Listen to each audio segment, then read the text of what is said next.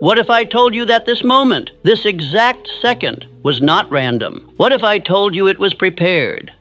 Not by chance, but by the silent pull of destiny. What if, right now, you are standing at a crossroads you've been moving toward your entire life, and this speech is the turning point? You did not find this by accident. You were meant to hear it, because something inside you has grown tired of silence, tired of drifting, and tired of waiting. And that something, the voice of your other self, reached out. It pulled this speech into your orbit because it knows you're ready. You may not feel ready. You may still wrestle with doubt, but readiness has nothing to do with feeling. It has everything to do with decision. And today, you decide. This is not merely a speech. This is a spiritual interruption, a divine collision between the man you've been and the man you're becoming. And if you stay with me, not halfway, not distracted, but fully, it will change the rhythm of your life. But I must warn you, this change will not come because of what I say once. It will come from what you repeat again and again, because repetition is how your mind is shaped. Your subconscious mind, the soil of all results, does not respond to inspiration. It responds to auto-suggestion, to the words spoken repeatedly with belief until they sink into your being and replace every doubt you once called truth. So I urge you, don't just listen to this speech. Study it, repeat it, live it. Let these words become the new language of your inner world. The great ones I studied, Andrew Carnegie, Henry Ford, Thomas Edison, Charles Schwab, Abraham Lincoln, they all shared one thing in common. They controlled the language within. They repeated belief until fear had no place left to grow. Ford said, whether you think you can or think you can't, you're right. Why? Because belief repeated is belief installed. And belief, once installed, becomes destiny. So if you want to become the man you know you're meant to be, then this isn't a speech you hear once. It's the voice you play on your darkest days. It's the rhythm you rise to every morning. It's the compass you follow when the world goes quiet. And most importantly, it's the fire you return to until it becomes yours. This is not entertainment. This is your reprogramming. And if you stay with me, from the first word to the last, the man who finishes this speech will not be the same as the one who began it. Because today, we are not just talking about change. We are changing. Let us begin. There's a voice in you that never quite goes away. It doesn't shout. It doesn't argue. But it insists, quietly, consistently. It insists that you were made for more, even when you bury it under excuses, under the noise of the world, under the weight of routine. It doesn't die. It waits. It whispers. And today, it's grown louder, because something inside you is waking up, not just because you're tired of fear, not just because you're exhausted from delay, but because the voice inside is tired of being ignored. You see, I have spent decades studying the lives of the most successful men this world has ever produced. Men who were not born with brilliance, but who built it. Henry Ford, born on a farm, surrounded by doubt with no great education, still dared to build an empire. Why? Because he listened to that voice. He once said, "I am looking for a lot of men who have an infinite capacity to not know what can't be done." And that begins with one thing, believing the whisper more than the world. The world will always give you a reason to settle, a reason to wait, a reason to doubt. It will offer logic dressed as fear and fear dressed as caution. But that voice inside you, it doesn't care what the world thinks. It only cares about one thing, the man you were meant to become. And until you move, until you decide, that voice will remain unsettled. I believe you feel it now. It's why you've listened this far, because deep down you're no longer satisfied with being half awake. You are no longer content with repeating yesterday. You've tried distraction. You've tried comfort. You've tried waiting. And still the whisper remains, a whisper that says, "I am not done yet. I am not this version of myself. There is more for me, and I will not die with this music still in me." Do you understand how rare that is? Do you understand how many men silence that voice permanently? They drown it in approval, in laziness, in hesitation. They learn to cope with mediocrity. But not you, not anymore, because this moment and this speech is a reckoning, a confrontation between the man you were and the man who's rising.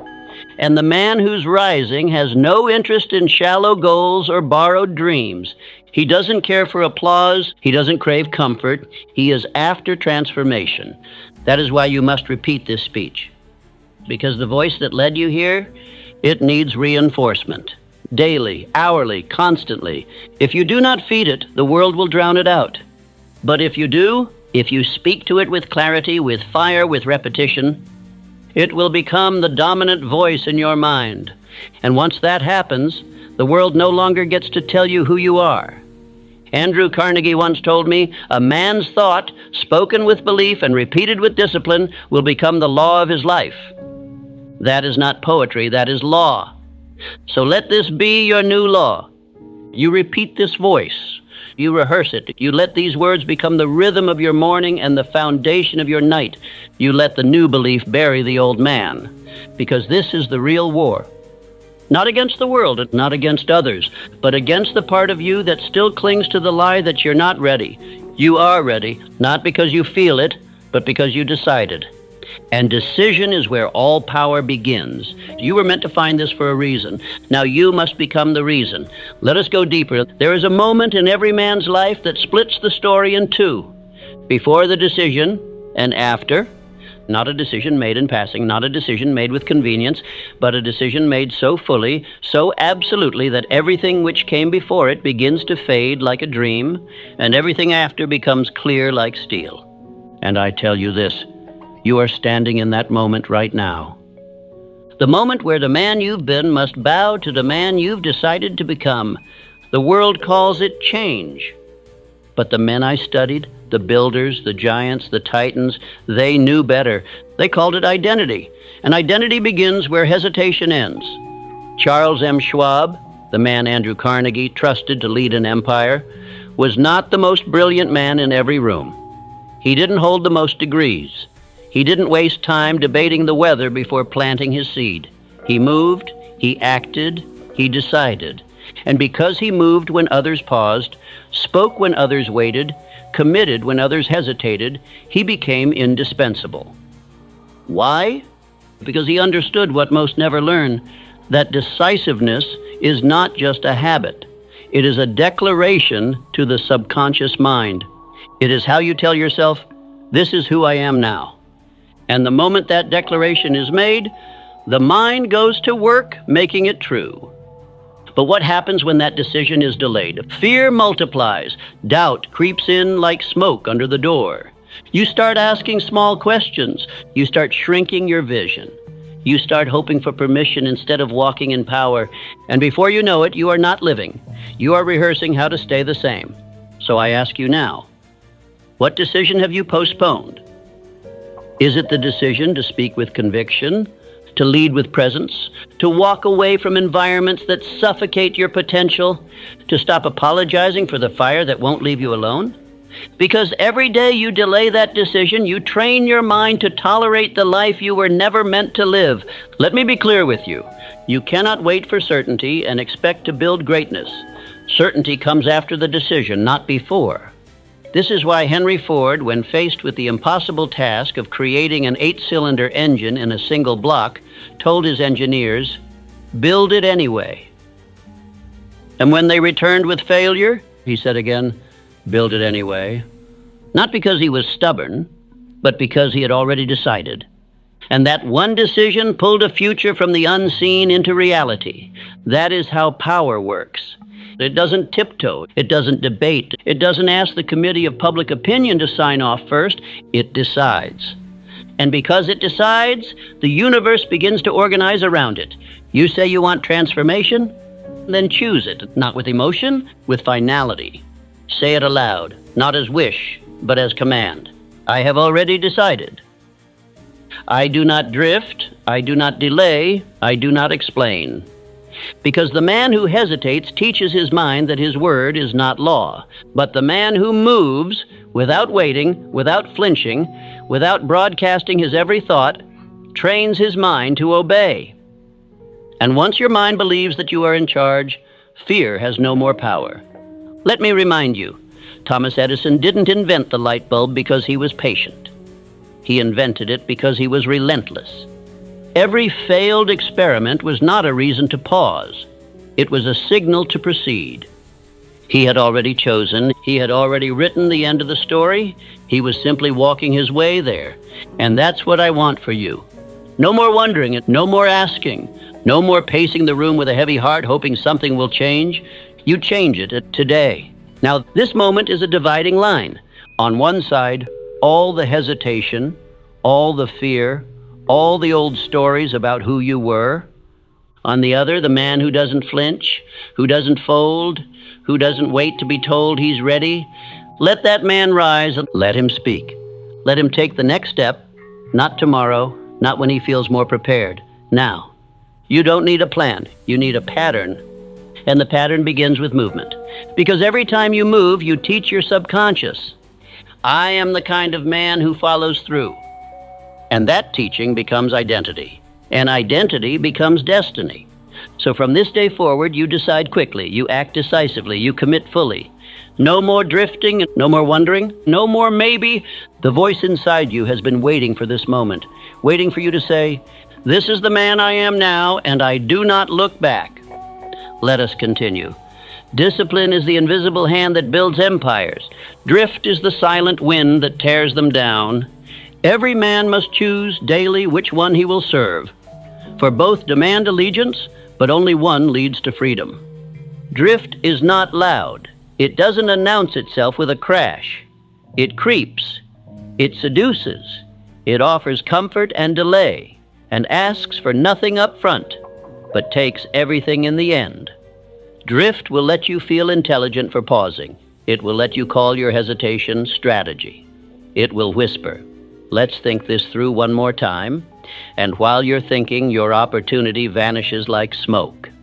But discipline is the language of the builders. It is not emotional. It is not concerned with motivation. It shows up when you do. It keeps its promises. It ignores the noise. It executes, not because it feels like it, but because it said it would. And in that sacred consistency, a man begins to change. He stops being a collection of opinions, fears, and half-finished efforts, and becomes something else entirely, unshakable. Let me take you to the life of Andrew Carnegie, a man I studied closely. He wasn't born into luxury. He didn't inherit fortune. He began as a boy in a telegraph office, running errands and learning Morse code by listening to the clicks and clacks. And yet, by the time his life reached full bloom, he controlled more wealth than the crowned heads of Europe. Was it luck? Was it privilege? No, it was discipline.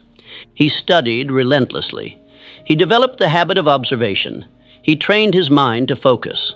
While others gossiped, he read. While others celebrated mediocrity, he studied power. He wrote down his thoughts. He planned. He spoke less and acted more. And when opportunities appeared, he did not question whether he was ready. His discipline had already prepared him. He moved and he won. This is not theory. This is law. And the same was true for Charles Schwab, who started humbly and rose to become the president of U.S. Steel. Schwab was not the most technical man in the company. He wasn't the strongest mathematician or the most gifted engineer, but he was the most consistent, the most driven, the most disciplined. He arrived early. He demanded excellence, not only from others, but first from himself. He led by presence, by certainty, by commitment. And people followed him, not because of his charisma alone, but because discipline had carved him into a man of weight, a man of decision, a man who said what he would do and then did it. Can you say the same? Are you a man who keeps his own word when no one is watching? Or do you wait for energy, for inspiration, for applause? Because here's the truth that most never face. If you only act when it's easy, you're not in control. You are a servant to emotion. You are a slave to your environment. You are drifting, but the man of discipline, he acts anyway. He wakes up early not because he loves mornings, but because his mission demands a head start. He speaks his vision aloud, not because he needs reassurance, but because he is installing belief. He practices repetition, not because he is weak, but because he understands how strength is built. You think Thomas Edison worked only when he was inspired? He built laboratories not of comfort, but of ritual. He didn't rely on random bursts of creativity. He built routines. He trained his assistants. He filled notebooks with tests and trials and failures, and he worked with the precision of a man obsessed with excellence. 10,000 failures did not stop him. Why? Because discipline had become his home. And fear cannot live in a disciplined mind. Fear needs chaos. Fear needs inconsistency. Fear needs a mind that treats its purpose like a hobby. Discipline starves fear. It chokes it. It gives it no space to grow. This is what I need you to understand. If your days are not structured by intention, they are structured by drift. If you do not rule your hours, your fears will. You must decide now what your days look like, what you will speak, what you will do, what you will no longer tolerate, because until your daily behavior reflects your deepest belief, your results will reflect your old identity. Let me ask you this, as I once asked the young men I mentored, if someone followed you for 24 hours and they weren't allowed to hear your words, only observe your actions, would they be able to tell what your purpose is? Would they be able to guess what you're building? Would your discipline speak louder than your silence? Because if not, it is time to rebuild. And you rebuild not in theory, but in ritual. Every morning you rise before the world gets noisy. You speak your aim aloud. You rehearse your vision with intensity. You plan your movement with purpose. And you act without delay, without debate, without the permission of mood. This is not punishment. This is not grind. This is freedom. Discipline is the only freedom a man will ever truly know, because it is the only thing that keeps his mind and body from being ruled by fear. Abraham Lincoln, during the darkest days of the Civil War, did not allow chaos to dictate his decisions. He moved with solemnity, with clarity, with discipline. He wrote, he read, he walked in solitude. He carried the nation not with noise, but with stillness. That is discipline in its highest form. And now it is your turn. Not to imitate these men, but to follow the principle, to walk with discipline into a version of yourself that fear cannot touch, to stop waiting for the storm to pass and begin training in the rain, to stop chasing motivation and become the man who no longer needs it. This is not for the crowd. This is for you. Say it aloud. I am not ruled by feelings. I am ruled by my decisions. I do not drift. I decide. My rituals build my power. My discipline is my identity. And say it not once, not twice, but every day. Let this part of the speech be the mirror you return to when you are tempted to take it easy, to skip the hard thing, to make an excuse. Because the man who repeats this, the man who lets discipline carve his life, just becomes impossible to shake, impossible to stop, impossible to fear. Let us now continue. Everything you are today, your confidence, your hesitation, your fears, your drive, all of it has been shaped by one thing: repetition. Not chance, not genetics, not fate, repetition. You have repeated certain thoughts so many times that they've become your nature. You've spoken certain words so often that they've become your voice. You've taken certain actions so regularly that they've become your identity. And if those thoughts were rooted in doubt, if those words were soaked in fear, if those actions were born from hesitation, then what do you suppose you become? Let me speak this plainly. You are not your circumstances. You are your patterns. And what you repeat, you reinforce. This is not poetry. It is not theory. It is law. The subconscious mind, the seat of your habits, your instincts, your responses, it does not judge. It does not reason. It does not question whether something is true or helpful. It simply obeys what is given to it most often, and with the most emotional weight. That is why you can no longer afford casual language, why you can no longer joke about your dreams, why you must no longer flirt with doubt. You must speak power. You must act in power. You must repeat power until it becomes automatic. Let me bring you back to Henry Ford, who once said, "Whether you think you can or you think you can't, you're right." What was he doing? Autosuggestion, programming, training the subconscious not with theory, but with belief repeated as law. Ford didn't just say it once, he lived by it, he walked it, he enforced it, not just in his mind, but in the environment around him. His factories were organized around rhythm. His vision for the Model T was not achieved by wishful thinking. It was the byproduct of relentless repetition. Repetition in engineering, repetition in production, repetition in leadership, until what was once impossible became standard. Thomas Edison was no different. He did not create the light bulb because he was a genius. He created it because he repeated failure without letting it redefine him. He tried and failed 10,000 times. But every failure was processed through a mind that had already decided, this will work. And when you've already decided, when you've repeated that belief so many times that it becomes part of your nervous system, you stop reacting like a man who is uncertain. You act like a builder. You walk like a man who knows, because repetition creates rhythm. Rhythm creates identity. Identity creates results. Let me ask you this. What do you say to yourself when you're tired, when you're frustrated, when no one is watching? Because that, not your goals, is your programming. You can have the greatest aim in the world, but if you are repeating weakness, your subconscious will sabotage the journey before it even begins. But if you begin today to repeat strength, everything changes. You speak power, even when you feel small. You move decisively, even when you're unsure.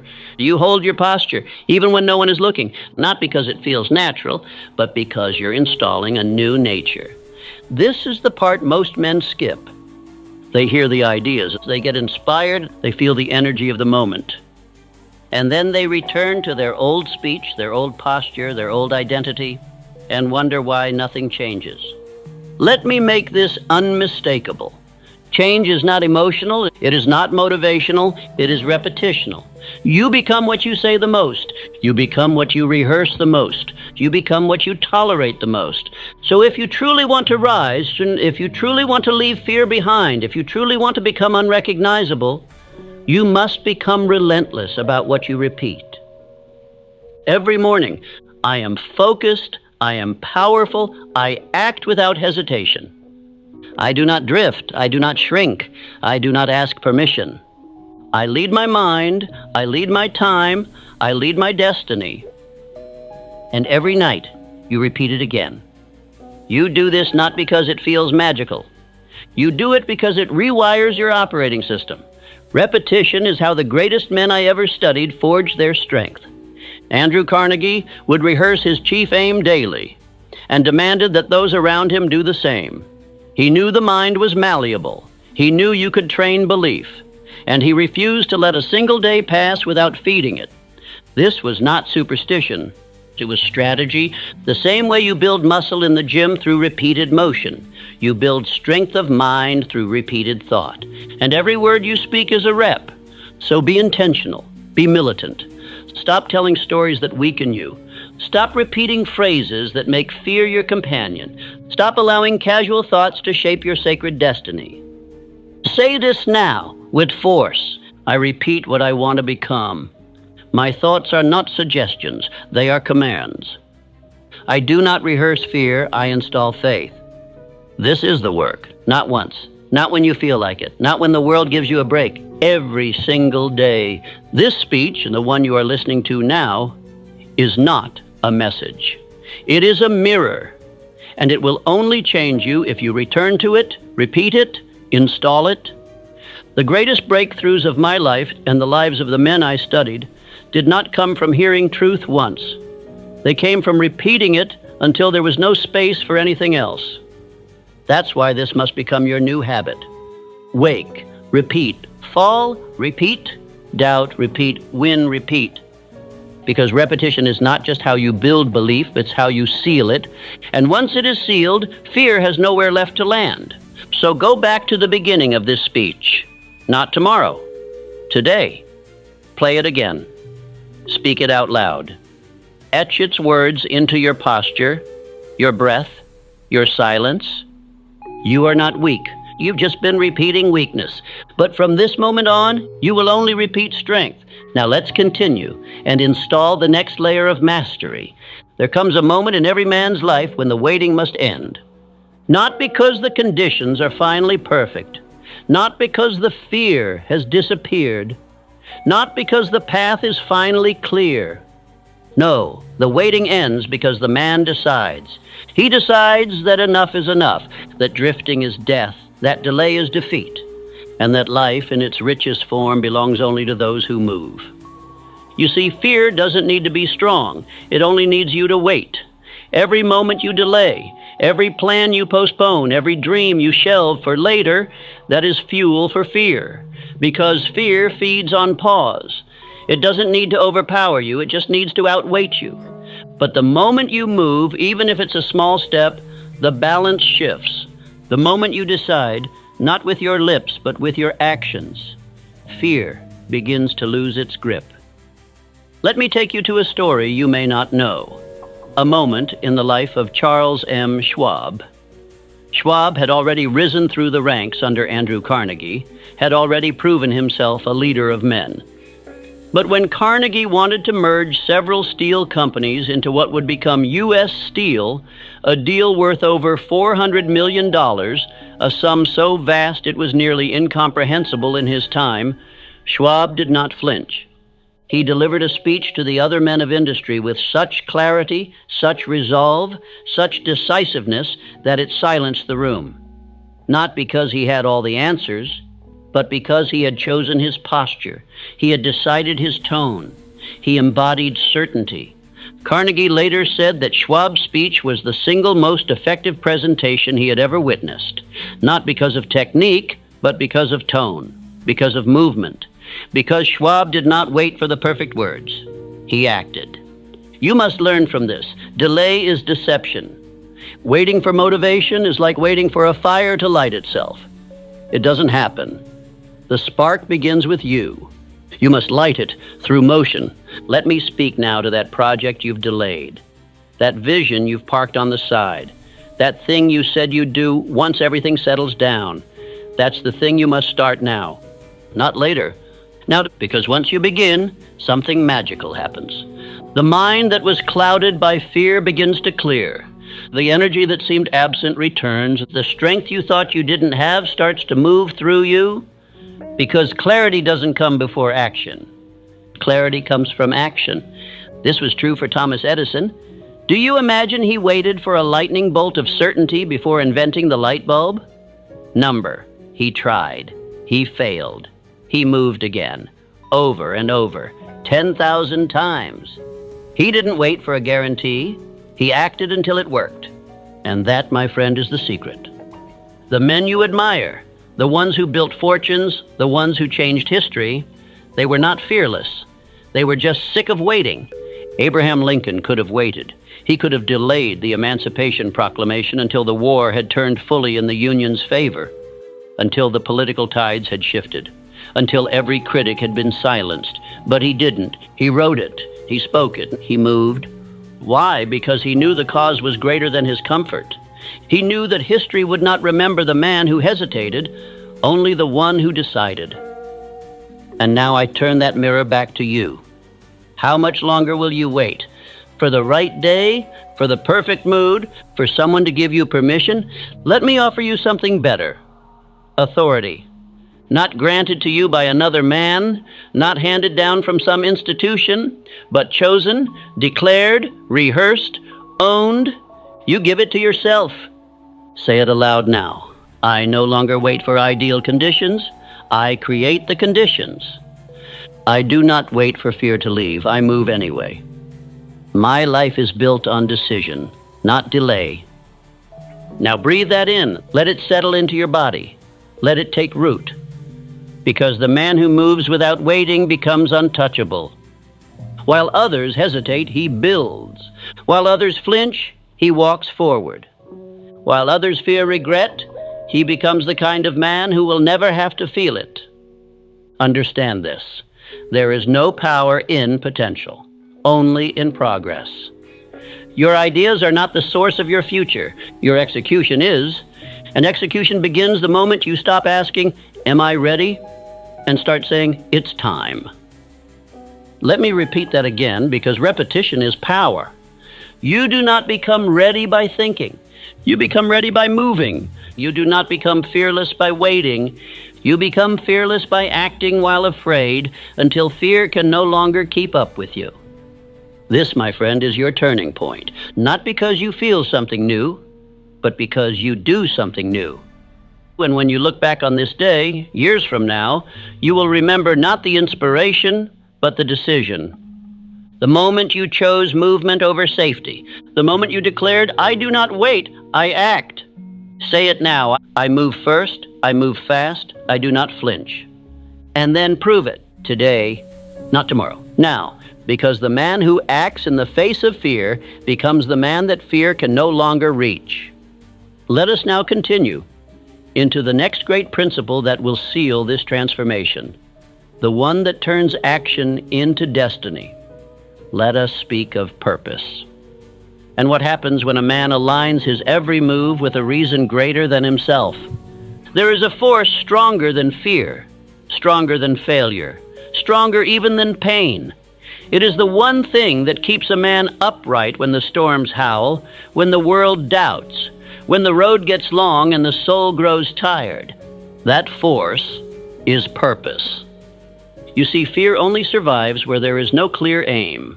When a man has no central mission, he is easily distracted, easily shaken, easily led by emotion. But when purpose burns hot in the soul, fear has no room to breathe. Purpose consumes it. Let me make this clear. You do not defeat fear by willpower alone. You defeat fear by falling so deeply in love with your mission that fear becomes irrelevant. This is what every great man I studied understood. Andrew Carnegie did not rise from poverty to become the richest man in America by chasing money alone. Number. He carried with him a purpose to bring steel to every corner of the nation, to industrialize a country, to leave behind a legacy that would outlive his own name. He told me once, "Mr. Hill, a man without a mission is a man already defeated."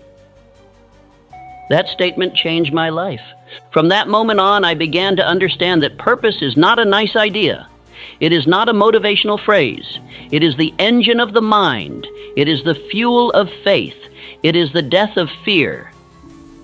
Carnegie's purpose was so strong that setbacks became side notes. Market crashes, political opposition, public doubt, none of it could shake him, because he wasn't reacting to life. He was building it, and you must do the same. The average man changes direction every week. One day he wants greatness, the next comfort. 1 month he's hungry, the next distracted, and then he wonders why fear keeps finding him. But purpose? Purpose anchors a man in fire. Thomas Edison had one purpose: to harness the power of electricity and bring light to the world.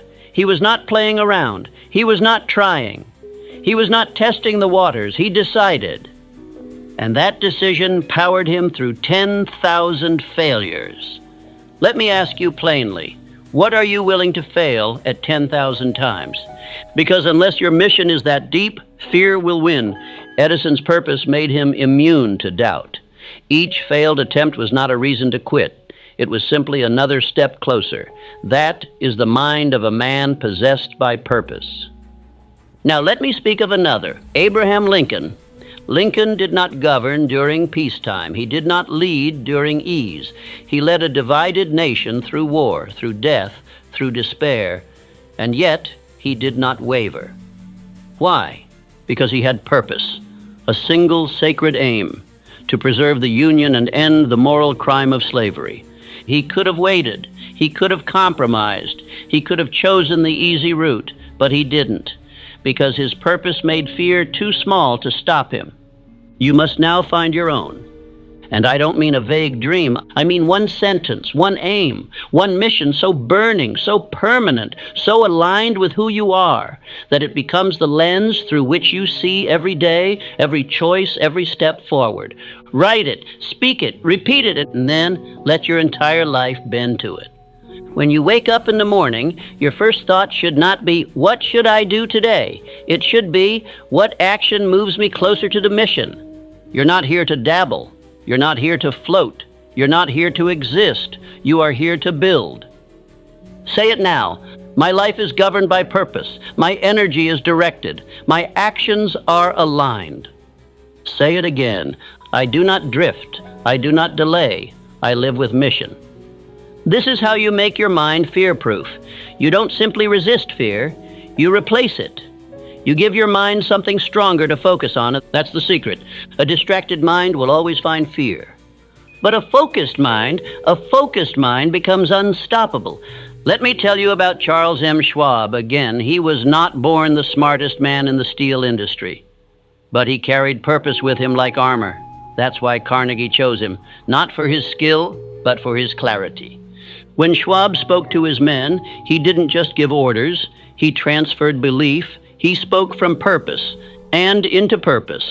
That's what made him a leader. That's what made him immune to fear. Now I turn to you. What will your life revolve around? What will you build? Who will you become? Not someday, not eventually. Now, because the clock is moving, the world is spinning. And every minute you spend drifting is a minute you will never recover. Say this with me. I live from purpose. I build from conviction. I am immune to fear because I know why I exist. You do not need to know every step. You only need to choose your direction. The road will rise to meet the man who walks with mission. So walk, and when the storm comes, let it come.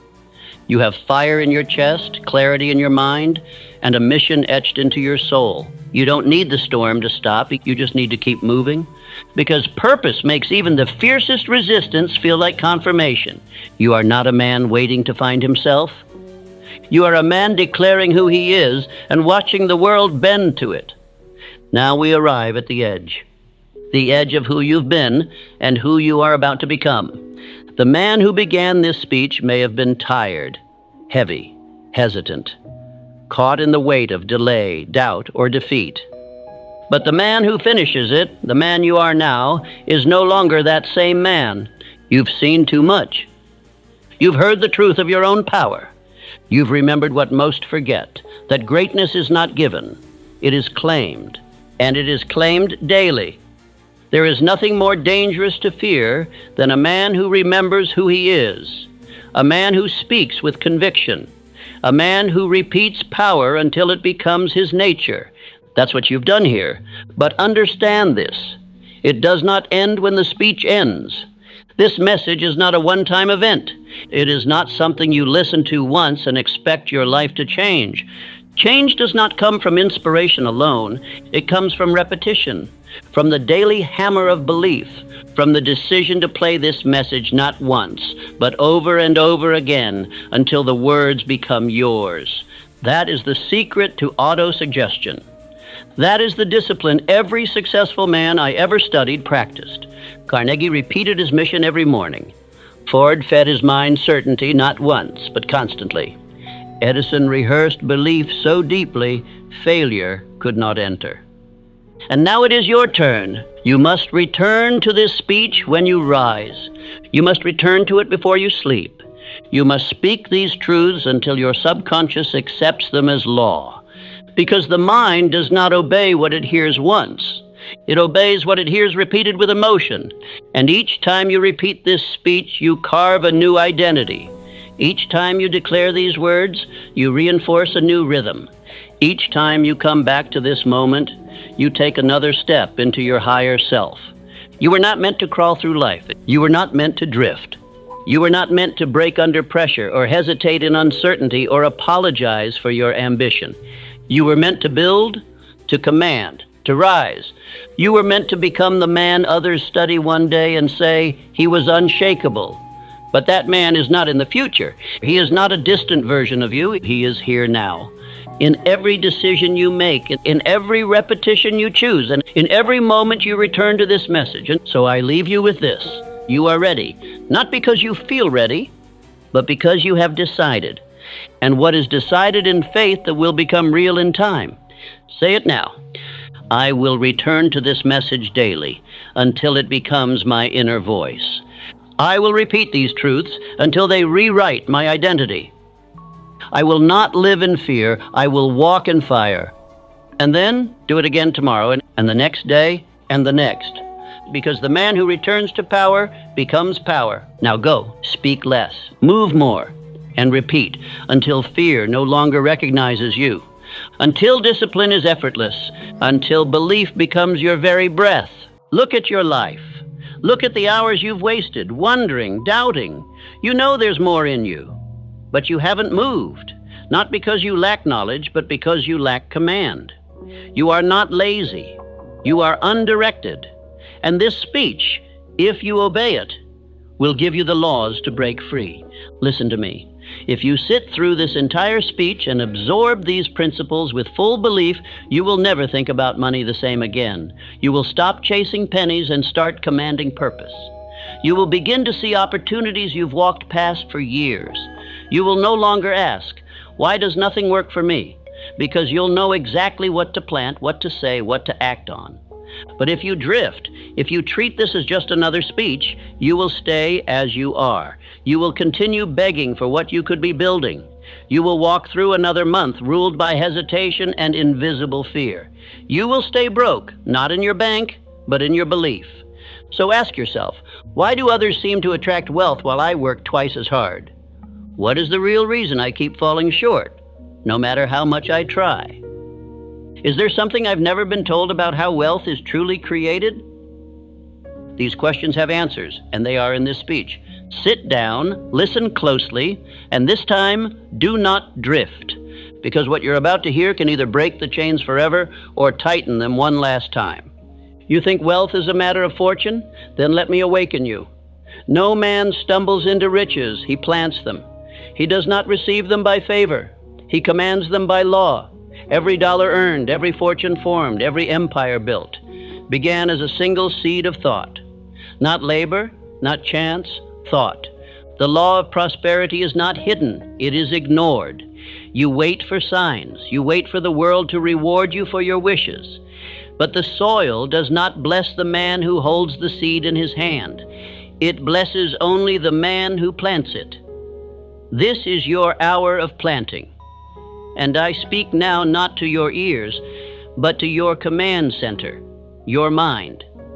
The seed of wealth must be chosen deliberately. The ground of your subconscious must be broken by repetition. The harvest is produced only through consistent faith, speech, and action. If you plant confusion, you shall reap failure. If you plant vague hope, you shall reap delay. But if you plant definite purpose, faith, and decision, the world must, by law, conform to the pattern you build. You say you want riches, but your mind is scattered. You think of success 1 hour and fear the next. You declare your dream in the morning and doubt it by night. The soil does not respond to contradiction. The soil responds to definite command. And I tell you now, no man becomes rich who does not command. You do not wait for wealth. You grow it. You grow it by law.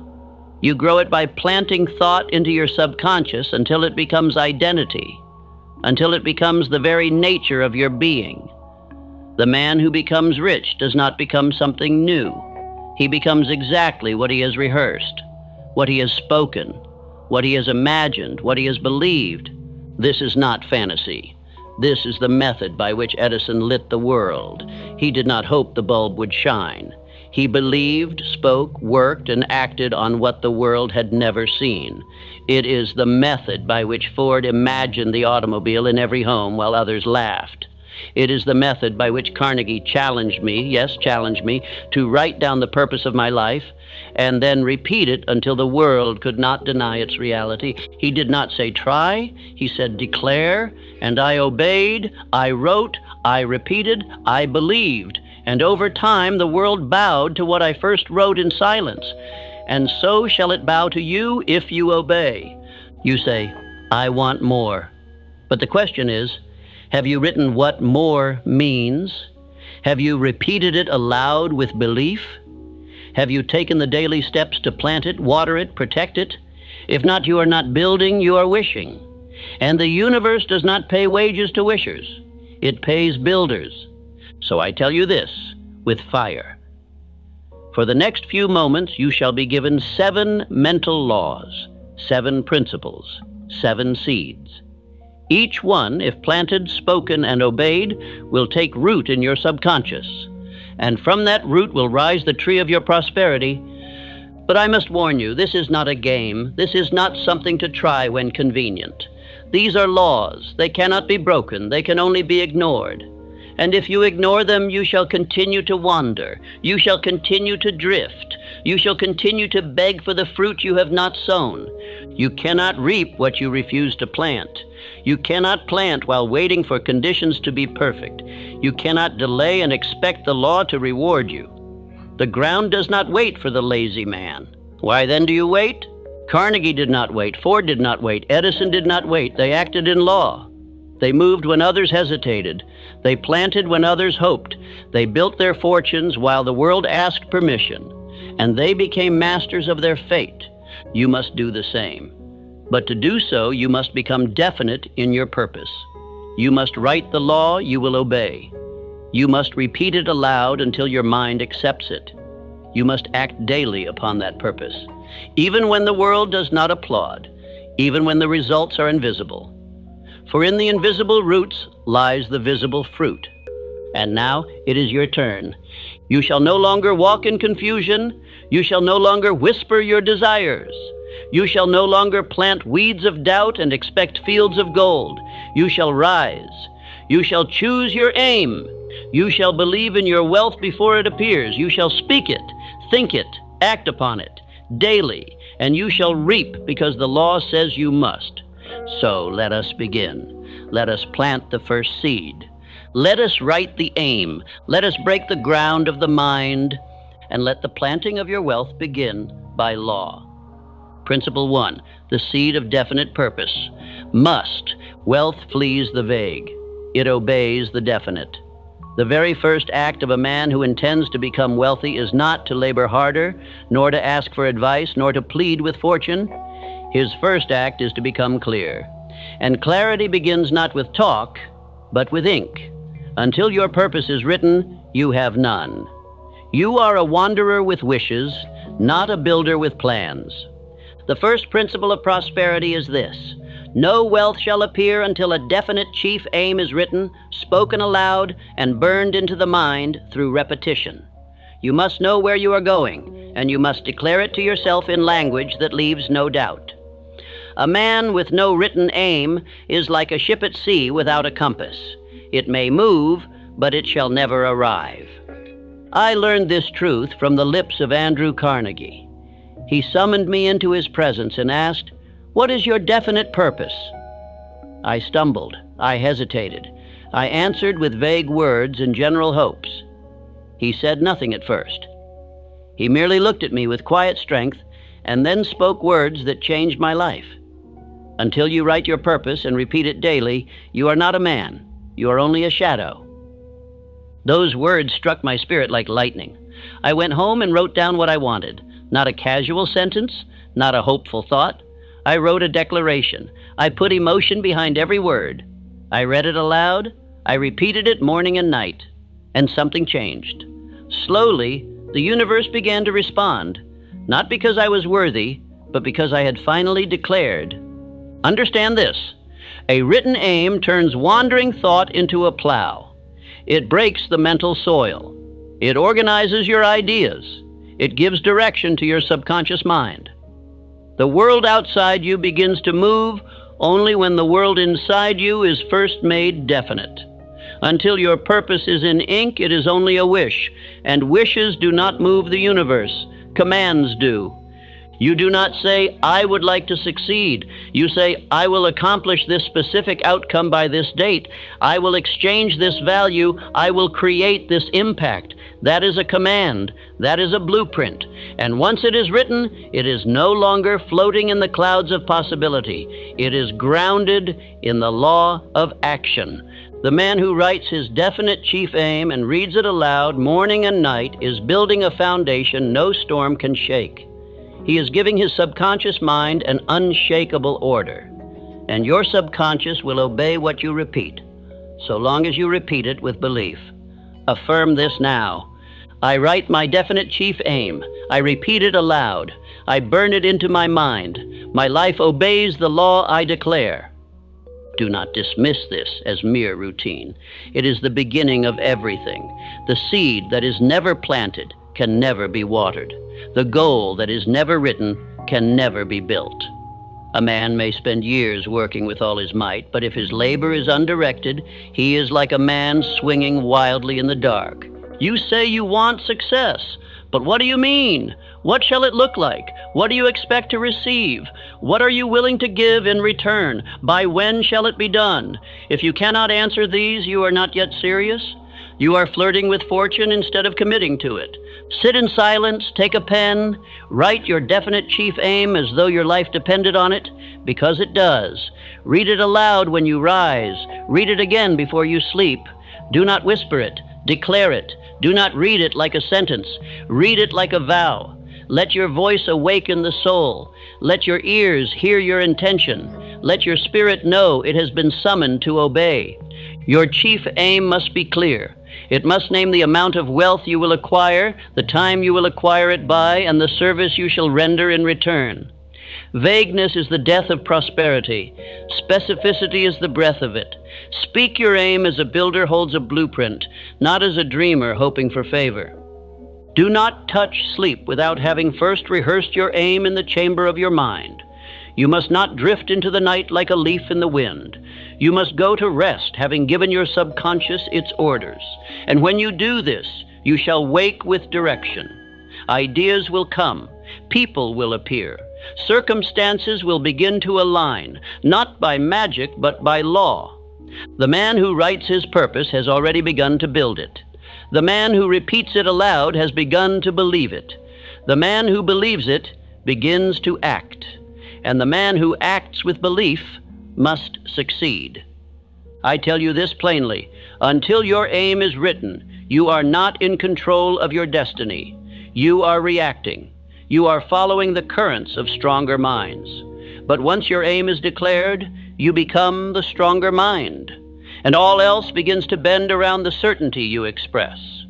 Do not delay. Do not wait for the perfect wording. Write your aim today. Post it where your eyes must see it. Speak it aloud every morning, even if you do not yet believe it, especially when you do not believe it. For belief is not required at the beginning. It is forged by repetition. Every great man I have studied had a definite chief aim. Everyone, not most, all, without exception. Some wrote it on their walls. Some kept it in their pockets. Some etched it in the chambers of their minds so deeply that they could not succeed. They burned the aim into their being until the world had no choice but to deliver. Now it is your turn. You must stop hoping. You must stop wishing. You must command. Write your aim. Declare it aloud. Speak it with passion. Repeat it until your voice carries the weight of certainty, until your mind is saturated with purpose, until your spirit moves at the sound of your own command. Let me remind you, you cannot reap what you refuse to plant, and a man who will not write his purpose has already chosen to wander. So write, speak, repeat, and let the law begin to move in your favor. Principle 2, the soil must be prepared with faith. The seed of wealth has now been written, but a seed, no matter how potent, cannot grow in barren soil. And the soil of your mind must be prepared, not with chance, not with hope, but with faith. Thought is the seed, but faith is the soil.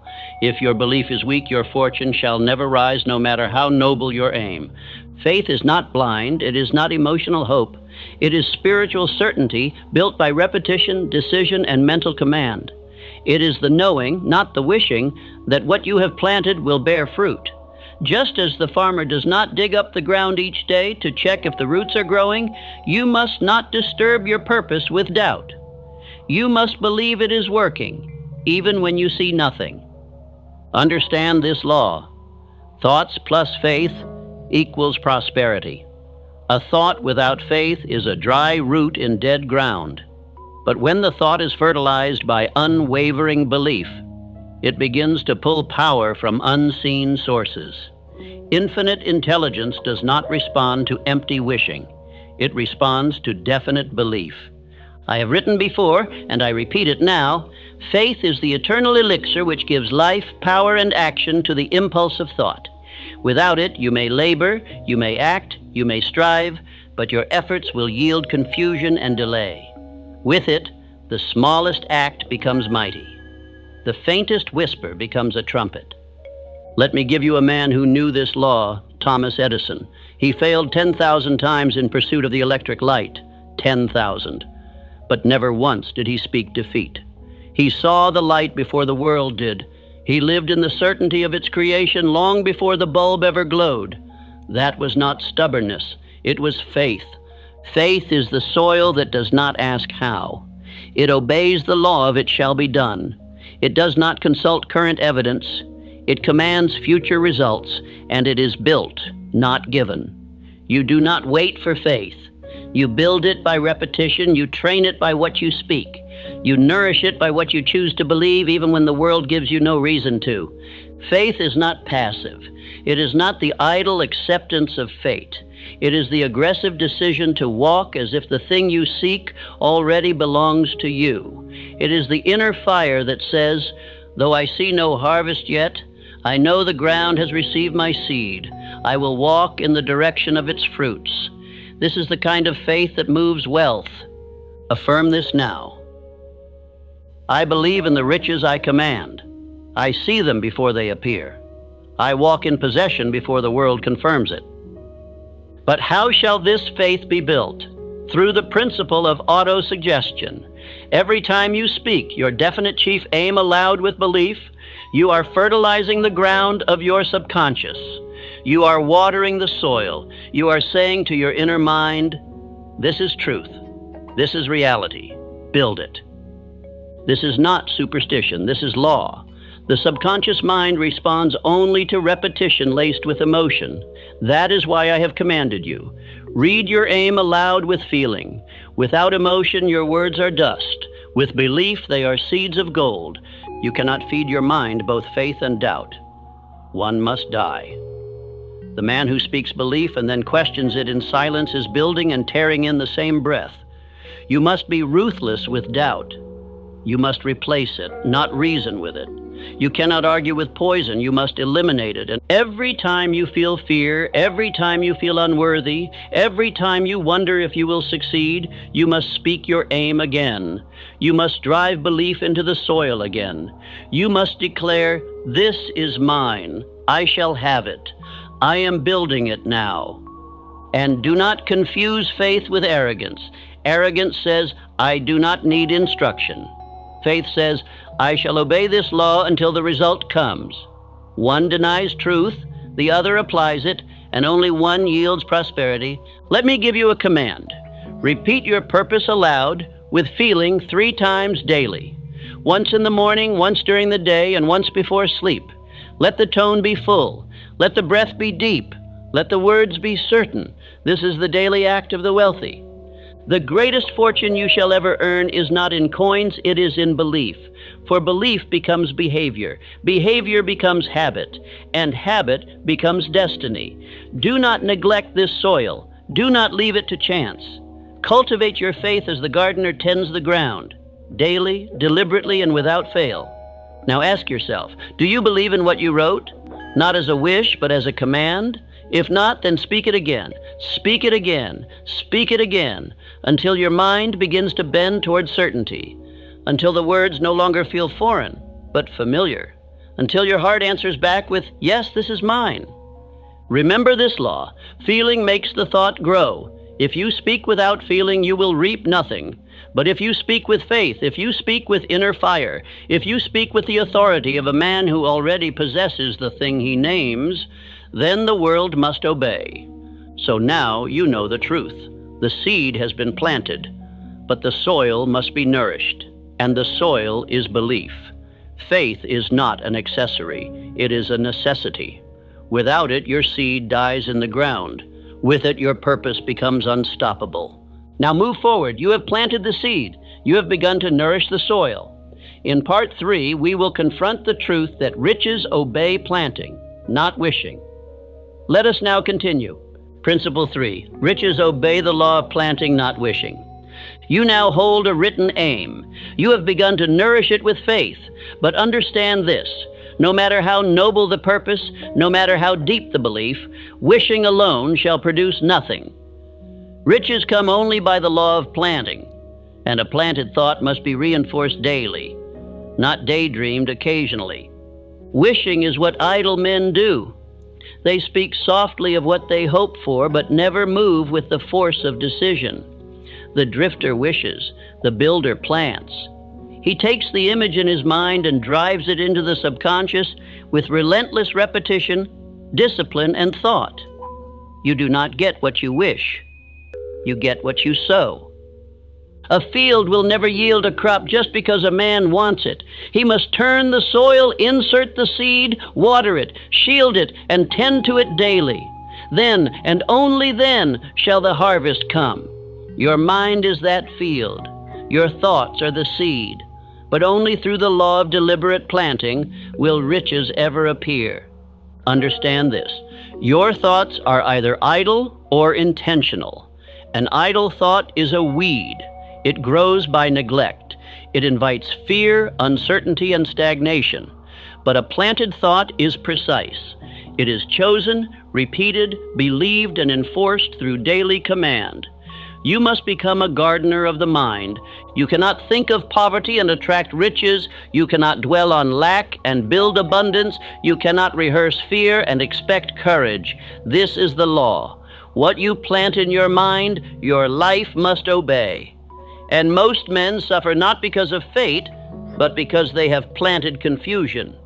Let me give you an example. Henry Ford did not build his fortune by luck. Long before a single car rolled off his production line, he had already constructed the idea in his mind. He saw the process. He believed in mass production when others called it foolishness. He planted the thought of efficiency daily until it became reality. Ford did not wait for conditions to improve. He did not wait for others to agree. He acted upon the thought that he planted and kept planting, even when failure stared him in the face. He knew the truth. Thought, planted with belief and acted upon with purpose, becomes destiny. Now I say to you, what are you planting? Each day that you rise without repeating your definite chief aim, you are planting weeds. Each hour spent in idle thought, mindless conversation, or drifting desire, you are allowing weeds to take root. And weeds are not neutral. They choke the seed of success. You must become a man of active thought. Your mind must not wander. It must work. You are not to think randomly. You are to think deliberately. Begin your morning by planting the image of wealth. Speak your aim. Declare your identity. Water it with faith. Do this before the world begins to pull at your focus. Affirm this now. My mind is a field. I plant prosperity, not confusion. I water it with belief. I guard it from fear. I reap what I command. You do not need more time. You need more planting. You do not need more chances. You need more repetition. Stop waiting for better conditions. Start building better thoughts. Every day you do not plant, you invite decay. And every day you do plant, you strengthen the roots of your future. Now understand the law of cosmic habit force, the invisible law that binds repeated thought into habit and habit into reality. The more often you think a thought with belief, the more that thought becomes automatic. And once it becomes automatic, it begins to direct your decisions, your emotions, your speech, your results. Habit force is the soil's memory. It does not forget what you plant. If you think fear, delay, and indecision each morning, it will grow more of it. If you think purpose, courage, and wealth, it will multiply the seed. But it must be done daily, not once, not occasionally, but every single day. Do not tell me you are too busy to plant thought. A man who is too busy for 5 minutes of purpose is not building success. He is building failure on schedule. Carve the time, guard the time, and use the time to plant with intensity. Just as the farmer rises early to sow before the sun scorches the earth, you must rise before the world speaks to your mind. Plant first, speak first, repeat first. Let the first voice you hear each morning be the voice of your purpose, not the voice of confusion from the outside world. Let me give you your command. Each morning, before you eat, before you speak, before you listen to the opinions of men, plant the thought of wealth into your mind by repeating your aim aloud with belief. Each evening before you sleep, repeat it again. Feed the soil as your subconscious opens to receive it. Do not wait for motivation. This is not about how you feel. This is about what you are commanded to do. The weak man seeks to feel ready. The strong man plants anyway, and by obeying this command, he trains his emotions to follow. You are building a mind that cannot drift. You are replacing idle thinking with organized planting. And organized thought is the root of every great fortune. Do not seek more information. Do not wait for a sign. Begin to plant, begin to sow, and the harvest must come. Now prepare to move forward. In Part 4, I will teach you that once the seed is planted and the soil is nourished, it must be acted upon as though the harvest were guaranteed. Principle 4. You must act as though the harvest is guaranteed. No matter how clearly you write your aim, no matter how faithfully you speak it, no matter how deeply you believe, it will not bear fruit unless you move. Action is the bridge between thought and possession. Action is the proof of belief. Without it, you are no sower. You are merely a man gazing at the field, hoping it will plant itself. Faith must not stand idle. It must walk. It must build. It must advance as though the outcome were already certain. When a farmer casts his seed into the earth, he does not sit in fear. He does not ask, "What if it fails?" He does not revisit the field and dig up his work. He expects the harvest. He moves forward with confidence. And so must you. You must act in absolute faith that your riches are on the way, that the moment you planted your definite chief aim and reinforced it with repetition, belief, and thought, you set in motion unseen forces. But these forces only respond to continued obedience. And movement is obedience. Rockefeller was not praised when he expanded during financial crisis. He was not cheered when he bought failing refineries. He did not act because others believed. He acted before belief appeared. That is the law. The rich man moves first. He does not wait for applause. He moves because he is governed by internal law, not public opinion. Every man who built a great fortune moved when it made no sense to others. Edison built the electric light through 10,000 failures. He did not wait for a crowd to believe in his idea. He acted because he had already decided the outcome. The outcome was real in his thought. Therefore, he built in advance. Now I say to you, do not wait. Do not delay your movement. Do not postpone your first step because the path is not lit. The path becomes visible after you begin to walk it. Action fertilizes your belief. Every time you move, you multiply the power of your thought. Let us burn this into the mind. I act before the world approves. I speak before it claps. I build before it believes. These are not poetic phrases. These are laws of wealth. The man who waits for signs is a beggar. The man who moves with vision is a builder. You must build as though the riches were already yours.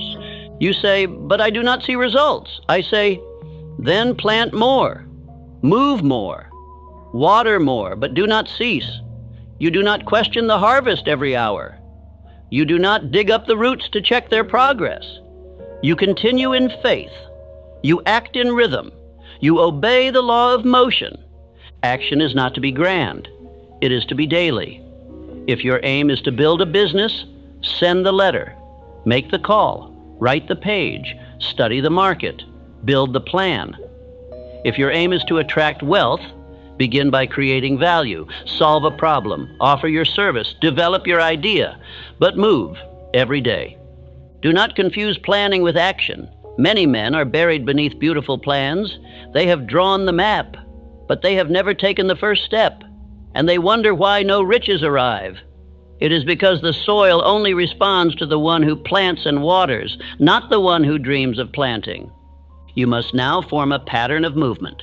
Decide that every day, without exception, you shall take one definite action toward your definite chief aim, not 100 vague steps, one clear, focused, deliberate act.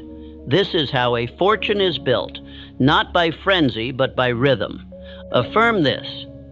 I move daily in obedience to my aim. I build even when the world is still. I act with the certainty of one who owns the harvest. This is not optimism. It is discipline. It is spiritual law. You are to act in harmony with your thought. And when your thought and movement are aligned, nothing can stop you. Beware of the man who studies but does not act. He is the most dangerous kind of drifter.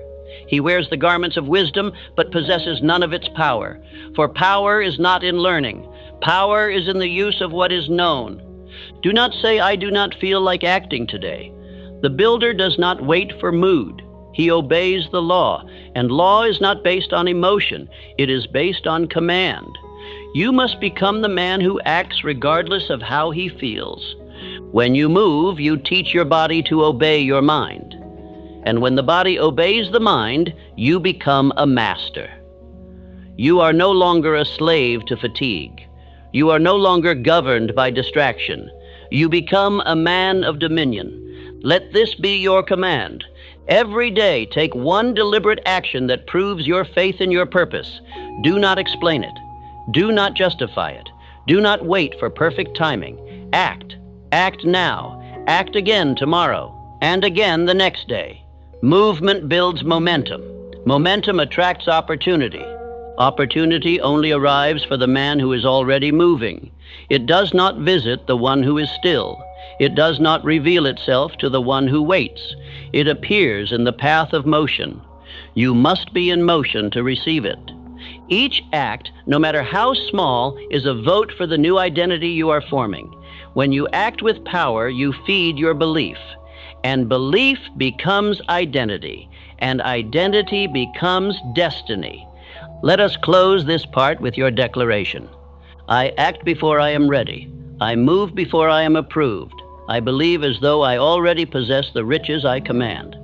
Now prepare yourself, for the next law of prosperity demands that you guard your mind from noise, that you protect your focus in silence. Let us move forward. Principle 5. Wealth grows best in the silence of inner discipline. Riches are not born in noise. They are conceived in silence. They are nurtured in solitude. They are matured in the still chambers of a man's disciplined thought. A mind that is never quiet can never command. A man who does not guard his inner world is already conquered by voices that are not his, by urgencies that are not real, by a world that profits from his distraction. To build wealth, you must first learn to sit in stillness and hear the voice of law. This voice does not shout, it whispers. And it will never be heard by a man whose days are ruled by chatter. He who fears being alone with his own thoughts has not yet claimed authority over them. And a man cannot lead his life if he is afraid of the counsel of his own mind. Lincoln was not loud. He was deliberate. He would sit for hours, not to escape action, but to shape it. He understood what most men miss. Clarity comes not from reaction, but from reflection. You cannot command great riches with a reactive mind. You must be still long enough to listen to purpose, to consult with infinite intelligence, to receive instruction from the inner chamber. Say this aloud. I protect my silence. In silence, I hear the voice of purpose. In silence, I multiply riches. Do not confuse stillness with laziness. This is not the idleness of drift. This is the sacred silence of builders. This is the discipline of those who seek mastery. Before you act, you must align. Before you speak, you must listen. Before you command, you must commune with the law of your own spirit.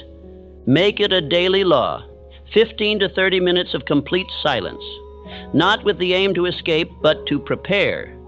During this time, repeat your definite chief aim. Visualize it. Speak it aloud. Or simply sit with it, holding it in the chamber of your mind like a precious flame. Let no day pass without this private meeting with your purpose. Infinite intelligence speaks most clearly when the conscious mind is still. The greatest ideas are not shouted into your mind. They arise in calm, like a pearl forming deep beneath the waves. You must become still enough to notice them. And when they arrive, write them down. Obey them. Test them. Distraction is the destroyer of riches. And today's world is a festival of distraction. Every bell, every voice, every gossip and opinion seeks to pull your mind from its throne. The average man is ruled by noise, but you are not average. You are not available to every voice. You do not answer every message. You do not chase every opinion. You are not led, you lead. Say this with power. I am not accessible to confusion. I do not think with the world. I think with law. You must now pull the weeds from your garden. And weeds are anything that breaks your focus. Gossip, news, complaining without aim, idle arguments, emotional reaction. These are not small matters. They are seeds of poverty. For every moment you spend reacting to noise is a moment stolen from building riches. Lincoln wrote letters in silence.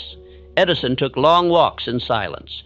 Ford sat alone and visualized machines in motion. Carnegie removed himself from the noise of critics to concentrate on the structure of his empire. These men understood a truth that must now become your own. No riches can flourish in a noisy mind. F. Make this a law. You shall have a chamber of silence. It may be a room, a chair, a walk through the woods, or even a closed door at dawn, but it must be sacred. It must be regular, and it must be yours. In that place, no world is allowed, only purpose, only law, only the voice of the self you are becoming. And in that silence, ask questions of purpose, not what do I feel, but what is required of me. Not am I ready, but what action aligns with my law. You are not consulting emotion. You are consulting destiny. The difference is everything. Let us now affirm again. In silence, I prepare my riches. I do not seek applause. I seek alignment. I do not chase attention. I chase command.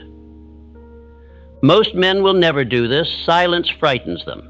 They fear what they will find in themselves. But that is precisely why you must do it. Because silence exposes your weaknesses, and once exposed, they can be replaced with strength. It is the quiet hour that reveals where your thought is scattered. It is the pause that shows you where your actions are not aligned with your words. You do not need more noise. You need more rhythm. And rhythm begins in silence. Use the silence to rehearse your affirmations. Speak them aloud until they become your thought. Use the silence to write, to reflect, to revise, to hear what law is trying to tell you. Use the silence to detach from confusion, to withdraw from the mental marketplace, to stand even for a moment as a man alone in dominion. The world is loud because it is lost. You are not lost. You are rising. Therefore, you must walk a different path, one of quiet power, one of hidden roots, one of unseen momentum. Riches begin in the soil, and the soil is silence. Say it one more time. I protect my silence. In silence, I build the thought that shapes my wealth. When you honor this law, you will notice your voice gains weight. Your presence becomes centered. You will not be moved by storms because your roots are deep. You will not be confused by trends because your course is set. You will walk in rooms with quiet fire and others will feel it. You will not have to explain. They will know this man is governed by something higher. Let this be your discipline from this day forward. One chamber of silence daily. One conversation with your purpose uninterrupted. One meeting with law. If you do this faithfully, your riches will no longer be scattered thoughts. They will be an inevitable harvest. Now we advance. You have written the aim. You have believed it in faith. You have acted upon it daily. You have cultivated it in silence. But now comes the next power, the spoken word, which waters the seed and commands the subconscious. Principle 6. Your spoken word is the water of wealth. The mind is the field. Faith is the soil. Thought is the seed. But the spoken word is the water. Without speech, the seed of riches dries. Without declaration, it withers in silence. A man may think of his fortune, but if he does not speak it with authority, he will never command it. For the subconscious mind responds not merely to thought, it responds to verbal law. The mouth is not just for conversation, it is a tool of creation. The words you speak aloud with belief are instructions delivered to infinite intelligence. They are the blueprints sent down to the workers of your inner world. And just as no builder constructs without a plan, no fortune is built without repeated spoken instruction.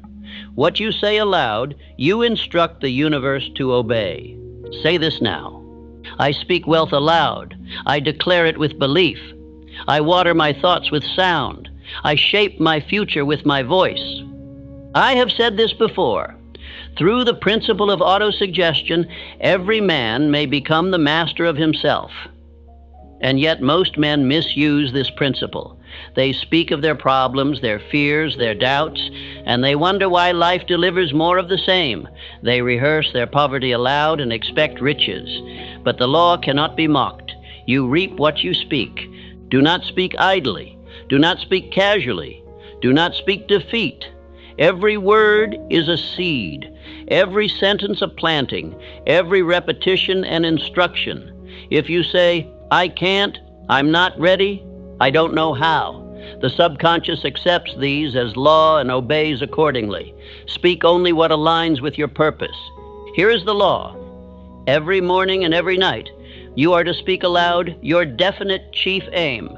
Not read silently, speak. With emotion, with breath, with belief. The voice must carry the message deep into your spirit. The subconscious does not listen to whispers. It listens to fire, to certainty, to repetition. When I was unknown, when I was without wealth, when I was rejected, I still spoke aloud. I am building the greatest philosophy of success the world has ever seen. I had no evidence, no fame, no applause, but I had law. And the law was this: speak it until it becomes. And it did. Say it again. I do not wait to see, I speak it until I see. I declare my riches aloud until they rise before me. Let me now give you a command. Write 5 affirmations. 5 clear, powerful statements of wealth and purpose. Not vague wishes, not borrowed phrases, but declarations that match your aim. Say them aloud twice a day with force and rhythm. These are not hopes. These are spiritual orders. Here are examples you may use or adapt. I am the type of man who attracts great wealth through definite purpose. My mind is magnetized for prosperity. I speak riches into being. I am calm, bold, and certain. I command my future with thought and action. Money flows to me through law, service, and obedience to purpose. I do not hope for success. I create it daily through mental command. These are to be spoken aloud, not muttered. They are not affirmations, they are verbal blueprints. And as you repeat them, you must feel them. The subconscious mind is not moved by empty tone. It is moved by emotion-charged instruction. Let us clarify a great secret. You cannot think one thing and speak another. If your thoughts aim toward wealth, but your speech declares lack, Your mind will remain divided, and a divided mind cannot command. Your word must match your aim. Your voice must reinforce your belief. This is not superstition. It is spiritual science. Edison understood it. He spoke of invention as though it were inevitable. Ford declared victory before the factory was even drawn. Carnegie built mental castles before they became steel. These men were not idle thinkers. They were verbal commanders of reality. Say aloud now, "My voice builds my life. I do not speak weakness. I speak law. I speak purpose. I speak prosperity." This practice of repeated verbal command is your daily watering ritual. Every repetition strengthens the root. Every declaration deepens belief. Every session trains the subconscious to obey your desire without question. Over time, you become the man who speaks with conviction, because you have trained conviction into your bones. If you are tempted to skip this ritual, remember, the man who does not speak his purpose aloud is at the mercy of voices who will. The world is filled with noise. If your voice is not the strongest voice in your mind, you will be governed by someone else's law. And if you do not give instruction to your subconscious, it will follow the one who does. You cannot drift and speak with power. You cannot be ruled by mood and still command wealth. You must become the man whose mouth is a daily stream of fire. Not fire of anger, but fire of purpose, of certainty, of definite desire. You must become the builder who speaks life into brick, who speaks order into chaos, who speaks faith into fear. You must become the man who speaks of success even in the silence of poverty, because he knows that spoken faith is the first step to visible fortune. Repeat once more. I do not describe what I see. I declare what shall be. My speech waters my wealth. My voice gives order to my destiny. Now begin. Write your 5 affirmations. Stand before the mirror. Say them aloud, with rhythm, with breath, with belief. Say them again at night before you sleep. Let them enter your spirit. Let them shape your image. Let them magnetize your thought. Let them water the seed of your aim. Do this for 30 days, without fail. And I tell you, your confidence will shift. Your actions will align. Your opportunities will rise, not because of magic, but because you are obeying a spiritual law that governs all creation. In the beginning was the Word, and the Word was spoken. Now let us advance. You have planted with thought. You have prepared with faith. You have acted with discipline. You have spoken with command. But every field must be protected from the weeds of fear. Let us now learn how to defend our prosperity. Part 7. You must defend the seed from fear. Every man who sows prosperity must become a guardian of that seed. For there is a thief, silent, subtle, and disguised, that waits at the edge of the field. It comes not in storms, but in whispers. It does not shout, it suggests. Its name is fear. And unless a man learns to recognize and reject its voice, the crop he plants will be choked before it ever rises. Fear is not strength. Fear is not wisdom. Fear is deception dressed as caution. It wears the clothes of common sense. It calls itself realistic. But its only aim is paralysis. It delays action. It steals clarity. It poisons the subconscious mind with confusion. And the man who allows fear to dwell in his thoughts has already handed over the key to his fortune. You cannot reason with fear. You cannot wait for it to go away. You cannot plead with it. You must replace it, immediately and ruthlessly, with a statement of purpose so clear, so commanding, so full of belief, that fear has no ground to stand on. Say it now. I do not consult fear. I speak only to my vision. I think in law. I act in command. There are 6 known forms of fear. I have written of them before. They are not ghosts of fiction. They are spiritual weeds that creep into every garden of the mind. The fear of poverty, the fear of criticism, the fear of ill health, the fear of loss of love, the fear of old age, the fear of death. Each one disguises itself as protection, but in truth, each one is a thief of progress. A man fears poverty, so he avoids risk and remains poor. He fears criticism, so he stays silent and never speaks his vision. He fears ill health, and with that thought alone, invites it. He fears the loss of love, so he never builds himself strong enough to be loved. He fears aging and spends his youth in anxiety. He fears death and so never truly lives. You must destroy these fears, not with denial, but with replacement. The subconscious mind cannot remain empty. If you remove fear, you must fill the space with faith and purpose. Repeat this. I do not speak of what I fear, I speak of what I build. My voice is loyal only to my aim. Andrew Carnegie, who I studied for 25 years, surrounded himself with men of courage, not cowards, not complainers, not fearful thinkers. He understood that the mind is influenced by association and fear is contagious. So he built a wall of willpower around his thoughts and never allowed doubt to sit at his table. You must now do the same. Identify the fear that haunts you most. Name it. Write it down. Then take that page and burn it. Watch the smoke rise as a symbol of your new command. Then immediately replace it with your definite chief aim, spoken aloud with feeling. Do this every time fear arises. Do it without exception. Understand this. The subconscious mind is neutral. It does not judge. It obeys.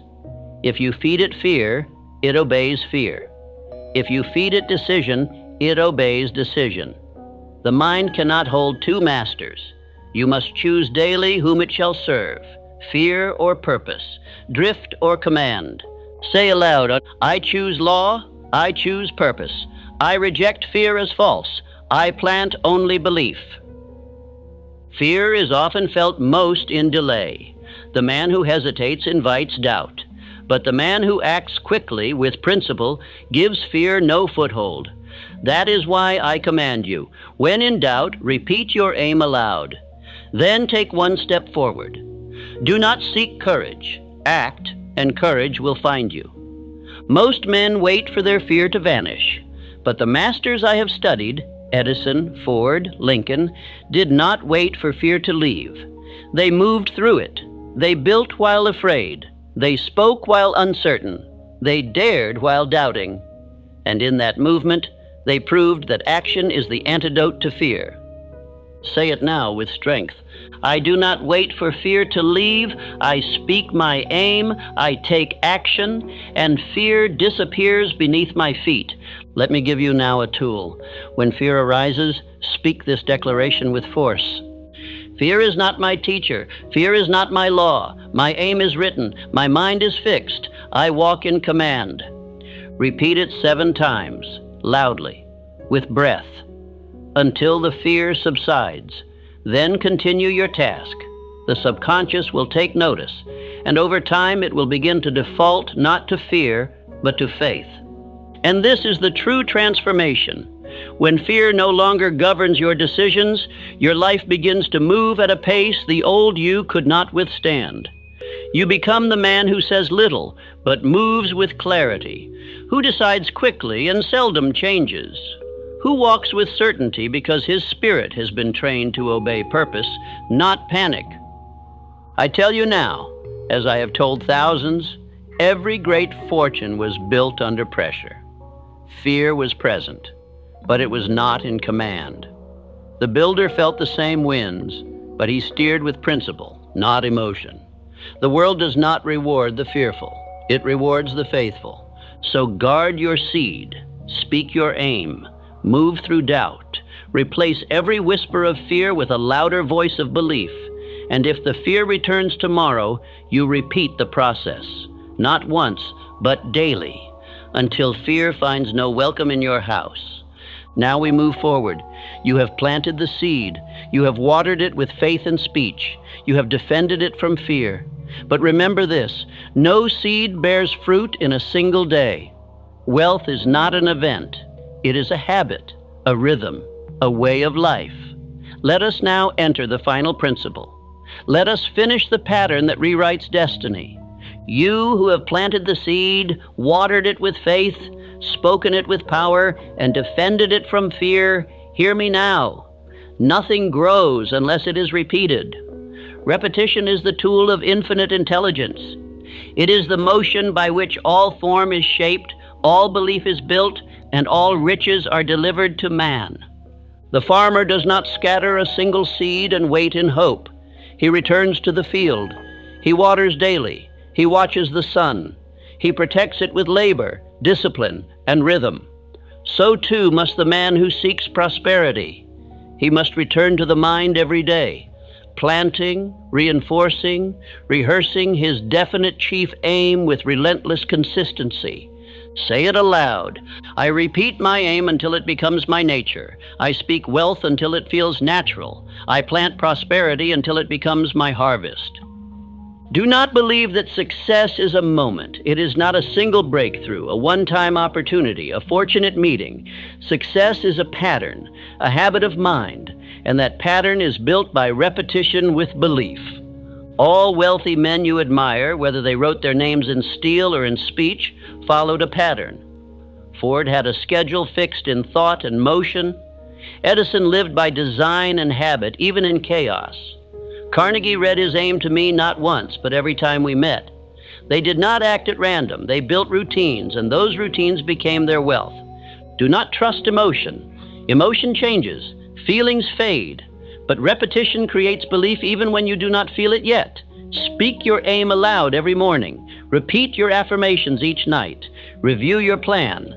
Take your steps. And return again tomorrow without fail. Repeat this now. I do not depend on mood. I build by law. I rise by rhythm. I repeat until I become. Why does repetition matter? Because the subconscious mind does not accept a thought the first time it hears it, nor the second. It must be impressed. And only thought charged with emotion and spoken with belief can do this. Once impressed, the subconscious acts without hesitation. It becomes your silent builder. But beware, the subconscious also repeats what you allow by accident. If you rehearse fear, you will live in anxiety. If you rehearse excuses, you will drift. If you repeat laziness, your body will decay and your aim will vanish. Every day you do not repeat your aim, you are rehearsing its opposite. You must now declare your new identity, not once, but daily, morning and night, rain or shine, until the voice of the old self fades and your true voice is all that remains. Say it now with force. I am the man who builds. I am the man who speaks wealth. I am the man who repeats law until it becomes nature. Set your morning. Begin with water, movement, and the spoken aim. Before the world speaks, you must speak first. Set your night. Review your day. Speak your purpose. Fall asleep with command. These bookends are the tools of transformation. Without them, you will drift. The world around you will not help you remember your law. It will pull at your focus. It will tempt you to delay. That is why you must build a world within you that is stronger than the one around you. And that world is built by repetition of vision. 30 days of repetition will shift your identity. 60 will harden it. 90 will seal it, but you must not stop. The old self waits in silence, hoping you will quit. Do not give him room. Each day you repeat, he fades. Write this law in your chamber. I do not rehearse weakness. I do not speak failure. I rehearse wealth. I rehearse purpose. I rehearse my true name. Do not make repetition a chore. Make it a privilege. A builder does not curse the brick. He lays it with care. So too must you speak your aim not with boredom, but with belief, with fire, with joy, with clarity. This is the tool that sets you apart from drifting men. Remember this, you are not what you wish. You are what you repeat. You are not what you hope to become. You are what you declare daily, in voice, in thought, and in action. This is the law. This is the path. This is how mountains are moved and fortunes are formed. Now say this. I repeat my aim until the world reflects it. I repeat wealth until it becomes my environment. I repeat command until I become unstoppable. As you repeat, notice your walk change, your tone sharpen, your spine straighten. You are not playing with ideas. You are building identity, and that identity becomes your magnet. It draws to you men, resources, guidance, and riches, because you are no longer signaling confusion. You are broadcasting command. The builder of prosperity does not ask if the method is working after 5 days. He obeys the law until the harvest comes. If you trust the soil, you will not dig it up every morning. You will water, you will wait, you will repeat. Write your affirmations, carry them, speak them, review them, memorize them, but most of all, live them. For it is the living of law, not the knowing of it, that builds wealth. Say these aloud, day and night. I am the type of man who commands wealth with purpose. I repeat my vision until it becomes visible. My words are law. My aim is fixed. My habits are wealth.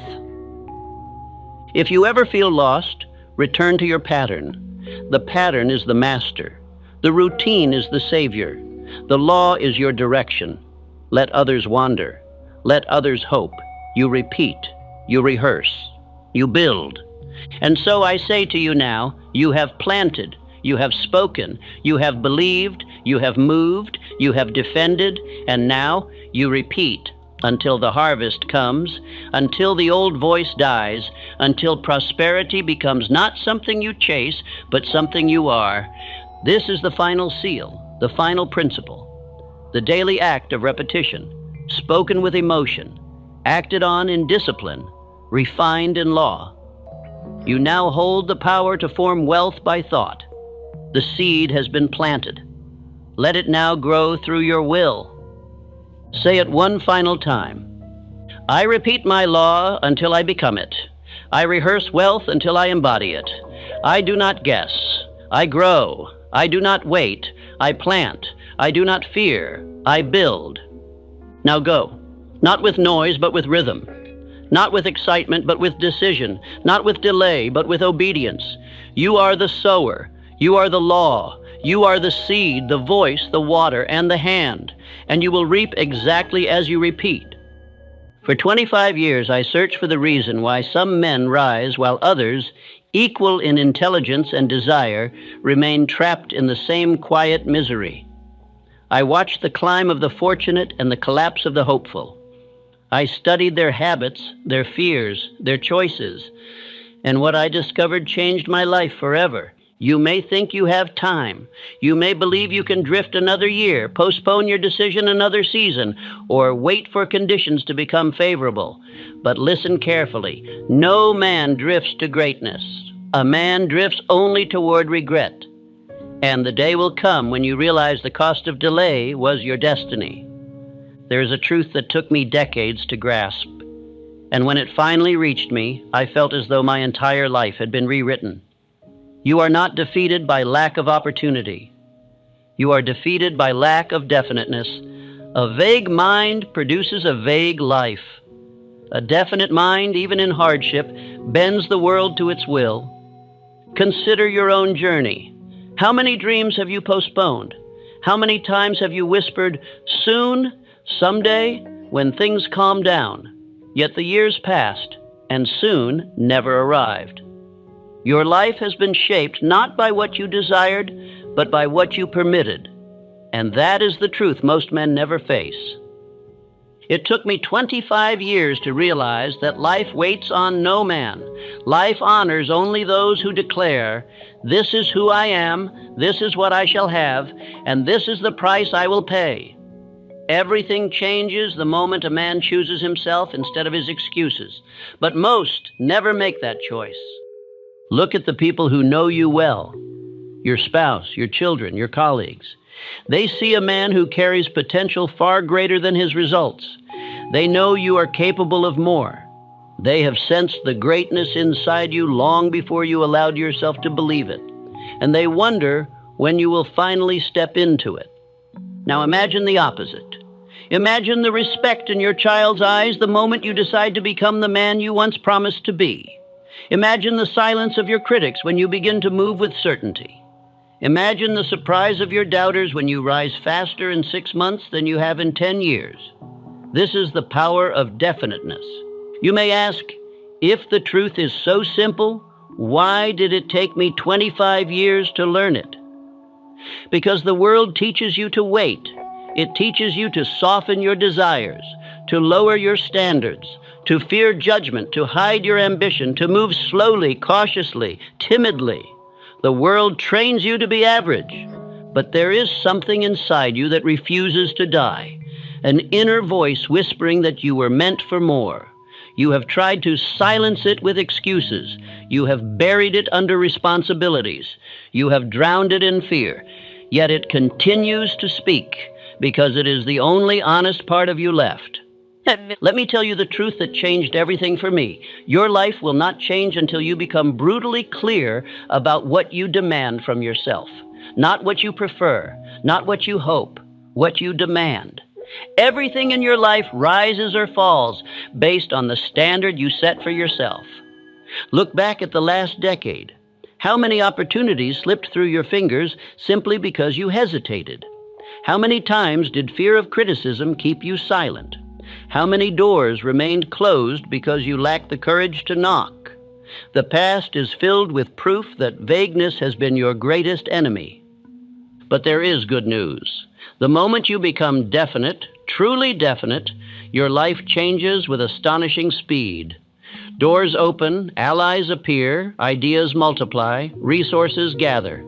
It looks like luck, but it is not luck. It is law. The world responds to a mind that knows exactly what it wants. There was a time when I believed success required talent, education, luck, or favorable conditions. I spent years observing men of wealth and influence. Some were brilliant, others were ordinary. Some had powerful beginnings, others started with nothing. Yet the outcomes were never determined by circumstances. It became clear to me that men succeed not because of what they possess, but because of what they decide. And men fail not because of what they lack, but because they never decide at all. That single revelation, once it settled into my spirit, changed the course of my life. You think your burden is too heavy, your responsibilities too great, your obstacles too strong. But the truth is simpler. You have allowed your mind to work against you instead of for you. You have permitted indecision to divide your strength, and a divided mind accomplishes nothing. Let me draw back the curtain on a secret it took me 1/4 of a century to understand. The world bends to a man whose mind is one single, unbreakable line of intention. When you decide who you are, everything around you reorganizes to match that identity. People treat you differently. Opportunities appear. Your path becomes clearer. And here is the part you must hear. The years you lost do not matter. The time you wasted does not matter. The regrets you carry do not matter. What matters is the decision you make now. Your life can accelerate faster in the next year than it has in the last 20 if you finally become definite.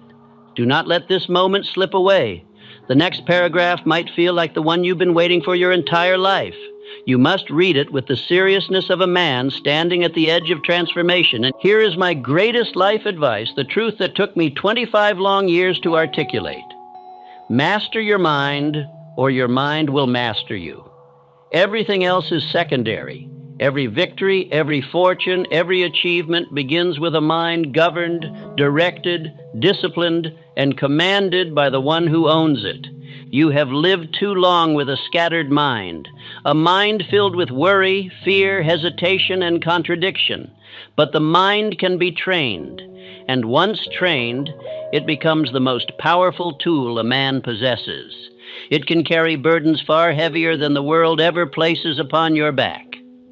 Stay with me.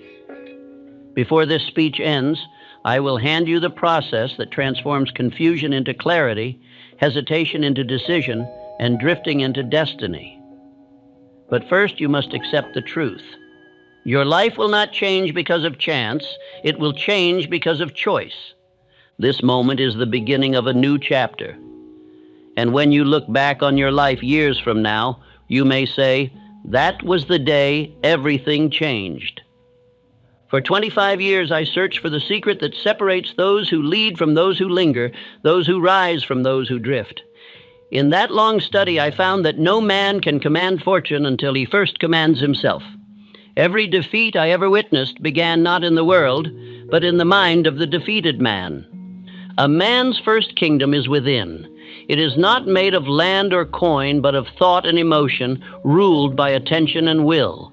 Yet most men are rebels in their own dominion. They allow worry to sit upon the throne, fear to pass laws, and doubt to collect taxes on their peace. Until a man becomes king of his own mind, he remains a servant of circumstance. Inner command is the lost discipline of our age, the forgotten art of directing thought as a ruler directs his counsel. You must learn to sit in counsel with your own emotions and tell them their place. Desire is welcome when it serves purpose. Fear is heard only long enough to reveal its lesson. No voice speaks louder than reason under law. The average man lives under what I call mental democracy, each thought claiming equal right to rule. One moment faith wins the vote, the next fear demands a recount. Such a government of confusion breeds only exhaustion. The wise man keeps monarchy of mind, one ruler, one law, one definite aim. Edison practiced this law when the world called his dreams folly. While others laughed, he sat alone in quiet command, issuing orders to his imagination, directing it toward light. He refused the counsel of ridicule and replaced it with the discipline of persistence. Order of thought creates power. Power is simply organized intelligence applied with calm authority. Compare the man who reacts to the man who commands. The reactive man spends his life extinguishing fires he himself started. The commanding man walks through flame unharmed, for his mind is already cool. One is ruled by the noise around him. The other moves according to a deeper rhythm. Every hour of reaction costs a year of progress. Infinite intelligence cooperates only with ordered minds. The scattered mind sends mixed instructions to the unseen law of creation. Faith says, "Go forward," while fear whispers, "Retreat." The result is stagnation. The law cannot reward indecision. It is like a messenger confused by contradictory orders, so it stands still until you speak with authority. Indecision has destroyed more dreams than failure ever could. Failure is an event. Indecision is a habit. A man can recover from a fall, but not from the paralysis of never choosing. You cannot command an army by committee, nor can you command your mind by hesitation. One clear order given with conviction has more power than 100 clever plans debated in doubt. The seat of power lies within your daily self-direction. You must become the captain who inspects his troops of thought each morning. Ask, which ideas serve my definite purpose? Which belong to yesterday's fear? Dismiss the deserters, promote the loyal, and send them forth with discipline. This is not imagination. It is mental law. You will find that your results change when your inner order changes. The world mirrors the mind that rules it. When confusion reigns inside, disorder multiplies outside. When authority speaks within, harmony gathers without. The man who commands himself commands circumstances because law recognizes his vibration of certainty. Do not mistake firmness for harshness. True command is calm. The mind must obey with willing respect, not fearful submission. Speak to yourself as a wise ruler speaks to loyal men, with clarity, justice, and direction. A tyrant mind burns out its energy. A governed mind renews it endlessly. Repeat this affirmation until it becomes your code of kingship. I sit upon the throne of my own thought. No fear commands my counsel. Let it remind you that you are not the servant of your moods. You are their master. They are guests in your house, not owners of your estate. Remember that the great secret of inner command is not a single victory, but a daily discipline. The mind must be trained like a soldier, through repetition, not inspiration alone. You must drill your thoughts each morning to march in the direction of purpose, to obey faith over fear, to hold formation under stress. Think of your imagination as the general of your creative army, your will as the commander, and your attention as the signal flag by which orders are seen. Every time you let distraction steal attention, your army loses ground. But when you hold your signal steady, even the unseen forces of the universe move at your command. The untrained man believes his feelings are facts. He says, "I feel weak, therefore I am weak." But the man of command knows that emotion is only weather, the mind is the sky. He lets storms pass without surrendering the throne. This single understanding will save you years of wasted reaction. You cannot master the world's noise until you master your own. Every criticism, every delay, every insult loses its sting when your internal kingdom is secure. Outer conflict feeds only upon inner confusion. The man who knows his purpose carries silence as armor. Edison's calm under mockery, Lincoln's patience under war, Ford's confidence under ridicule, each was proof that the governed mind outlasts all opposition. They were not made of stronger flesh. They were made of disciplined spirit. They issued orders to thought and refused rebellion. The law works for the man who commands it. Infinite intelligence is impartial. It obeys definiteness as faithfully as it ignores doubt. Speak your aim clearly and persistently. The world must rearrange itself to fit your command because it has no power to resist order backed by faith. But know this, command does not mean arrogance. It is not shouting louder at life. It is quiet certainty. It is the calm knowledge that you and the law are one in purpose. When you reach that point, the outer world bends without struggle. Opportunity appears as if summoned. Doors open not from force, but from frequency. Every day offers new temptation to lose command, to react, to doubt, to drift. Guard your throne. Return to your mental council often. Check who sits in the seats of power. Replace fear with discipline, envy with admiration, and hurry with patience. This is the daily government of greatness. The day you give your mind an order and obey it without argument is the day destiny begins to serve you. Command creates movement, and movement invites assistance from every direction. You will see that life was never resisting you. It was waiting for you to give clear orders.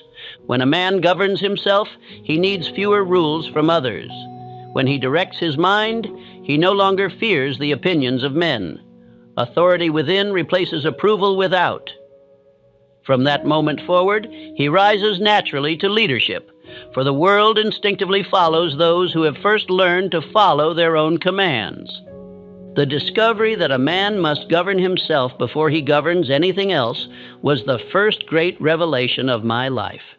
It took me 25 years to learn, but once I learned it, everything changed. I no longer tried to control people or chance.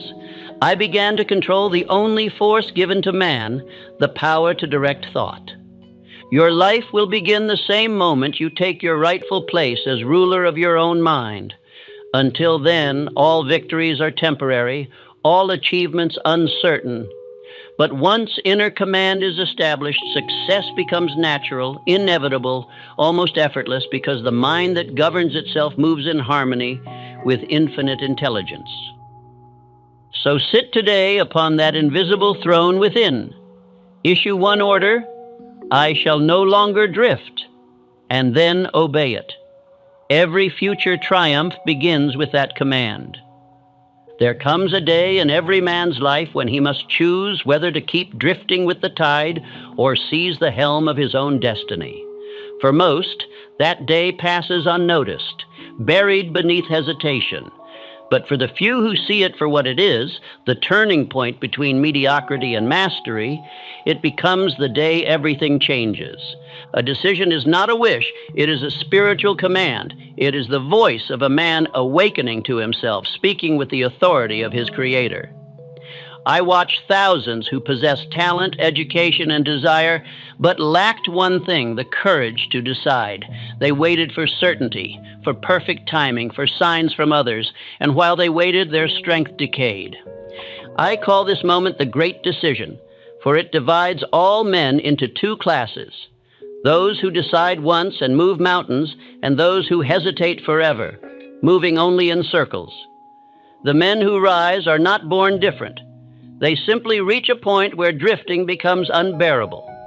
In that instant, their will ignites, and the law of life bends to their flame. Dr. Frank Gonzalez made such a decision when he declared to his congregation that he would secure $1 million for a college dedicated to practical education. He had no plan, no promise, no visible means. But the decision itself carried more power than all the money in the world. Within days, opportunity appeared, and a benefactor provided exactly what was required. I learned from Gonzalez that decision is spiritual electricity. It shocks the sleeping forces of the mind into movement. Until a man decides, he is divided. His energy leaks through indecision like water through unsealed stone. But once he commits wholly, his power doubles, triples, multiplies beyond measure. Decision channels energy the way a dam channels a river. The law of life cannot act until the man acts. Faith without decision is daydreaming. The universe obeys clarity, not confusion. Once a man says, "I will," the unseen begins to organize the visible. Chance ceases, patterns appear, and coincidences gather like iron filings to a magnet. The law does not resist a definite will, it assists it. Andrew Carnegie decided early that his purpose was not merely to make steel, but to build men. He saw wealth as the instrument of human advancement, not as personal treasure. That decision defined every act of his life. It gave him power over conditions that would have crushed a lesser mind. His success was not luck. It was loyalty to a decision. Men who live without decision are like ships without compass. They may move swiftly, but they go nowhere. They confuse activity with direction, change with progress. They speak of someday while life passes in years of repetition. I have watched such men grow old, surrounded by unfinished plans, haunted by the ghost of what might have been. Indecision is more dangerous than defeat. Defeat can be corrected. Hesitation cannot. Every lost opportunity is born from delayed decision. The man who hesitates gives time for fear to reason, for doubt to speak, for the opinions of others to drown out the voice of his own desire. Decision must strike like lightning, clean, definite, immediate. When I speak of decision, I do not mean stubbornness. Decision is not rigidity, it is direction. A river's course is definite, yet it bends when the land requires. So must a man remain flexible in method, firm in purpose. He may adjust his plan, but never his aim. That is the secret of all enduring greatness. The world fears the man who decides, for his certainty exposes the uncertainty of others. You will notice that once you decide firmly, critics appear. They test the weight of your resolve.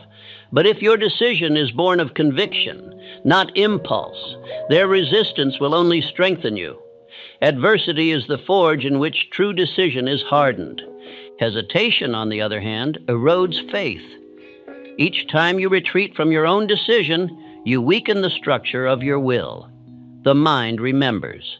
It begins to doubt its own authority. Soon you find yourself consulting fear before taking a single step. This is mental poverty, the condition of a man who no longer trusts himself.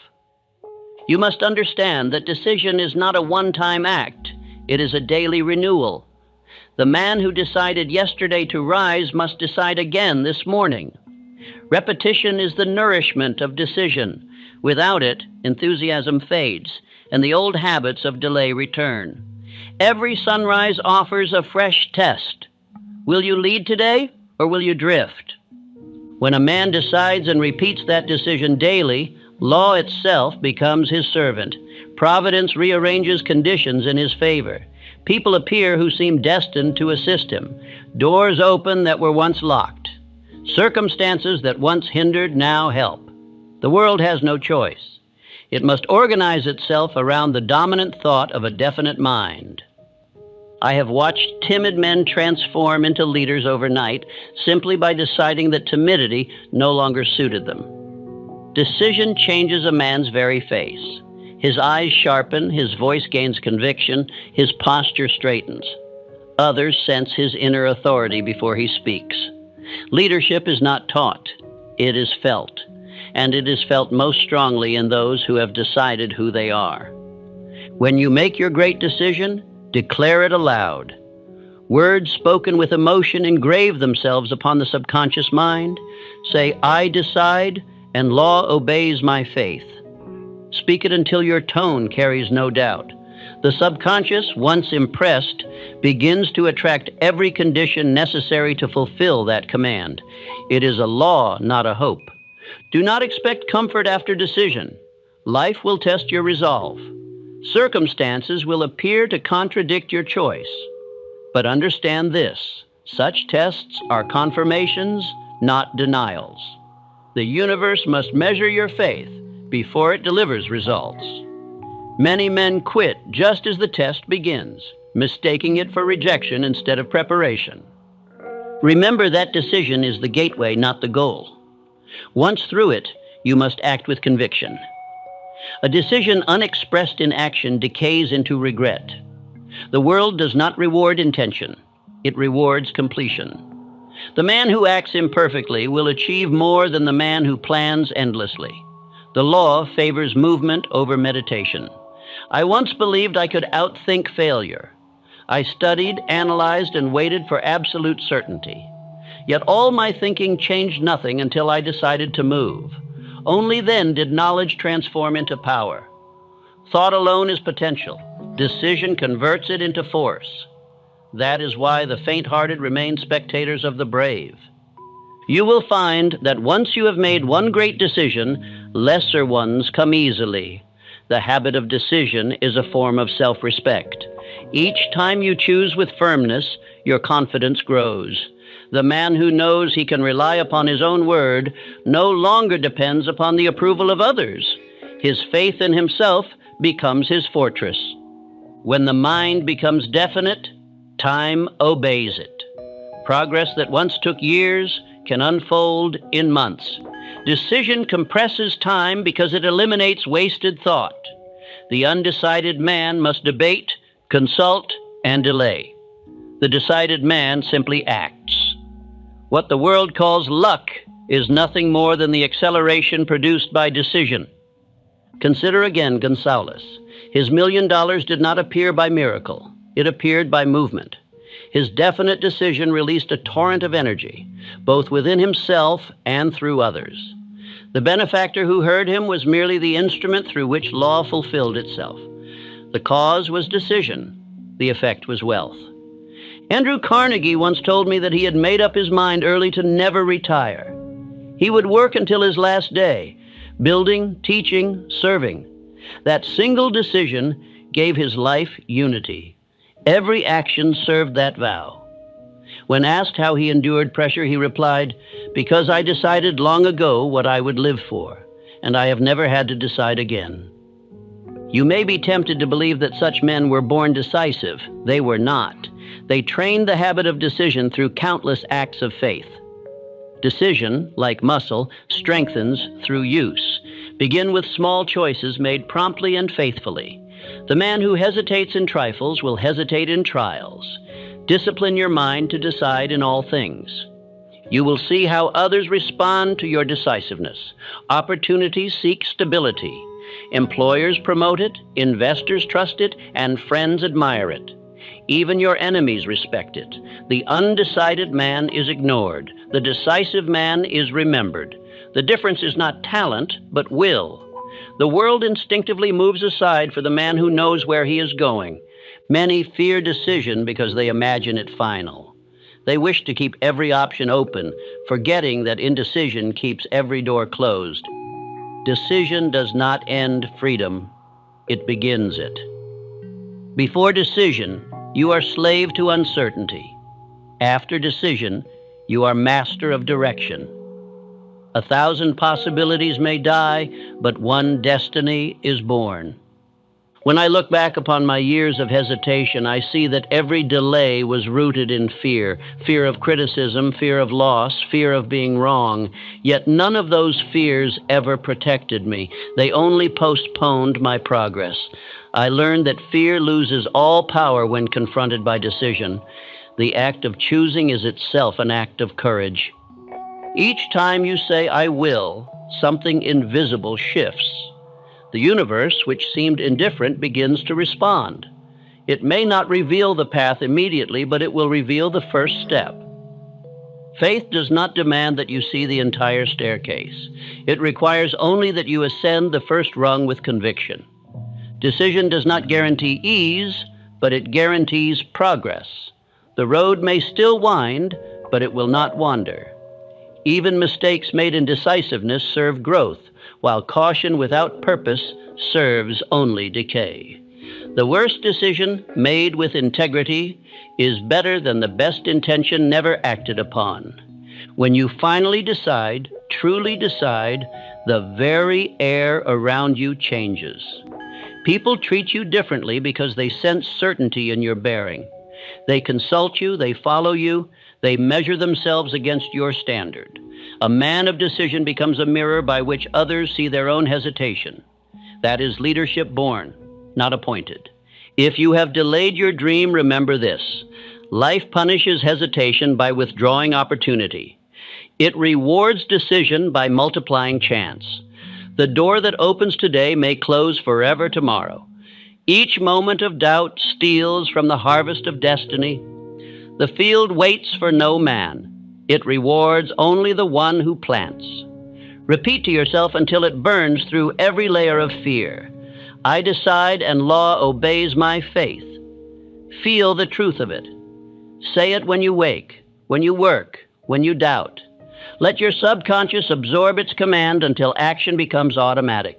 Decision repeated becomes identity. Once you live this law, you will discover the peace that comes with clarity. You will no longer chase after every new desire or defend every opinion. You will move with the quiet assurance of one who knows his own mind. To others, you will appear fearless, but your courage will come from obedience to a single truth: that life serves the man who decides. And so I tell you, make your great decision now. Declare who you are, what you will become, and what price you are willing to pay. Burn every bridge behind you that leads to hesitation. Stand firm upon the shore of purpose and command the law to serve you. The moment you do, the 25 years you lost will be redeemed in a single year of definiteness. No man drifts to greatness. He decides his way there. There was a time when I believed results came from action alone. I labored, planned, and struggled, yet progress eluded me. Then, through long observation, I discovered something deeper.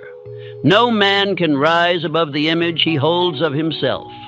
Every success and every failure is the shadow of identity.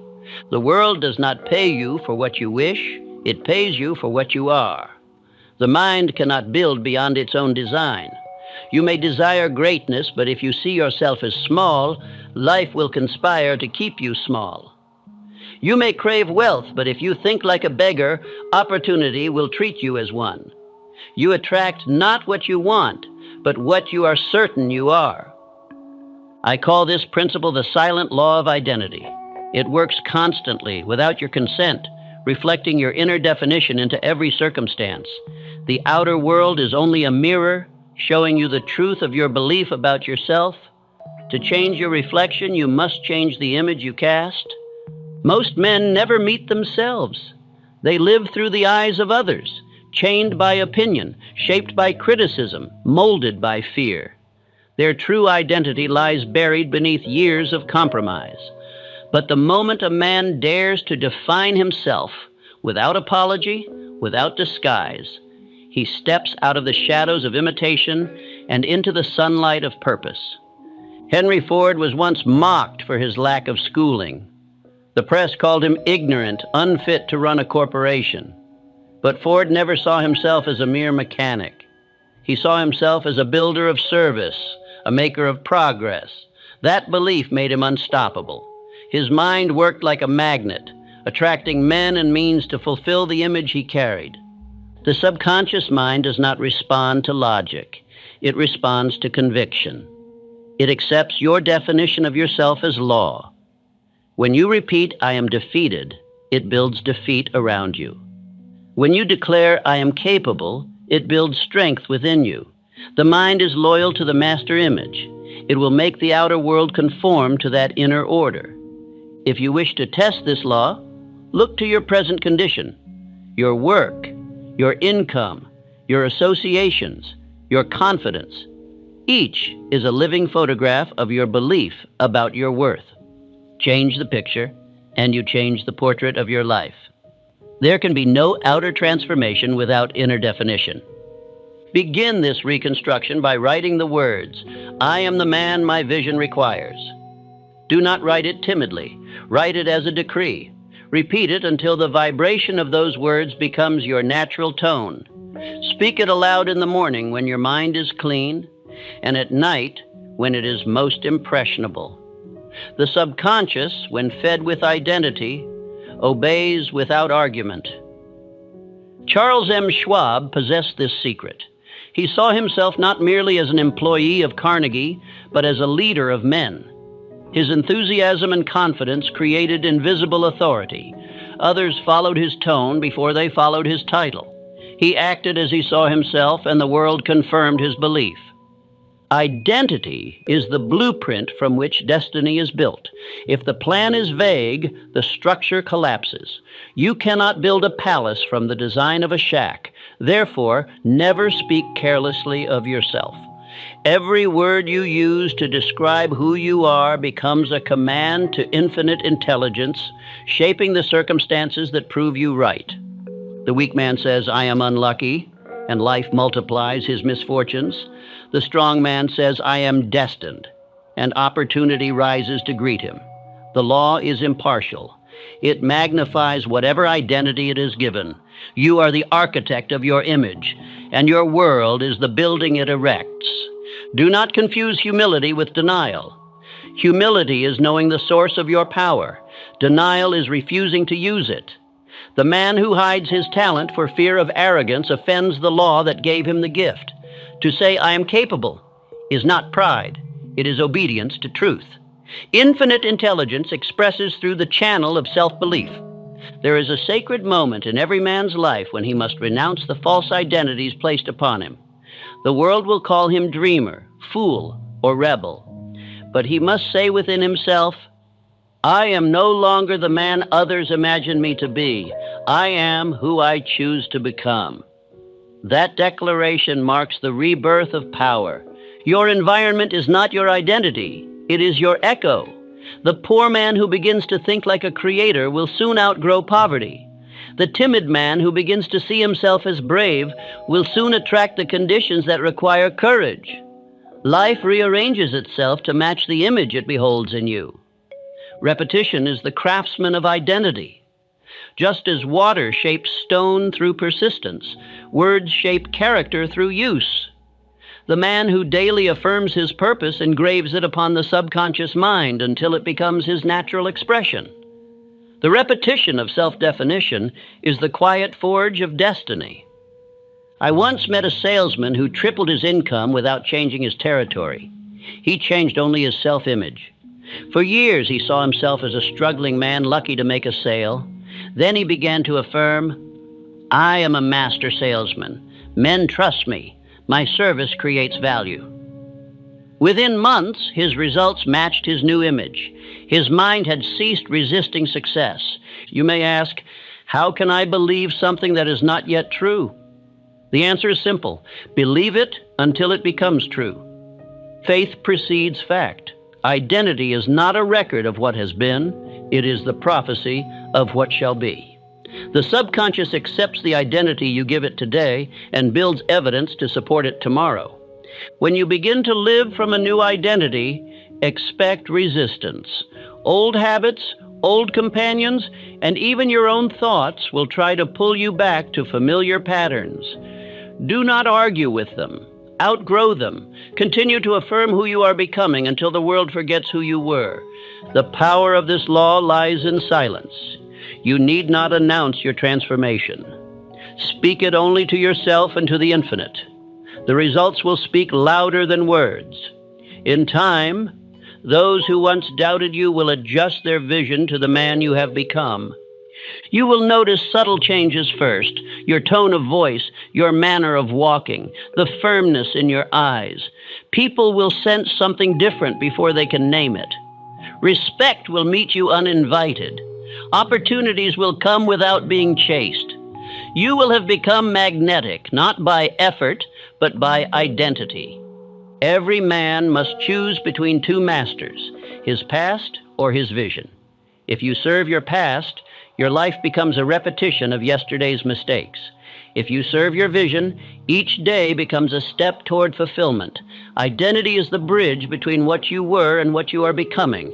Do not wait for evidence before changing your belief. Evidence follows belief as shadow follows form. The man who waits for proof dies waiting. Declare the truth of your potential now. Act as if you already possess it. Speak as if it were already realized. Live as though your new identity were fact, and soon it will be. Repeat daily. I am the man my vision requires. I live in harmony with the image I create. Let this become the rhythm of your thought. Every time doubt whispers otherwise, reaffirm it with greater conviction. The battle for identity is won not in argument, but in repetition. The reason most men never change is not ignorance. It is identification with weakness. They have memorized their limitations. They have rehearsed failure until it feels natural. But nature favors expansion. The moment you identify with strength, strength grows. The moment you claim freedom, the chains begin to rust. Look again at Henry Ford. When bankers refused him loans, when engineers said his designs were impossible, he never altered his image. I will build a motor car for the multitude, he declared, and his mind built the conditions to prove it. His identity as a creator was stronger than the world's opinion. Identity is not built in words alone. It is proven through action. The mind must see itself fulfilling the image it claims. If you call yourself disciplined, act disciplined. If you call yourself courageous, face something that once frightened you. Each demonstration confirms the truth within and deepens its hold upon the subconscious. The law of identity is silent because it works beneath awareness.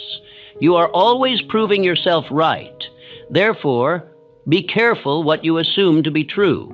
The mind would rather destroy its fortune than betray its self-concept.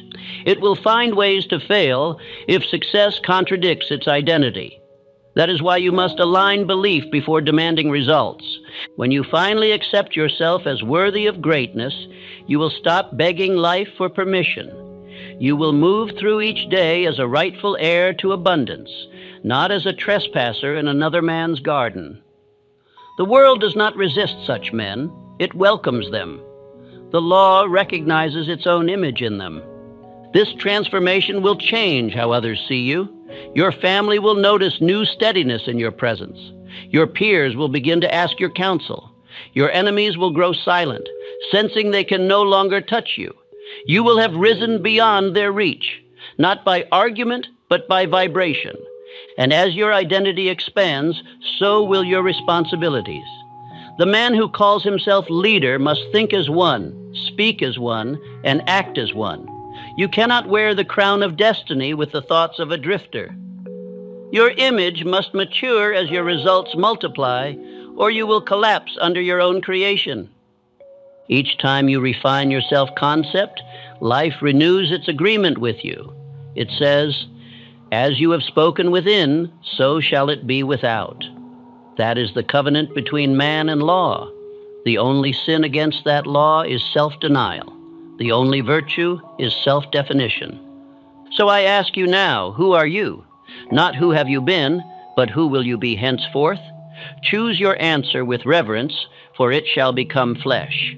Choose boldly, For the timid receive only what remains after the bold have chosen.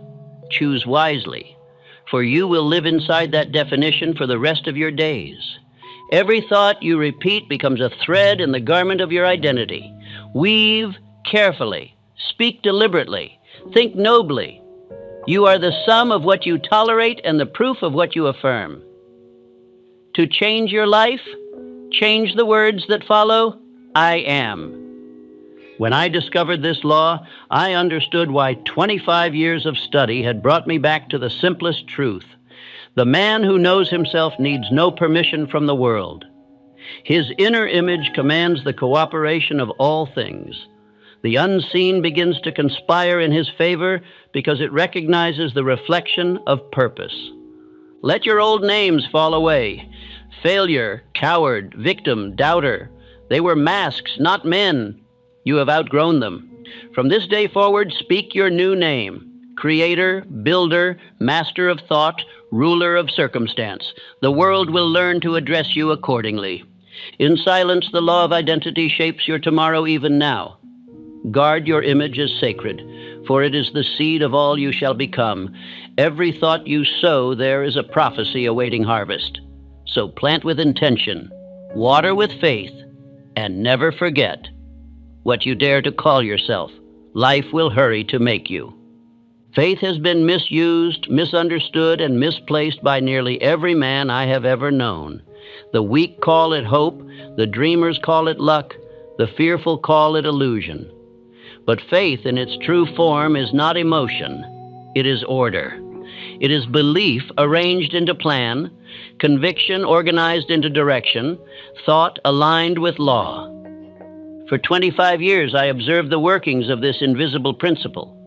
I watched men who prayed fervently yet lived in confusion, and others who spoke little of belief yet moved with a quiet certainty that bent the world to their will.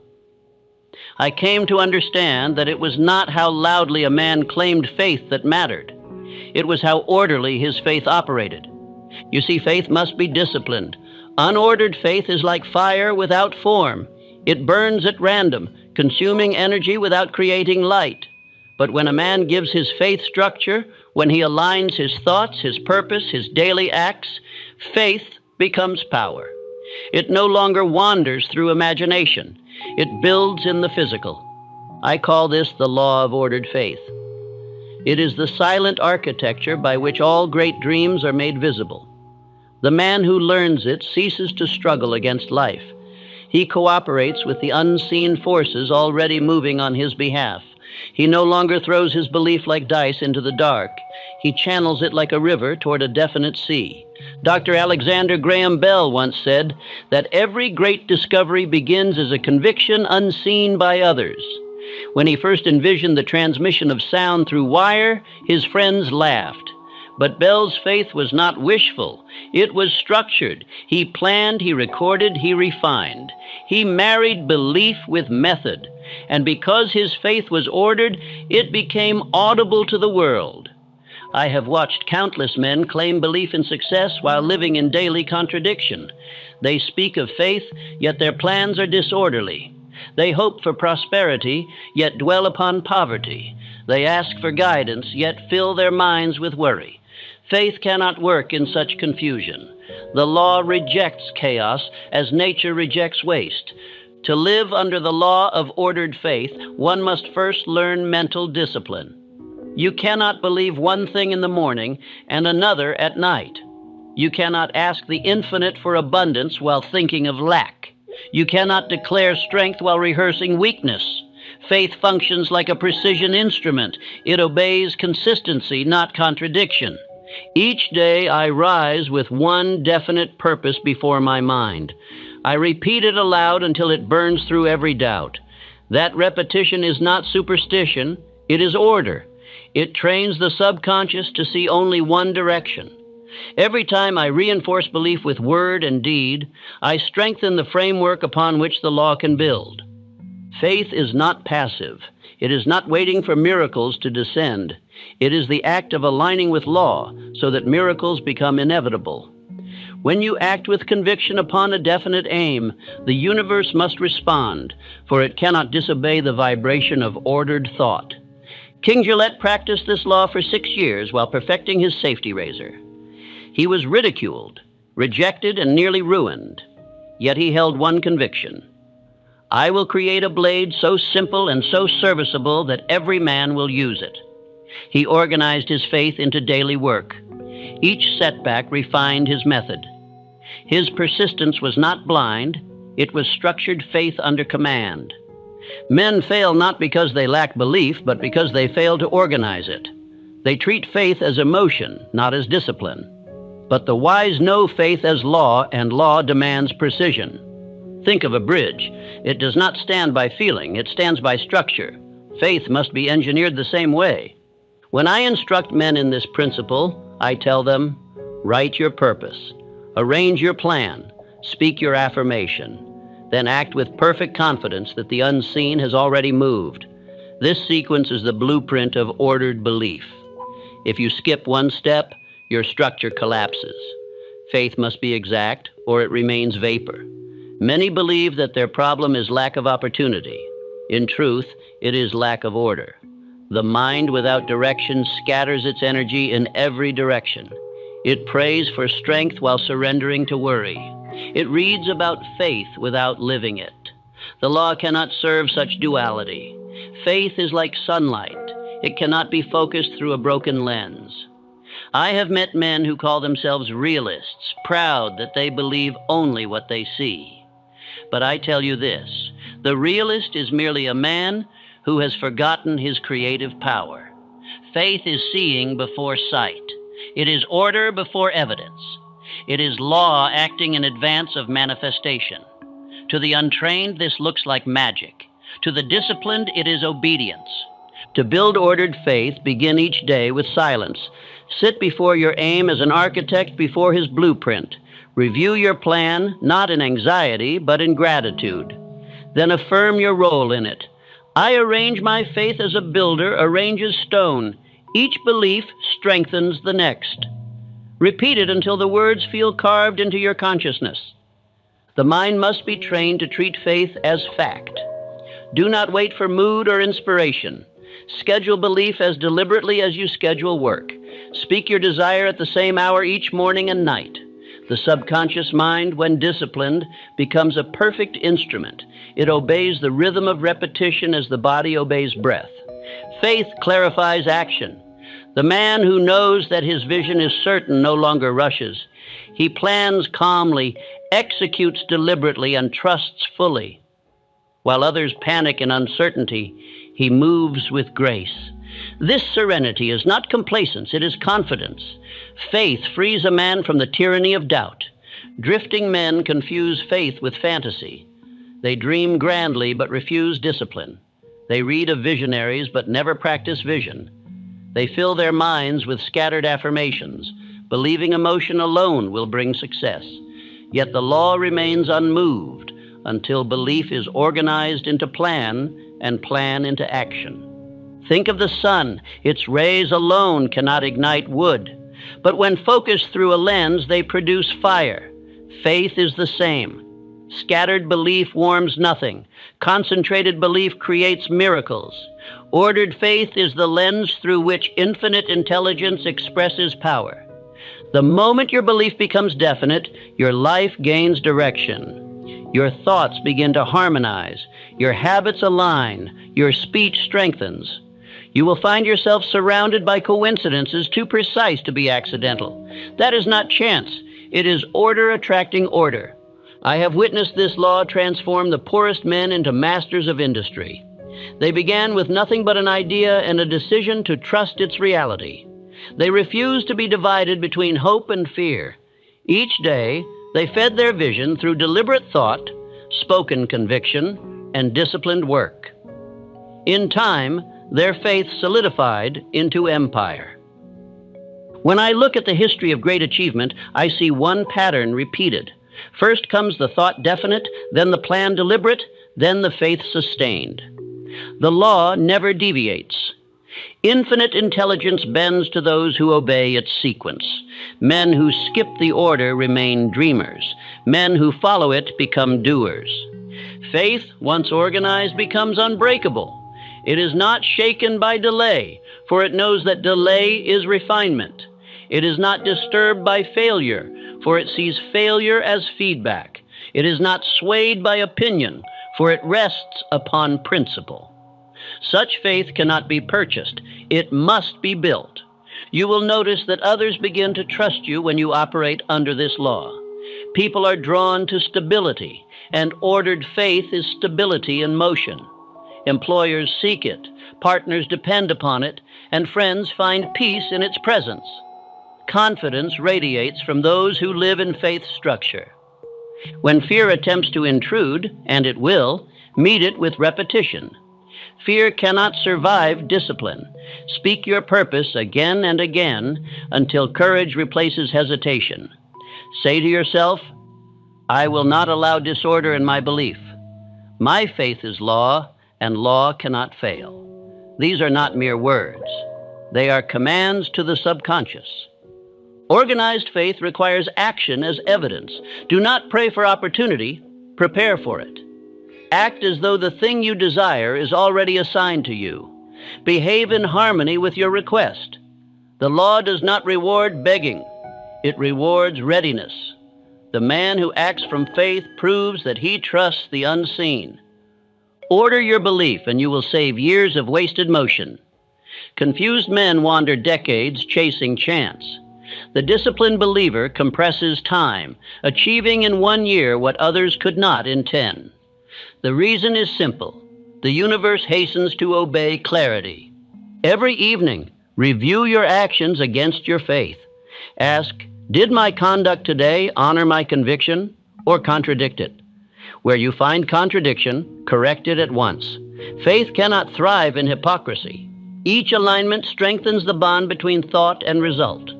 Remember, faith does not compete with reason. It completes it. Logic designs the plan, faith animates it. Reason is the skeleton, faith is the breath. Without both, the body of success cannot stand. Ordered faith unites intellect and belief into one dynamic power. The world will always doubt the man who believes before seeing. Let it doubt.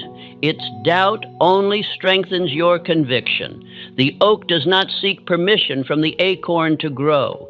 It obeys the law written within. So must you obey the law written in your own vision. Faith is the only antidote to fear because both cannot exist in the same space. One is order, the other confusion. When faith enters, fear dissolves by law, as darkness flees the approach of light. Therefore, train your mind to keep faith ever present, and fear will find no dwelling. When I first understood this, I realized that miracles are not rare. They are regular. The only difference between those who experience them and those who do not is the order of belief. The man of scattered thought lives in randomness. The man of ordered faith lives in rhythm with infinite intelligence. And so I tell you, build your faith as an architect builds his structure. Begin with a clear plan. Lay every stone with intention. Reinforce each layer through repetition. Inspect it daily and never permit neglect. One crack of doubt left unrepaired becomes a ruin, but faith maintained becomes fortress. Repeat now and forever. I arrange my faith as a builder arranges stone. Each belief strengthens the next. Let this affirmation guide your every act. When doubt whispers, recite it louder. When fatigue sets in, remember it stronger. Ordered faith is the antidote to all fatigue, for it transforms effort into devotion. When you live by this law, you cease to chase results. They chase you. Wealth, health, love, opportunity, they are all servants of faith properly arranged. You will find that life begins to work with you, not against you. Obstacles turn into stepping stones, disappointments into direction, losses into lessons. Let this truth anchor you. Faith is not emotion, but alignment. When your mind, speech, and action all point to one definite aim, you have created the divine order through which miracles are born. That is the law of ordered faith, the foundation upon which all power stands. Hold fast to it, and no defeat can last, no delay can deter, no man can deny you. For the universe itself, being lawful, must serve the one who believes in harmony with its law. There is a silent sculptor working within every man, a craftsman so constant, so patient, that he shapes character without permission. His name is habit. He carves our destiny in secret, stroke by stroke, until what we do by repetition becomes what we are by nature. When I first began my study of success, I believed greatness was born from single acts of will. I thought the few who triumphed had done something extraordinary once. But the truth I discovered was far more subtle and far more profound. Greatness is never built in a day. It is woven daily by the invisible hand of habit. Every thought you repeat long enough becomes a permanent companion. Every emotion you indulge regularly becomes a mood. Every decision practiced until it feels natural becomes character. And the sum of these repetitions, mental, emotional, and physical, forms the invisible current that carries you forward or drags you backward through life. This is why most men fail not by great errors, but by small negligence.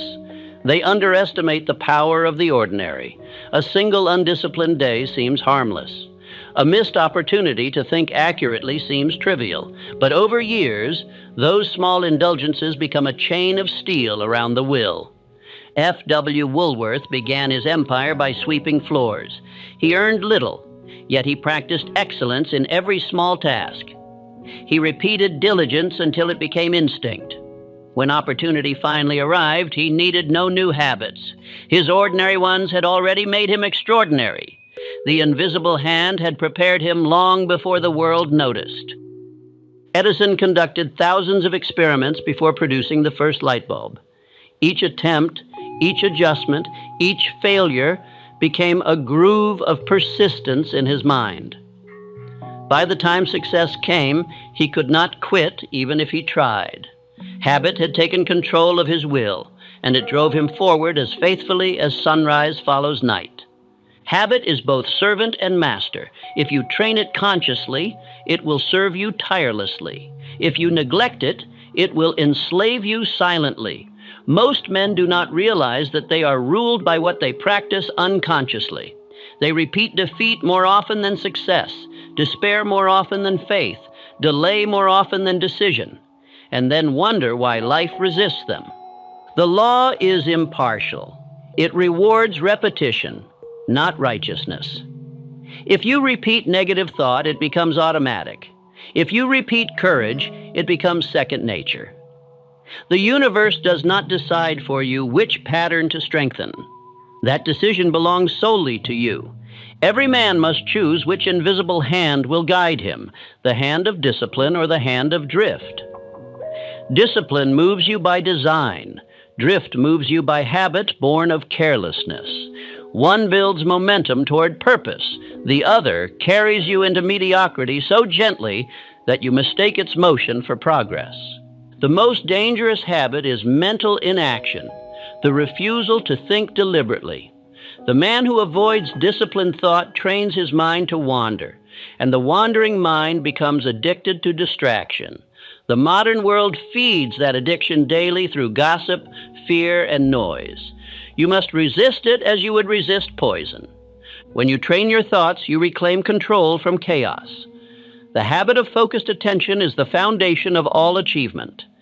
Every fortune begins as an idea held long enough to gather force. Every failure begins as an idea abandoned before it takes root. Habit determines which side of that law you serve. Abraham Lincoln mastered the habit of reflection. During the nation's darkest hours, he resisted haste. He trained himself to think slowly, to weigh consequences, to act only after calm deliberation. That mental habit made him unshakable under pressure.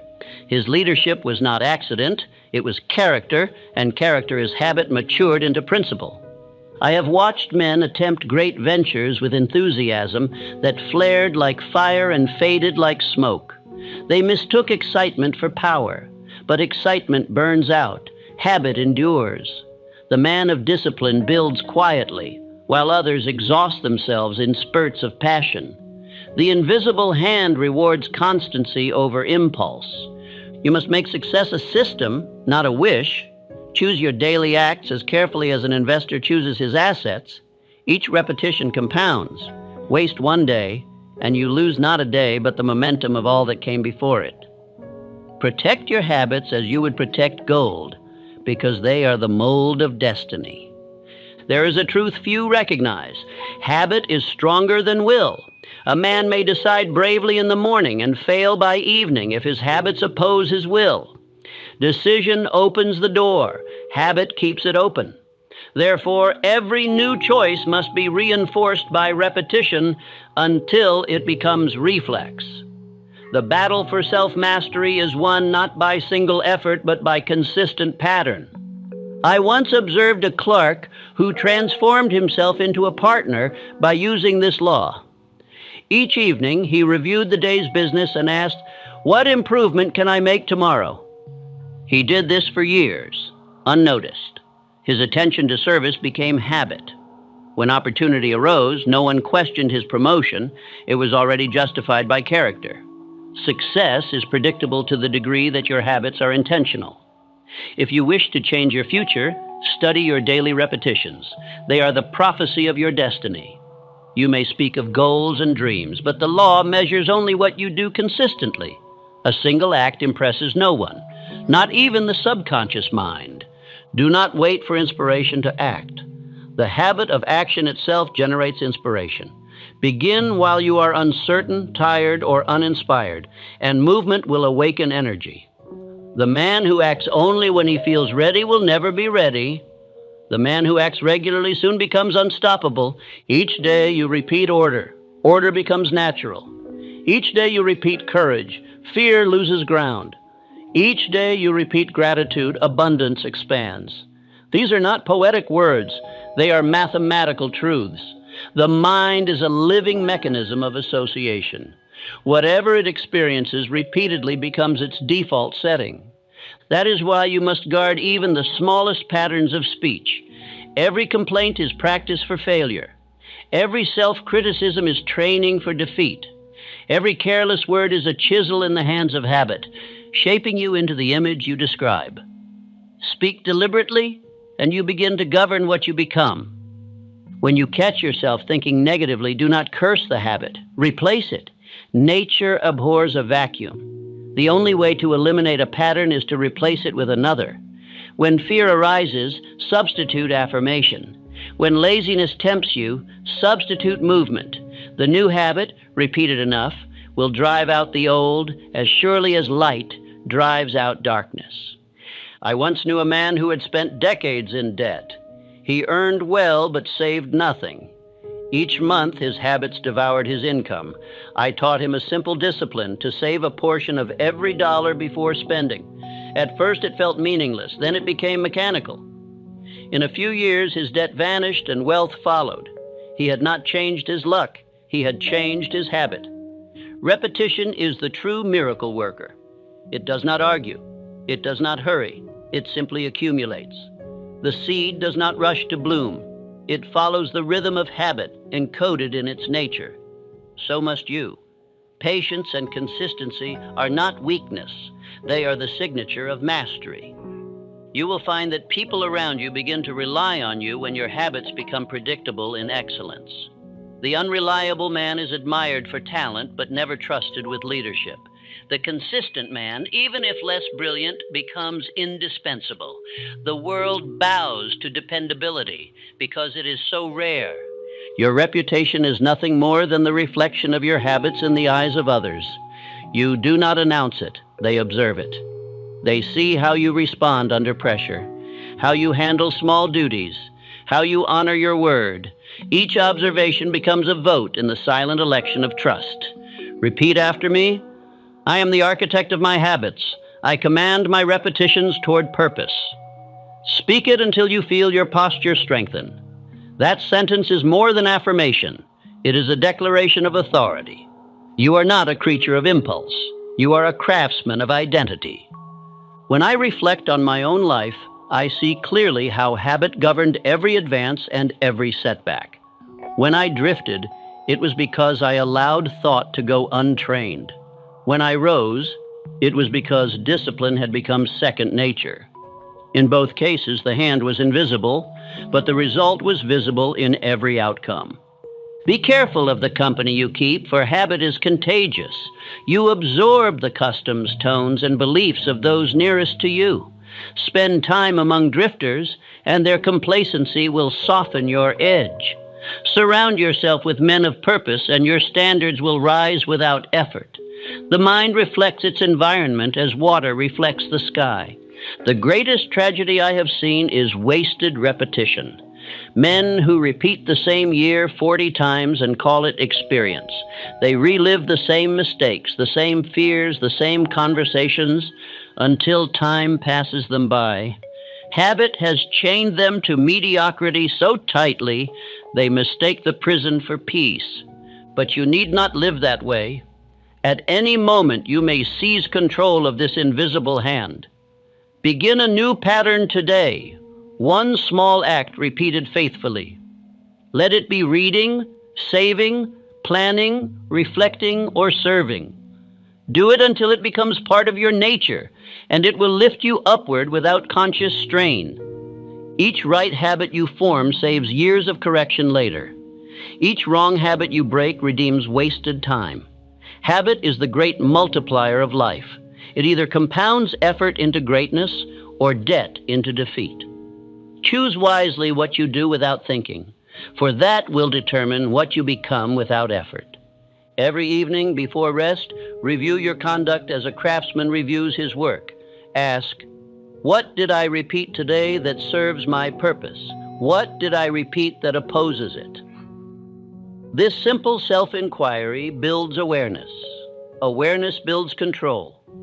And control, maintained long enough, becomes transformation. You will know that you are under the influence of right habit when success feels natural, when effort feels effortless, when achievement seems automatic. That is not magic. It is mastery. You have built a machine of progress that runs on faith and discipline. The man of habit needs less motivation because he has made excellence routine. While others search for inspiration, he continues building. His power lies not in emotion, but in pattern. He trusts the process because he designed it. The invisible hand now serves him like a loyal servant, steady, tireless, and exact.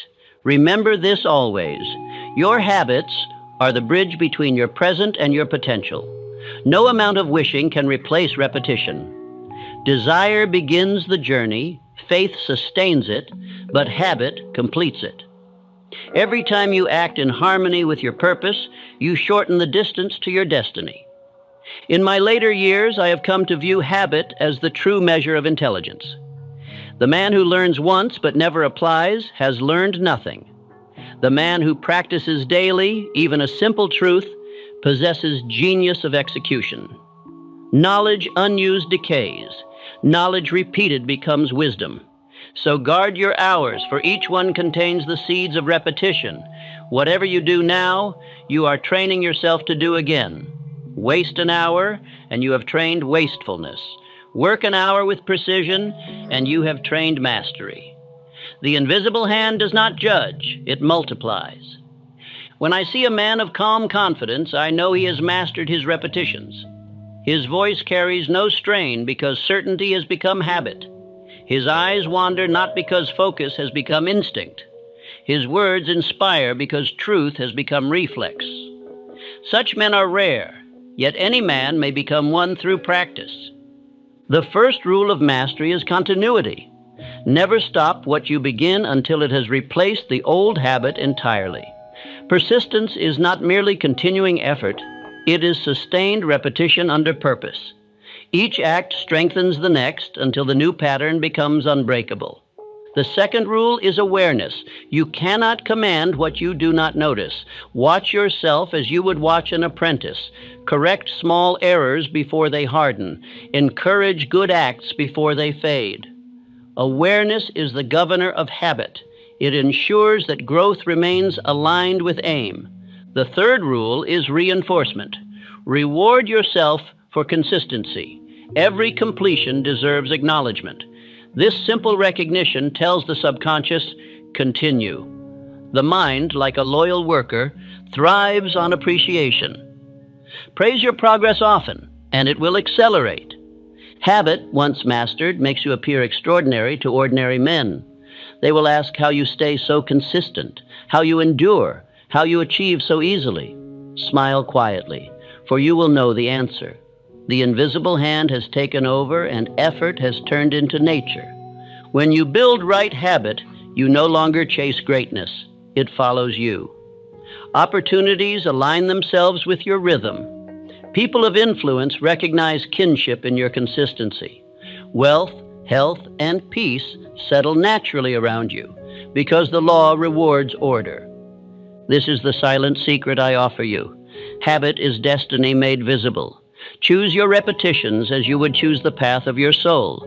And once chosen, walk it every day until it becomes who you are.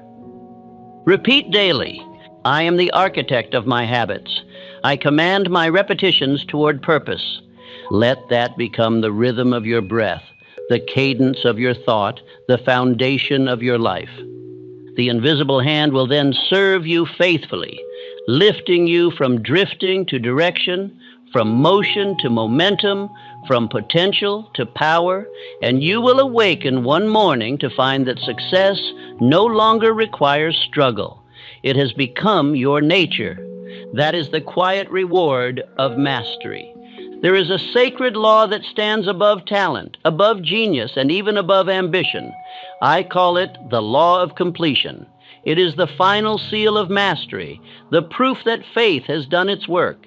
Every idea, every dream, every vision must one day be tested by this law, for it is not what you begin that defines you, it is what you finish. The world is filled with men of beginnings. They start with enthusiasm, speak of great plans, and light the fires of ambition. Yet months later, their work lies half-built, their dreams abandoned, their names forgotten. The graveyards of history are crowded with unfinished intentions. But among them stand a few, the finishers, whose deeds endure because they obeyed this law. Completion is the visible form of faith. To finish is to prove belief. The man who quits halfway tells the world that his vision was only wish. The man who completes even through difficulty declares to the universe, I meant every word I said. The law respects such men, for they have demonstrated the rarest virtue, persistence until fulfillment. When I was young, I believed the hardest part of success was beginning. I thought courage belonged only to those who took the first step, but experience taught me otherwise. Beginning is the act of excitement. Completion is the act of discipline. One is easy under inspiration. The other demands endurance when inspiration dies. Edison proved this law more than any man I ever met. He failed thousands of times before perfecting the incandescent lamp. Each attempt was a promise to completion. When others would have abandoned the project, he simply said, I have not failed. I have found another way that will not work. The world calls that persistence. I call it spiritual loyalty. Completion requires loyalty to vision, to process, to self. You cannot finish what you secretly doubt. The mind must be unified in direction. Many men divide their faith when results delay. They begin to bargain with their purpose, to wonder if they should have chosen another path. But law rewards those who remain steadfast when results hide. Carnegie understood this. He decided not only to build an empire, but to complete a vision of service. His steel mills were only the foundation. His libraries, his schools, his endowments were the completion. Wealth without contribution is an unfinished life. He died content not because of riches, but because his purpose reached full circle. Completion demands patience under pressure. Most abandon their dreams because they mistake delay for denial. The seed planted in the ground must endure darkness before it bears fruit. The same is true for every great work. Faith must first grow unseen before it blossoms in sight. The impatient man uproots his seed just as it begins to take root. Every unfinished task in your life drains energy from your spirit. Each promise broken to yourself weakens the bond of confidence between mind and soul. To regain your strength, finish what you start. Close every loop of indecision. Bring order to chaos, and power will return to you. Completion restores the authority of faith. You may ask, what of failure? What if I have begun something I cannot complete? Then finish in principle what you cannot finish in fact. Extract the lesson. Declare the purpose achieved in wisdom. The universe respects integrity more than outcome. The man who completes the lesson still fulfills the law, for he has brought meaning to his experience. I once knew a man who drifted from one venture to another. Each time difficulty came, he began anew, convincing himself that a better opportunity waited elsewhere. After 20 years, he had begun a dozen paths and finished none. He blamed bad luck, bad partners, bad timing, but his true enemy was incompletion. He had trained failure through repetition. The law is simple. What you repeat becomes easier. If you quit once, quitting becomes habit. If you finish once, finishing becomes instinct. The mind learns from every act you perform. It remembers your pattern and repeats it automatically. That is why the smallest completion, a letter sent, a promise kept, a plan executed, has immense spiritual value. When you complete a task, you teach the subconscious that you can be trusted. It begins to release energy more freely. Confidence returns. Focus sharpens. But when you abandon work, your subconscious grows suspicious. It withholds power, doubting your command. To live with unfinished business is to live with an uncooperative mind. Each morning I make a list of tasks to complete, not for productivity, but for discipline. Completion is a daily practice, not a grand occasion. Every small fulfillment strengthens the muscle of endurance. The man who completes simple duties faithfully will one day finish great works easily. To finish what you start requires not force but focus. A scattered mind begins much but concludes little. Completion requires narrowing attention until the task fills your horizon. When you give yourself wholly to a single act, time bends in your favor. Distraction disappears, and effort becomes unity. That is the secret of efficiency. Infinite intelligence never abandons its own creations. Every sunrise completes the promise of night. Every season fulfills the rhythm of growth. The universe itself is a masterpiece of completion. When you persist until your work is whole, you align with this divine order. When you quit, you oppose it, and life resists you accordingly. There is peace in completion that no comfort can equal. To know that you have given your best, that your word stands fulfilled, that nothing remains undone, that is the reward of the disciplined soul. The idle man envies such peace but cannot purchase it, for it is earned only through the currency of persistence. If you desire to restore faith in yourself, finish one thing, just one. Choose a neglected project, complete it with dignity, and feel the surge of confidence that follows. That moment will awaken a hunger for order, and you will understand the law. Completion is not punishment. It is power returning home. When you complete what you begin, others begin to trust your word. Reputation is built not on promises, but on proof. The man who finishes earns respect without demanding it. His reliability becomes his title. His consistency becomes his wealth. The world seeks such men, for they are the rarest kind. Think of the craftsman who polishes every surface unseen by the eye. He knows that true completion includes integrity. To finish only what is visible is to cheat oneself. The unseen part of your work, the care, the precision, the patience, is the spiritual proof of mastery. Completion is not external. It is an inner state of excellence. Edison, Ford, Schwab, Carnegie all shared this trait. Once they began, they would not rest until finished. Failure might slow them, obstacles might delay them, but nothing could divert them. Completion was not optional. It was identity. They did not merely have persistence. They were persistence. Every incomplete project weighs upon the spirit like a stone in the pocket. The mind carries the burden of what it has not resolved. When you finish, you set yourself free. Completion is liberation disguised as labor. That is why successful men often appear calm. They live without the clutter of unfinished intentions. When I studied drifters, I noticed their speech always contained the language of incompletion. Someday I will, when the time is right. Once I have enough. These phrases are graves of purpose. Life listens to your words and obeys them. Speak delay and delay answers. Speak finality, and doors close behind you as you move forward. You must make completion a sacred law in your life. Whatever you start, finish. Whatever you promise, deliver. Whatever you plan, execute. This rule alone can raise a man from mediocrity to mastery. It commands respect from others and cooperation from law.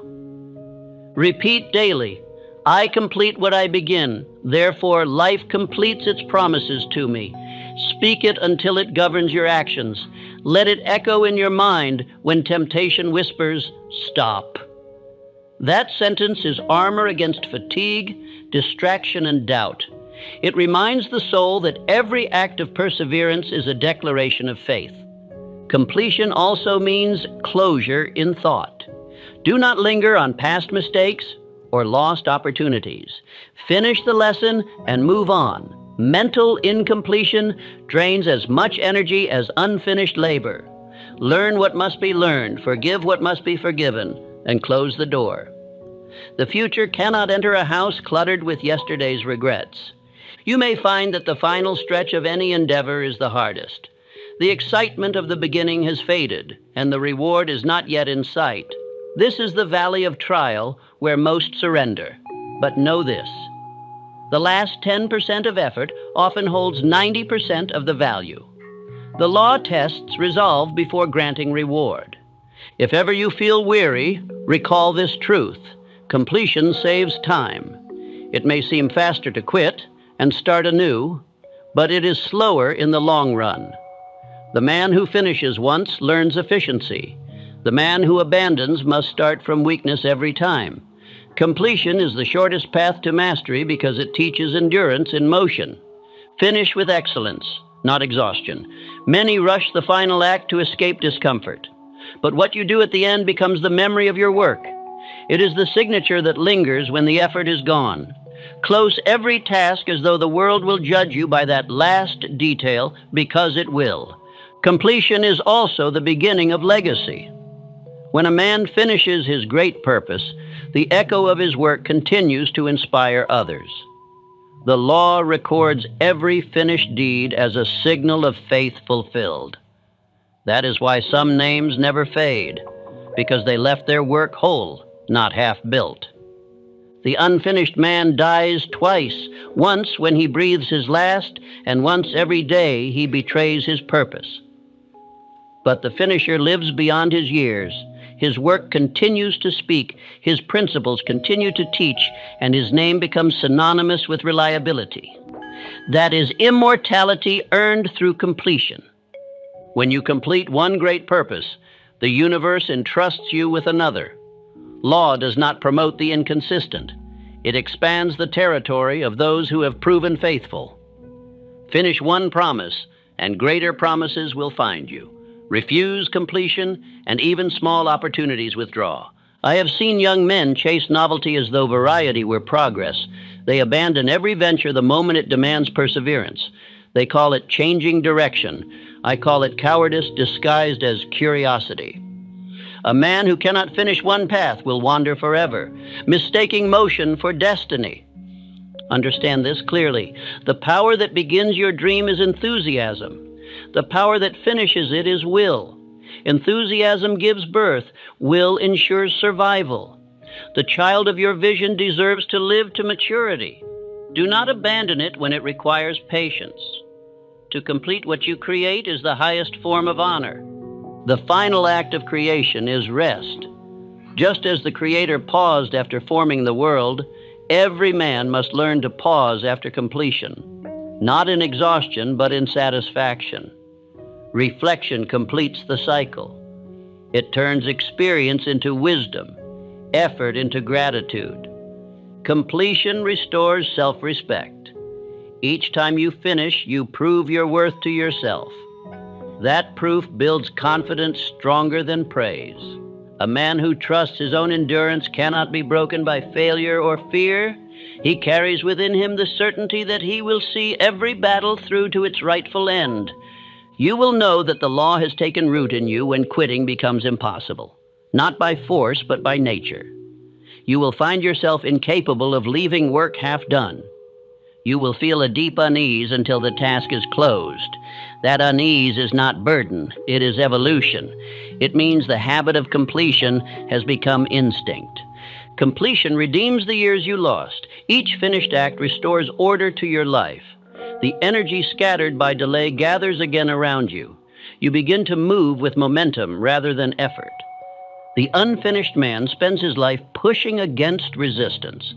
The finisher moves as if carried by wind. Let this be the creed of your new life. I begin with intention, continue with discipline, and finish with honor. Speak it when you grow tired, when the end feels distant, when faith trembles. Completion will answer you like an old friend, reminding you that perseverance is the signature of mastery. When I look back upon my own journey, the years of confusion, the decades of study, the countless unfinished thoughts, I see clearly that my peace began only when I learned to finish. The day I completed the purpose for which I was called, every delay, every failure, every hardship became meaningful. So it shall be with you. Finish your work, complete your vow, close your circle. The universe has been waiting patiently for you to seal your purpose with perseverance. When you do, you will feel a calm unlike any joy known to man, the quiet triumph of having fulfilled your word to yourself. For that is the true reward of life, not applause, not wealth, not recognition, but the deep stillness that whispers, "It is done." If your life feels smaller than it was meant to be, it is not because you are incapable. It is because fear has stolen your permission to act. There was a time you believed more, reached further, spoke louder, but over time, through ridicule, routine, and rejection, you started to shrink. You chose silence over expression, delay over decision, safety over destiny. But deep in your mind, something remained, a voice that said, "You were made for more." This is that voice grown louder, and in the next hour, it will not whisper, it will roar. It will remind you of what you already knew before the world taught you to fear yourself. This is not a motivational message. It is a restoration. It is the return of your will, your clarity, your command. Fear has stolen too much. Years, dreams, power, but no more. If you truly listen, not casually, not while distracted, but with every nerve focused, every breath sharpened, then this speech will reinstall the identity that fear buried. The man you almost became will become inevitable, but only if you commit to every word. Drift for one moment and fear will win again. But stay fully, and the next hour will not be just a turning point. It will be a rebirth. Now silence the noise and lean in, because you were meant for way more. And starting now, you remember, there is no louder thief in a man's life than fear, but it does not break in with force. It enters with silence. It does not shout, but whispers. It convinces the man to wait, to calculate, to choose later over now, safety over daring, doubt over decision. And by the time that man realizes something has been taken, it is already too late. Years have passed. The fire has cooled. The aim has drifted. And though his body is still young, his courage has withered like a leaf ignored by the sun. The greatest losses in life are not caused by opposition, but by the man himself when he begins to accept the language of limitation. Fear does not need to kill your dream. It only needs to persuade you to delay it. The man who says not yet today will say maybe someday tomorrow. And the man who says maybe someday tomorrow will one day look back and call his entire life almost. I have sat with powerful men, men whose names built industries, whose minds turned dust into empires. But I have also sat with those who could have done the same and didn't. Not because they lacked knowledge, not because they lacked opportunity, but because they allowed fear to disguise itself as caution, realism, and responsibility. These are not virtues. They are polished chains. When Henry Ford envisioned the automobile, he did not walk among cheerleaders. He walked among critics. Wagons, they said, are more practical. Horse-drawn, they insisted, is the way of the future. They laughed at the absurdity of a machine on wheels. And yet, while they laughed, he built. While they warned him, he worked. And when the world resisted, he persisted. Had Ford waited for applause before acting, the road would still belong to horses. But he knew, the world does not reward the man who waits. It follows the one who walks. This is the great law. Fear only wins if you hesitate. If you move, it falls behind. If you wait, it sharpens its claws. It feeds on inaction. The longer you pause, the louder it speaks. You think fear needs to overpower you. It doesn't. It just needs you to slow down, to stall, to question yourself, to reach for another book before you begin, to say, I'm not ready one more time. And then it builds its home inside your voice, inside your decisions, inside your very identity. Let me speak plainly. You are not tired. You are not confused. You are not unprepared. You are haunted by the belief that staying small keeps you safe. But what has that safety brought you? What fruit has come from doubt? What fortune has been built by delay? Every time you hesitate at the edge of purpose, fear wins another round, and you lose another year. A man must learn to see fear not as a stop sign, but as a signal that something sacred is near. The presence of fear often confirms that you are close to your greatest growth, but only if you step through it. Most men do not fail because they were wrong. They fail because they never even began. They let fear steal the first step. And once that first step is gone, the path begins to vanish. I say to you now, act while afraid. Speak while your voice shakes. Build while your hands tremble. Because the man who moves through fear becomes the man who commands it. You do not eliminate fear by waiting for its permission. You eliminate it by ignoring its voice and walking anyway. The subconscious does not respond to excuses. It obeys action. And if you hesitate, your mind will obey hesitation. Let us not pretend this is new knowledge. You've felt it already, in your chest, in your gut, in the back of your mind where your future speaks in quiet rebellion. It has whispered to you every day, you were meant for more. Not louder, just clearer. But fear is louder. And you've obeyed the voice that shouted instead of the one that knew. Today, that ends. Repeat after me, not with passivity, but with decision. I am the type of man who no longer pauses at the edge of purpose. Fear does not counsel me, it flees me. I am not cautious, I am called. Let these not be mere words, but commands. The man who walks with a definite purpose, who acts as if the outcome is already his, is a man whom fear can no longer follow. And that man is now. The downfall of most men is not a sudden blow. It is a slow fade, a slipping into softness, a quiet surrender to routine and false comfort. They do not fall by force, they fall by drift. This is the devil's most effective weapon, not fury, but familiarity, not crisis, but comfort. It is not failure that takes them. It is delay, repetition, and the illusion that another day, another month, another year will bring clarity, when in truth it only brings decay. Outwitting the Devil revealed this in its most chilling clarity. The adversary of progress does not need to crush your goals. It only needs to make you postpone them. I'll wait until the timing is right. I'm not sure yet. I'm still preparing. These are not plans. These are eulogies read slowly across decades. And the man who speaks them has already died. He simply hasn't been buried yet. Fear breeds drift in its most deceptive form. It does not show up with horns and fury. It wears a suit and carries a calendar. It tells you to pause, to be smart, to wait for the right moment.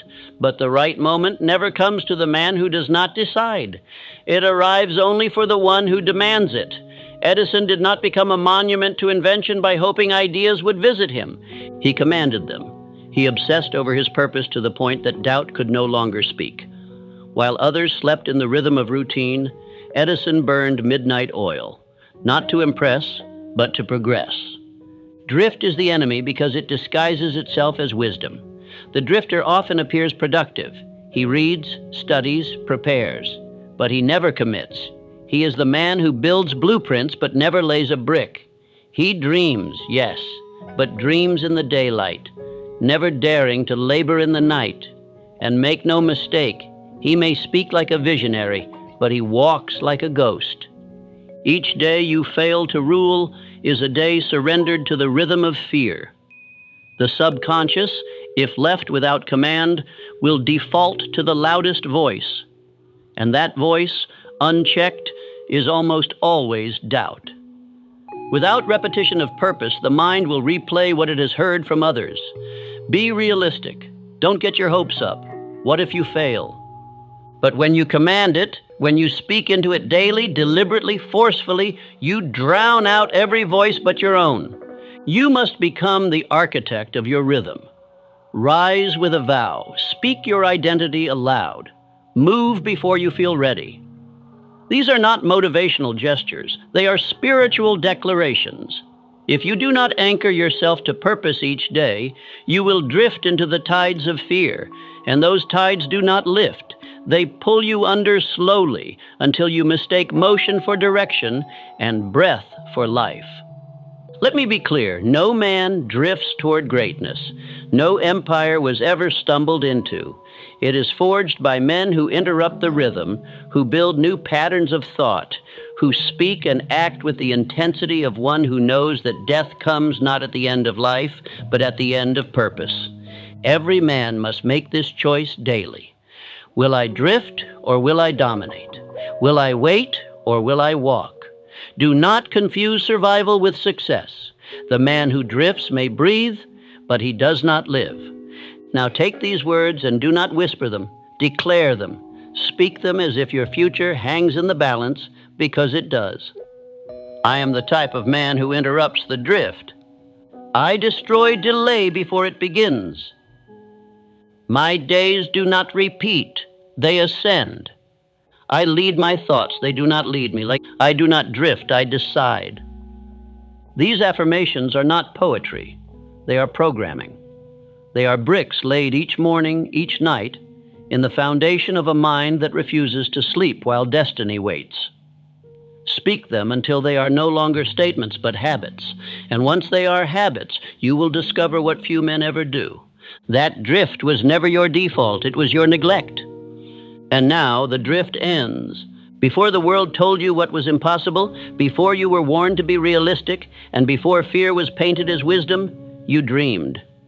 Not as an exercise, but as a natural expression of who you were. You saw yourself building, leading, creating. You saw the stage, the mountain, the empire. You saw yourself great. And let this be understood clearly now. That vision was not a mistake, nor a child's wandering mind. It was a blueprint, divine, unmistakable, and designed for you and you alone.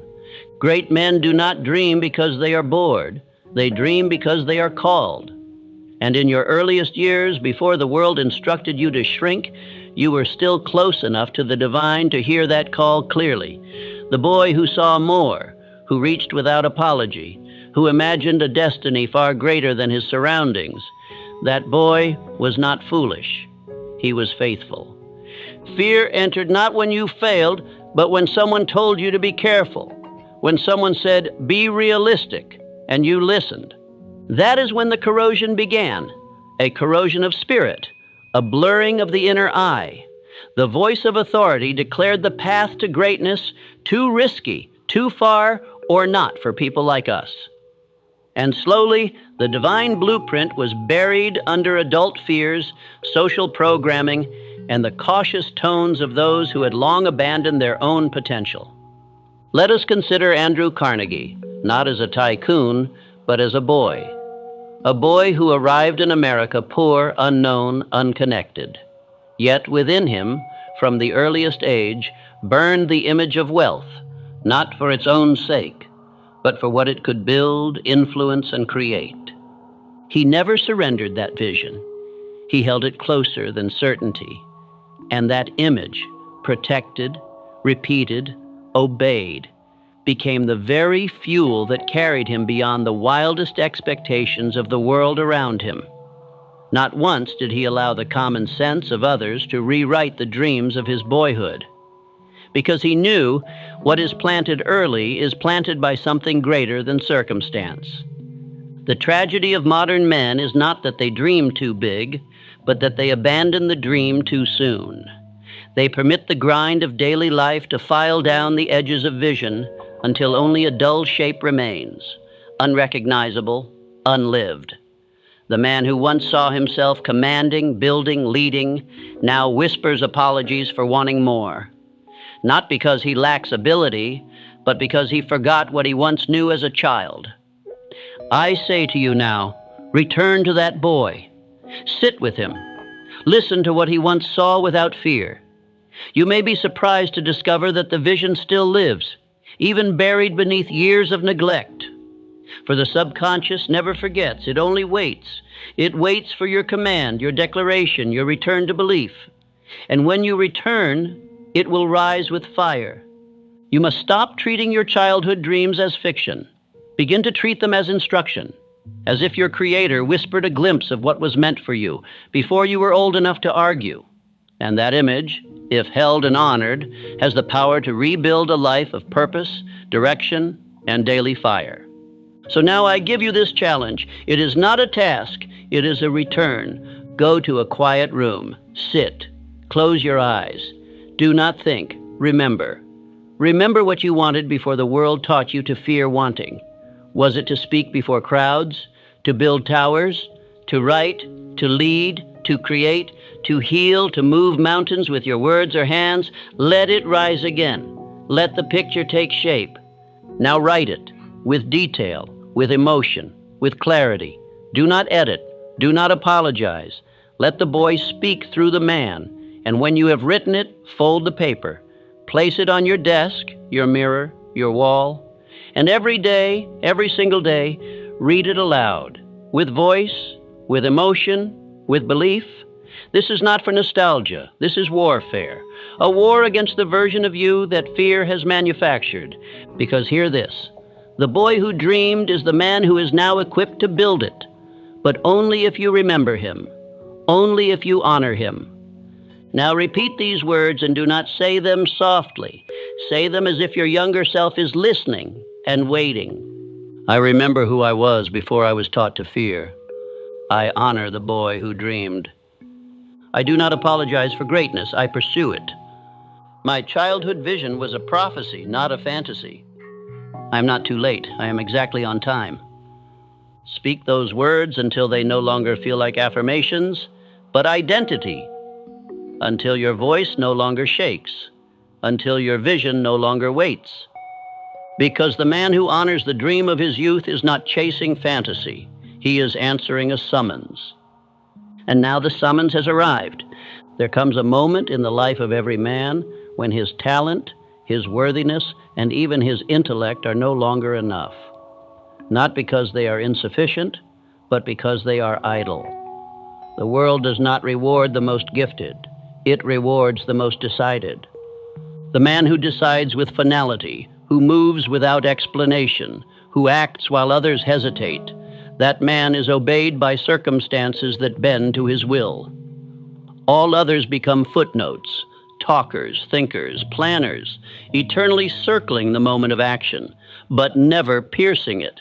You may be brilliant, you may be filled with potential, but if you have not made the decision, then you are still at the mercy of fear.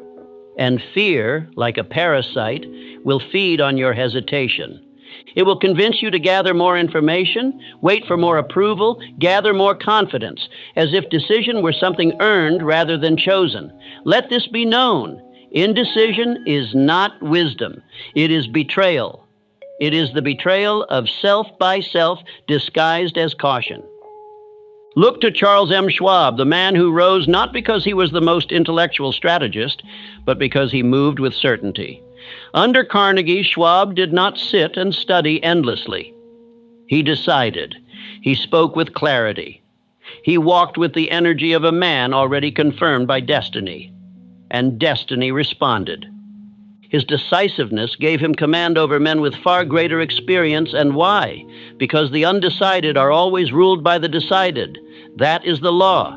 It is unbending, and it rewards only those who have claimed power with conviction. Fear always asks for more proof, more signs, more guarantees. But life does not give its greatest treasures to the man who waits.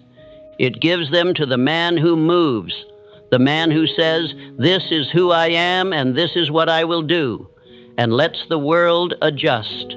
That man is dangerous, not because he knows everything, but because he knows enough to decide. Your current hesitation is not due to lack of opportunity. It is due to lack of finality.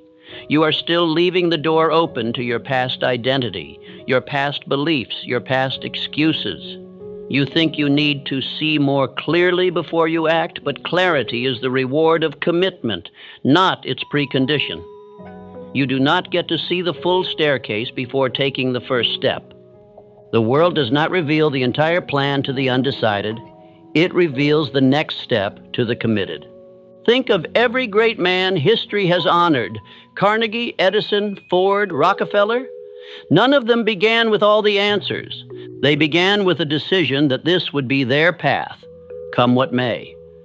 And the universe, the marketplace, the mind itself, all reorganized around that single point of conviction. It was not intellect, it was decision that moved mountains. So what are you waiting for? Whose permission are you secretly seeking? What approval do you believe will finally make you worthy to act? Let this truth thunder through your soul. You are not waiting for proof. You are delaying your power. And every day you wait, the man you were meant to become grows quieter inside you. The world is not against you. It is waiting on you, waiting for the signal that you are ready to stop dabbling and start dominating. And that signal is decision, not talk, not notes, not goals. A decision that says, this is who I am now. There is no going back. There is no second path. There is no safety net. I move forward. I do not retreat. Speak these words until your own subconscious has no choice but to obey. I am the type of man who decides with finality. I do not wait for certainty. I create it. My decision builds momentum. My decision attracts power. My decision commands the world. I no longer ask for permission. I move and the world moves around me. I do not explain, I execute. Let these be more than affirmations. Let them be a sword, a weapon against the inner voice that says, not yet, not sure, not enough. That voice is not you. It is fear, and fear has spoken long enough. Now you speak. Now you move. Because the world is not asking you to be perfect. It is only asking you to decide. There is a law more potent than most men will ever realize. A law that governs whether you rise in clarity or drown in confusion.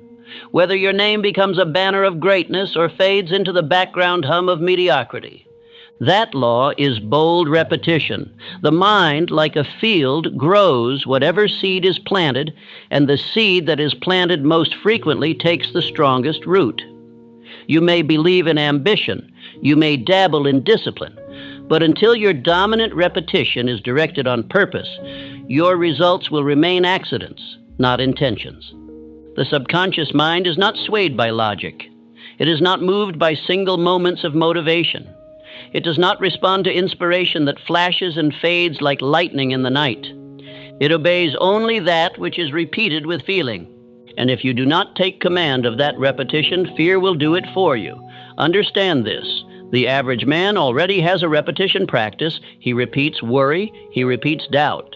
He repeats weakness, excuses, and imaginary limitations every single day. The only difference between the successful and the stagnant is what they rehearse. The man who repeats strength becomes strong. The man who repeats helplessness becomes a servant to circumstances. The subconscious makes no moral judgment.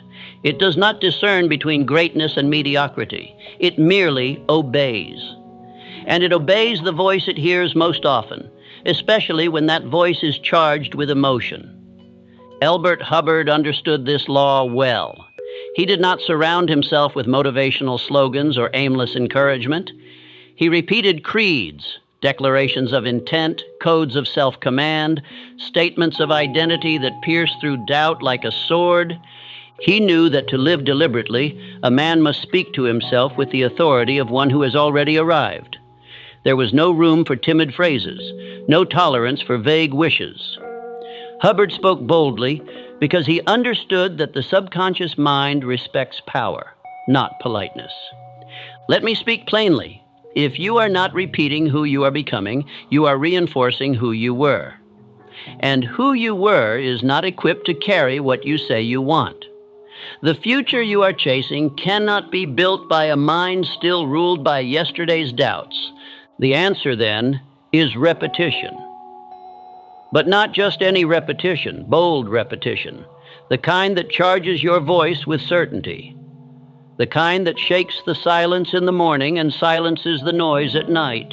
Every morning before the world speaks to you, you must speak to yourself. Before a single opinion enters your ears, you must install your own. You must rise and declare your intentions. Not once, not occasionally, but daily and with force. You must stand before the mirror and remind your subconscious that there is only one voice it must obey, yours. That there is only one identity it must build, yours. That there is only one destiny it must serve, the one you command. The ritual is sacred. Do not skip it. Do not whisper it. Do not rush it. This is your moment of authorship. This is where the mind is most open and most programmable. The subconscious does not resist the voice you charge with belief. It absorbs it like soil drinks rain. When you speak with clarity and emotion, the mind does not argue. It obeys. So give it no uncertainty to obey. Give it vision. In the evening before sleep, you must repeat again. For as the body rests, the subconscious works. And what you last tell it will be the instruction it follows in the night. Do not let the final words of your day be, "I'm tired," "I hope tomorrow is better," or "we'll see." These are the whispers of a man drifting. End your day as a man who decides. Speak boldly. Tomorrow belongs to me. I am the man who wakes in command. I do not sleep to escape, I sleep to program. You may feel foolish at first. Good. That is the sign you're breaking the spell. That is the sign you're no longer drifting. Most men have rehearsed weakness for so long that strength feels foreign. But keep going. For in time, your voice will not sound strange. It will sound like home. And your mind will stop resisting. It will start building. Now take these declarations. Speak them not as suggestions, but as laws. Feel them in your chest. Let them move through your body with power. I am the type of man who walks with certainty, even when the path is unclear. I command my thoughts. They do not command me. I am the master of my morning and the author of my night.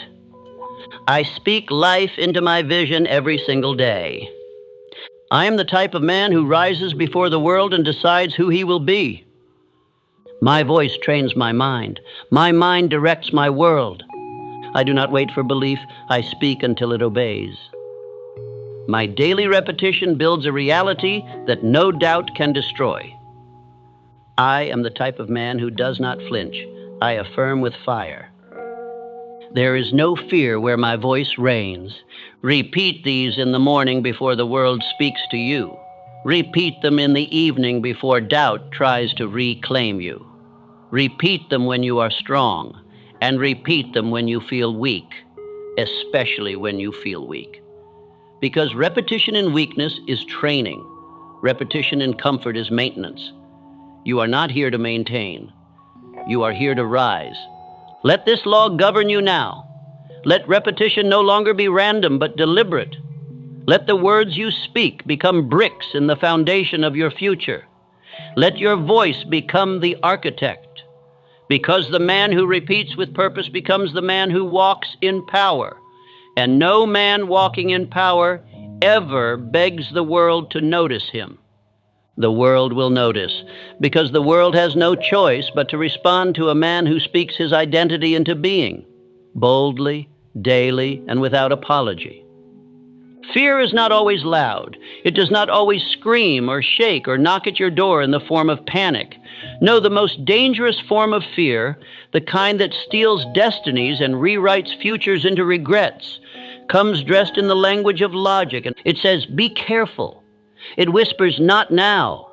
It recommends, wait until everything is certain. And it nods, ever so calmly, when you retreat from the very thing your soul was commanded to do. This is not fear as you were taught to recognize it. This is fear disguised as caution, as balance, as prudence. It wears intellectual clothing. It speaks with the voice of reason. It sounds like friends. It mimics mentors. And worst of all, it often sounds like you. You call it thinking it through. You call it planning. But in truth, you are not thinking. You are rationalizing a delay that has lasted for years. Great men knew this enemy well. John D. Rockefeller, one of the most calculated visionaries to ever breathe, was warned by nearly every advisor he had not to invest as boldly as he did during financial downturns. They called him reckless. They said he lacked caution, yet years later, these same men would follow his moves, copy his patterns, and call them genius. Why? Because success proved him right, and fear had only disguised itself as wisdom in their mouths. Rockefeller had what few men possess, the ability to hear the mask behind the words. He knew when logic was truly logic, and when it was just fear in better clothes. Understand this, fear is a shapeshifter. It knows it cannot always frighten you into submission, so it pretends to be your counselor. It sits on your shoulder and says, be smart, don't rush. It quotes statistics. It offers stories of others who failed. It reminds you that you have responsibilities. It plays the role of the careful planner. And in doing so, it delays action, just long enough for your fire to cool, your focus to fade, and your former habits to reclaim the throne. You must learn to spot this imposter. You must examine every thought that tells you to pause and ask it this question. Is this true wisdom or just a well-dressed fear? Because there is a time for planning. There is a time for thoughtful delay. But the man who wishes to rise must admit that most of what he calls waiting for the right time is simply cowardice with good posture. Let us speak plainly. You will never be ready. The stars will not align. The conditions will never all be in your favor. There will always be one more piece of information you could gather, one more book you could read, one more opinion you could seek. And if you listen to that voice long enough, you will die as a man who almost did something great, and the world does not reward almost. This is the trick of fear. It does not aim to stop you with force. It aims to delay you with questions. What if it doesn't work? What will people say? What if I'm wrong? Shouldn't I be smarter about this? These are not inquiries. These are chains. And every time you pause to answer one, you are reinforcing their power. The answer to these chains is simple, though not easy. Act anyway. Act even when the answers are not clear. Act especially when your vision is loud but your confidence is quiet. Act when the voice of fear tells you to wait for better timing, because when you move forward in spite of fear's whispers, you do not just defeat it, you expose it. It is better to fail boldly than to succeed while hiding. For bold failure is growth, but hidden success is a prison. The man who moves without guarantees becomes the man who commands his future. And the man who waits for guarantees, he becomes the man who obeys his past. Affirm this truth within yourself, not once, but daily, until your mind accepts it as law. I am the type of man who moves without guarantees. I do not wait for certainty. I build it. I call fear by its name and act anyway. I am not cautious. I am called. My wisdom is in motion, not delay. Write these down. Speak them aloud. Let them become more familiar than your fears. Let them be the vocabulary of your rising. Your greatness will not arrive in a neatly wrapped opportunity. It will not come after 10 more years of waiting for the right moment. It will come when you speak your command louder than your caution. When you look fear in the eye and say, I see you, but you do not rule me anymore. This is not recklessness. This is not arrogance. This is faith. Faith that your calling is not an accident. Faith that you were not given this vision merely to sit on it like an unused inheritance. Faith that the man you are becoming is already within you, and he is sick of being delayed by your polite negotiations with fear. Let your next step be the boldest one you've taken in years. Let fear flinch at the sound of your resolve. Let your logic be rooted not in fear's voice, but in faith's instruction. Because in the end, history does not remember the man who waited. It remembers the man who moved. There is a tragic misinterpretation that has lived in the hearts of men for far too long. The idea that pain is a sign they are on the wrong path.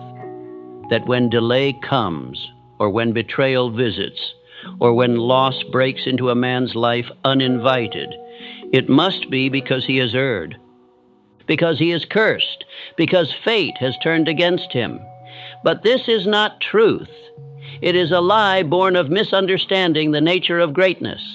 For pain is not punishment, it is preparation. When a seed is placed into the soil, it is first buried. Darkness surrounds it. It does not sprout immediately, nor is it applauded. It is pressed into silence, solitude, and strain. But under that pressure, it begins to change.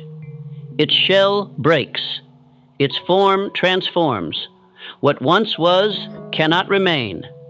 And only after this death of the familiar does new life begin to push through the soil. So it is with men. So it is with you. The pain you've endured. The loss that made your chest cave, the betrayals that taught you silence, the seasons of waiting where hope began to dim. These were not signs that you are unworthy. They were signs that you are being readied. A man who has not known suffering cannot carry power. For without suffering, he becomes arrogant, fragile, ill-equipped to handle responsibility, loyalty, and purpose. But the man who has suffered well, the man who has looked at pain and refused to let it define him, becomes something unshakable. Consider Abraham Lincoln. Before he led a fractured nation through its darkest hour, he endured loss upon loss. He failed in business. He was defeated in election after election. He buried the woman he loved. He wrestled with melancholy so severe that his friends feared for his life. And yet, through it all, he never called himself a victim. He never blamed God or man or chance. Instead, he grew, quietly, consistently. And when the hour came that demanded a leader of rare character and endurance, Lincoln was not merely ready, he was qualified. The pain had made him so. Understand this, pain is a test of trust. Not of your trust in the world, but of God's trust in you. Would he place greatness into the hands of a man untested? Would he entrust a message, a mission, a mantle to one who had never been broken and rebuilt? Number. He must first ensure that the vessel will not crack under weight, that the man will not collapse under pressure, that when the moment comes to stand, he will not falter. The scars you carry are not signs of weakness. They are your credentials. They are the proof that you were chosen to endure what would break most men. You are not disqualified by what hurt you. You are distinguished by it. But here is the difference between the man who is crowned and the man who crumbles. One learns to transmute his pain. He does not sit in it forever. He does not tell the story of his suffering until it defines him. Number, he uses it, he studies it, he extracts power from it, he writes down the lessons, he speaks from the scar, not the wound. He turns bitterness into clarity, and he walks with fire in his veins, not self-pity on his shoulders. You must learn to ask a better question, not why did this happen to me, but what is this making of me? Not when will it end, but what is it building in me that nothing else could? It is not by accident that the greatest men in history are also the most wounded. Ford was ridiculed, blocked, sued. Edison was called a fool, a fraud, a madman. Carnegie came from poverty so deep that he had to lift himself up with nothing but vision. Schwab was laughed at for his age. Roosevelt was told he would never walk in strength. And yet, all of them learned the secret. Pain is not an intruder. It is an invitation. You must decide today that nothing you have endured will be wasted, that all your sorrow will be converted into strength, that what delayed you will now define you, that what once made you feel broken now makes you bold. Stand and declare this not with emotion, but with authority. I am the type of man who transforms pain into purpose. I do not run from suffering, I rise through it. My past is not a prison, it is a proving ground. I have been tested, and I am now trusted. Let those words settle into the deepest part of your soul. Let them be the new creed that walks beside you each morning. There is no more room for blame, no more time for bitterness. Your pain was sacred. It was not the enemy, it was the forge. You were not being punished, you were being refined, and now that you know it, you are ready. The mistake most men make, the fatal error that robs them of years, is this. They believe the man they wish to become lives somewhere in the distant future. They speak of him as if he is a stranger yet to arrive. They think of greatness as a mountain they will one day reach, as if it awaits them after more knowledge, more security, more permission. But this is illusion. The man you are meant to become is not off in the future, waiting to appear. He already exists. He lives within you now, buried not beneath time, but beneath delay, beneath fear, beneath memory. You do not need more years. You need more clarity. You do not need more information. You need more decision. The truth, if you are willing to hear it, is that your highest self has been knocking on the door of your daily life for decades. Not once. Every day. And every day you've said, not yet. I'm not ready. Maybe tomorrow. But he is not patient. He is not casual. He is your divine design, and he will not wait forever. When Edwin C. Barnes decided to partner with Thomas Edison, he did not send a letter of inquiry. He did not ask what the qualifications were. He did not delay until he had capital or reputation or experience. No, he simply showed up. He boarded a freight train, traveled across the country, and walked into Edison's office as though he already belonged, not with arrogance, but with conviction. He did not beg for the role. He declared it in presence, in posture, in speech. And the world, being a mirror, eventually confirmed what he already knew. He was the man for the task. Not in 10 years, not after a few promotions. That very day, his identity outran his credentials. And Edison, whether immediately or over time, recognized it. This is not fantasy. This is not delusion. This is the law of assumption in motion. The man who acts with internal authority commands the attention of others, not by force, but by clarity. And clarity is power. Most of you walk like shadows of your destiny. You speak of what you will do one day. You refer to the man you want to be as if he is someone you need to find. But he is not missing. He is ignored. He is silenced every time you say, I'm not ready. He is buried every time you hesitate at the moment of motion. And he dies a quiet death every time you betray your own voice for the comfort of other men's opinions. You cannot afford this any longer. Not now. Not after what you've learned. The man you are meant to be is not becoming. He already is. You are not creating him. You are simply revealing him by the choices you make today. This is not a matter of faking it. Number. It is a matter of living from the center of your soul. The version of you that is afraid was learned. The version of you that delays was trained. But the version of you that is bold, decisive, grounded, and clear, that is the original. That is the blueprint. And you can access him the moment you stop arguing for your limitations. So act like him now, not next week, not after the world applauds you. Today, wake up with his clarity, eat with his discipline, speak with his decisiveness, love with his intensity, work with his purpose, rest with his peace. Let every motion declare, I am no longer waiting. You will stumble at first, yes, but so what? The baby that falls while learning to walk does not say, walking must not be for me.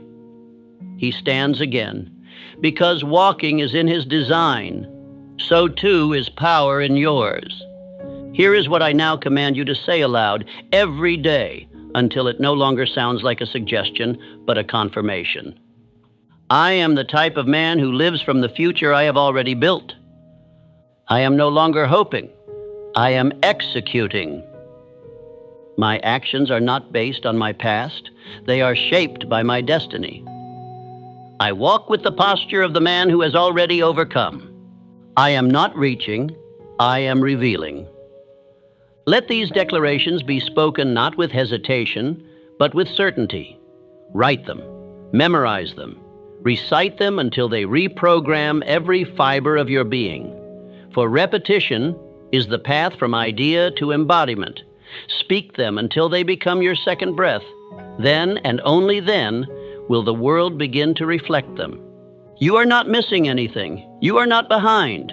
You are simply one decision away from stepping into the man who has waited within you all along. Do not wait another hour. Do not pray for power. Walk in it. Do not wish for clarity. Speak it. Do not look to the horizon. Be the sunrise. The man you desire to become is already here, but he is waiting on you. And he is not patient. Take a blank sheet of paper. Not a digital screen, not a fleeting thought, paper. For what is written by hand touches the subconscious far deeper than what is merely pondered. This paper will not hold plans or goals. It will hold truth, your truth, and it will expose the silent thief that has robbed you year after year. At the top, write the fear ledger. Beneath it, draw 2 columns. Label the first column, fears I obeyed. Label the second, what it cost me. Now, begin. With honesty. With fire. With no room for self-protection or polite censorship. Write down every fear you have listened to in the past 5 years. The moments you paused when you should have spoken. The opportunities you let pass because you wanted to wait and see. The dreams you delayed because of what might go wrong. The people you avoided confronting, the habits you refused to kill, the visions you kept private, all because fear whispered, not yet, not you, not now. Was it the fear of failure, rejection, public embarrassment, losing money, being laughed at? Write them all.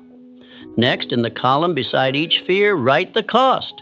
Not just the material cost, but the emotional toll, the confidence lost, the years wasted, the relationships weakened, the destiny delayed. Be precise. I didn't ask for that promotion because I feared I wasn't ready. Cost, 2 years of stagnant income, loss of respect, growing resentment. I didn't speak my vision aloud. Cost, loss of clarity, drift, missed allies. Make this a sacred confrontation. For until you count the cost, fear will continue to feel affordable. Once the ledger is full, sit with it, not as a victim, but as a man reclaiming his mind. Let your eyes scan the page, not with regret, but with resolve. You are staring at the receipts of fear's manipulation, but this is no longer a record of defeat. It is a declaration of war. Now, fold the paper, go outside, or to your sink, or to the fireplace, and burn it. Watch it turn to ash. Watch the flames eat the lies. As the smoke rises, say aloud, not as a whisper, but as command. Fear no longer speaks for me. I do not answer when fear calls. I write the orders now. Feel the shift. Let your nervous system register the moment as final. This is not a game. This is exorcism by fire. You are no longer the man who negotiates with fear. And from this day forward, let this be your vow. If fear does not pay rent, it does not live in your mind. If you ever feel fear creeping again, remember this ritual. Not the emotion, the decision. Fear may visit, but it will no longer govern. You are no longer that man. You are no longer available for fear's counsel. You are the one who acts, who speaks, who builds. And the next 5 years, they belong to you. A man may possess vision, strength, and even the beginnings of courage, but if the air he breathes is filled with the stench of doubt, he will suffocate before his destiny is born. The environment of a man is not neutral. It is either forging him into steel or softening him into ash, and most do not even see it happening.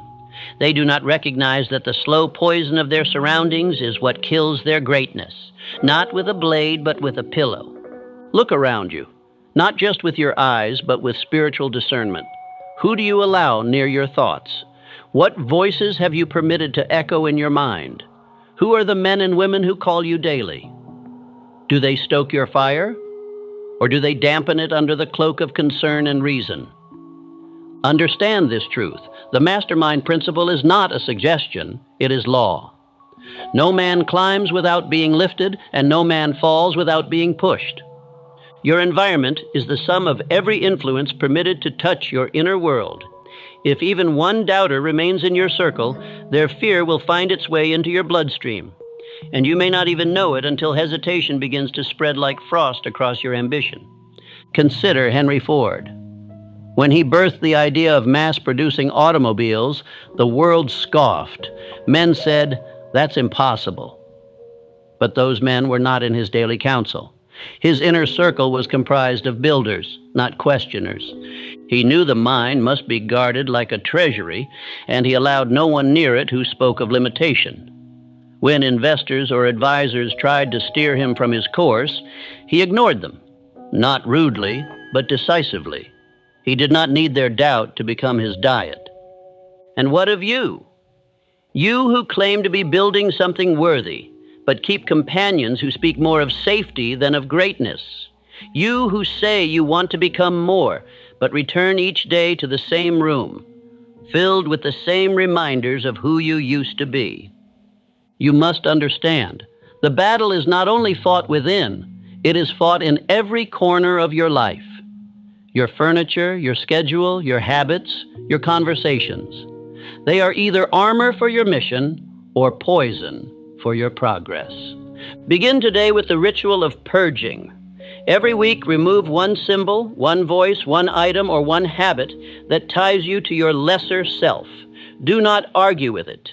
Do not sentimentalize it. If it is not aligned with the man you are becoming, it must go. That old jacket from a time when you were drifting, donate it. That chair where you sit and scroll your hours away in silent fear, burn it. That friend who never builds, only complains, release him, with grace but with finality. Your home should be a temple, not a tomb. Your desk, your walls, your wardrobe, your bookshelf, each must be curated like the palace of a king. If an object, a person, or a pattern cannot be seen in the life of your highest self, it does not belong in your present. Do not wait for your environment to change. Command it. Stand in the center of your room, look around, and declare, "Everything around me must now serve the man I am becoming." Repeat it until you believe it. Say it again every time your hand reaches for the old habit, the familiar comfort, the easy distraction. There is a reason great men build libraries, sanctuaries, and spaces of solitude. It is not to isolate themselves from people, but to insulate themselves from mediocrity. And so you too must become deliberate in every detail. When you rise in the morning, what greets you? When you walk into your workspace, does it breathe clarity or does it sigh confusion? Fear thrives in clutter. It survives in chaos. But fear dies in the presence of order, intention, and vision. Let your very surroundings whisper back to you, "We are ready for greatness." Are you? Affirm this as you command your space. I do not tolerate reminders of my past self. Everything around me reminds me of where I'm going. My environment bends to my mission, not the other way around. Repeat these aloud. Post them where your old excuses used to live. Speak them while clearing the dust from forgotten corners. Say them while discarding the weak voices, the tired relics, the quiet comforts that dulled your fire. You are not cleaning, you are consecrating. You are not decorating, you are declaring. A man's surroundings are a sermon. Let yours preach purpose. Let your air be filled with the scent of direction. And let the world that once softened you now shape you into steel. Because a man who controls his environment does not wait to feel powerful. He lives in power. A man's downfall is rarely born from chaos itself, but from his confusion in the midst of it. For fear shouts, it screams, it panics. It storms into the mind with trembling hands and false alarms. It appears urgent, authoritative, and inescapable. But destiny whispers. Destiny does not fight for attention. It does not raise its voice. It does not chase. It waits, because it knows what most men have forgotten. True power is never loud. It is easy to mistake volume for value. Most do. They believe the loudest thoughts are the truest. They mistake anxiety for caution and hesitation for wisdom. And so they follow fear, not because they trust it, but because it is the only voice they can hear. The world has trained you to follow noise, to obey the shout, the signal, the siren. It has trained you to believe that anything quiet must be weak or unimportant. But hear this clearly. Your soul does not shout. It whispers. And it speaks only when you are still enough to hear it. Luther Burbank, one of the great creators of nature's marvels, was a man of this stillness. His genius did not erupt in crowded rooms or echo through constant conversation. He did not chase applause or require validation. No, Burbank worked in silence. He walked in solitude. And in that silence, he communed with a deeper power, an inner knowing that could not be bought, taught, or shaken. He spoke of how ideas would arrive not in thunder, but in gentle nudges of intuition. He trusted that voice, not the critics, not the market, not the experts. And through that quiet obedience, he gave the world miracles. And so must you. If you want to hear your destiny, you must first silence the fear. You must shut off the radio of public opinion. You must stop listening to the inner critic, the tired ghost of old failures, the echo of other men's regrets. You must create silence, not just outside you, but within you. This is not meditation for comfort. It is consecration for purpose. Close your eyes and ask yourself this. What is my soul asking of me that I have ignored because it was too quiet to compete with the noise? Now listen. Listen without demand, without expectation, without needing the answer in 5 seconds or less. Your inner voice does not obey deadlines. It responds only to devotion. The man you are becoming is not hiding. He is waiting. And he will not interrupt your distractions. He will not shout over your excuses. He will not barge into your routine. He waits for your decision to finally listen.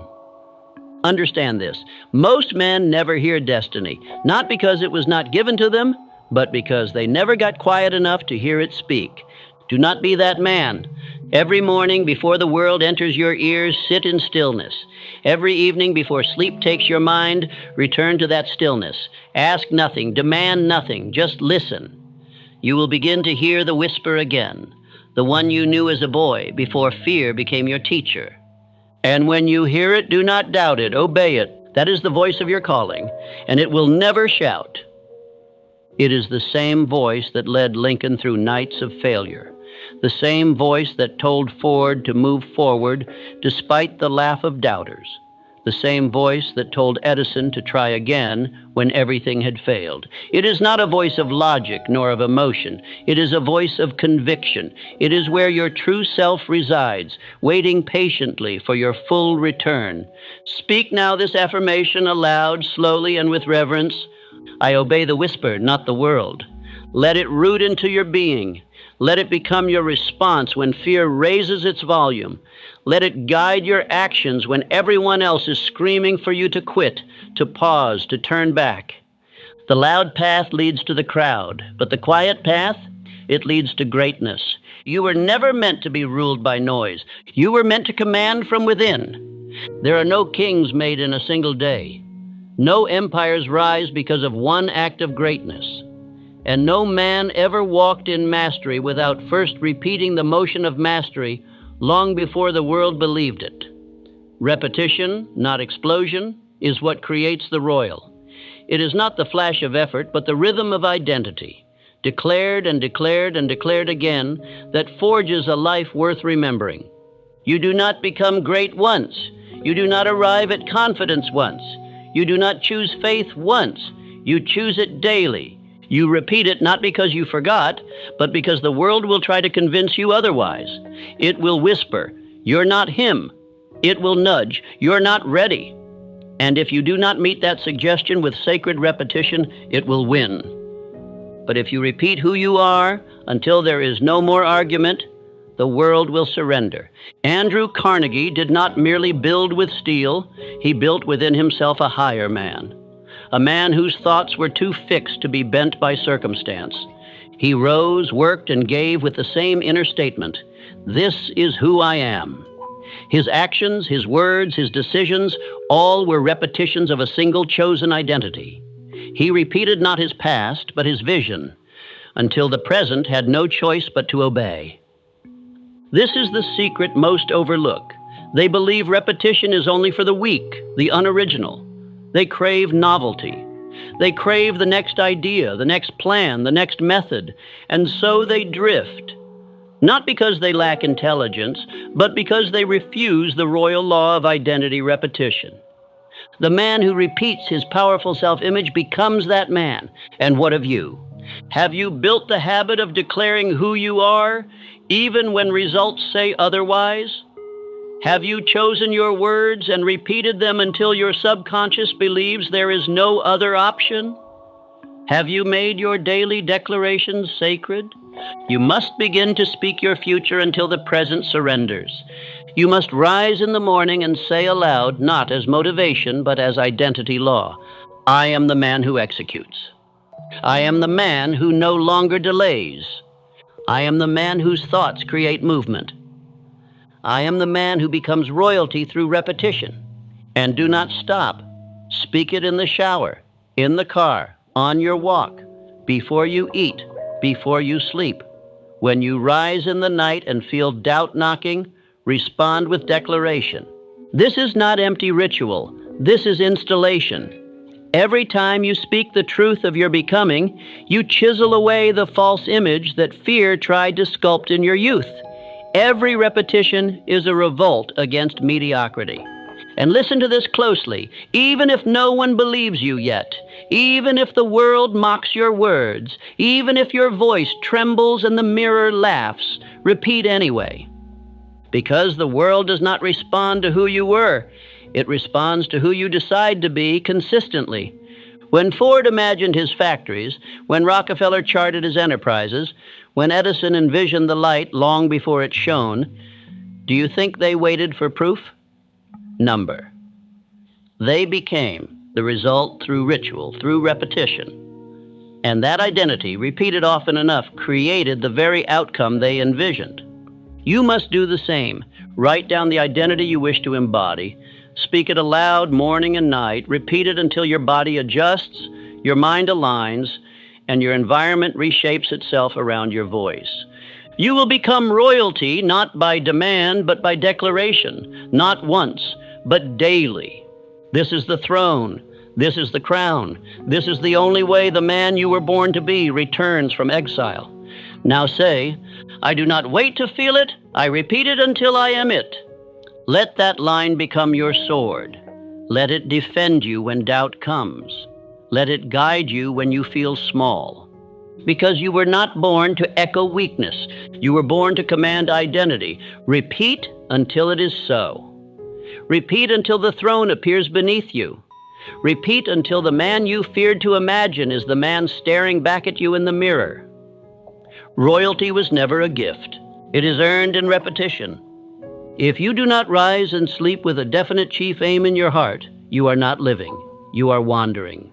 The mind, like a ship, must be given a clear destination, or it will drift upon every wave of circumstance and suggestion. A man who does not carry his purpose at dawn and recite it again at dusk is not a master of his fate. He is a slave to randomness. This exercise is not optional. It is the foundation. It is the anchor of discipline. It is the starting point of all personal power. Here is what you must do. Every morning when you rise, before your feet touch the ground, write your definite chief aim, not in your thoughts, on paper. Write it with clarity, with decisiveness, with emotion. Then say it aloud. Speak it not as a wish, but as a command. Let your voice carry the conviction of a man who has already seen it fulfilled. Every night before you rest, return to that same sentence. Speak it again. Let your subconscious drink it in. This is not repetition for memory. It is repetition for installation. The mind obeys what it hears consistently. The body follows what the mind accepts. And the world, in time, yields to the man who walks aligned with one unwavering aim. Now you may ask, how do I write my definite chief aim? You do not write what sounds good. You do not write what pleases others. You write the truth that burns in your soul, the one thing that, if fulfilled, would make your life a masterpiece. It must be personal. It must be precise. It must stir you. Begin with the words, I am the man who, or my definite chief aim is, and declare in the present tense exactly what you are building. Let me give you examples. I am the man who builds a publishing company that reaches 1 million people with messages of purpose, discipline, and truth by the year 1900 and X. My definite chief aim is to accumulate a personal fortune of $500,000 through manufacturing in such a way that I may return the majority to education and public service. I am the man who commands my time, my habits, and my mind, so that I may become the strongest example of vision and power for my family. My aim is to become the trusted advisor to 10 of the most powerful businessmen in America through integrity, mastery, and service. These are not fantasies.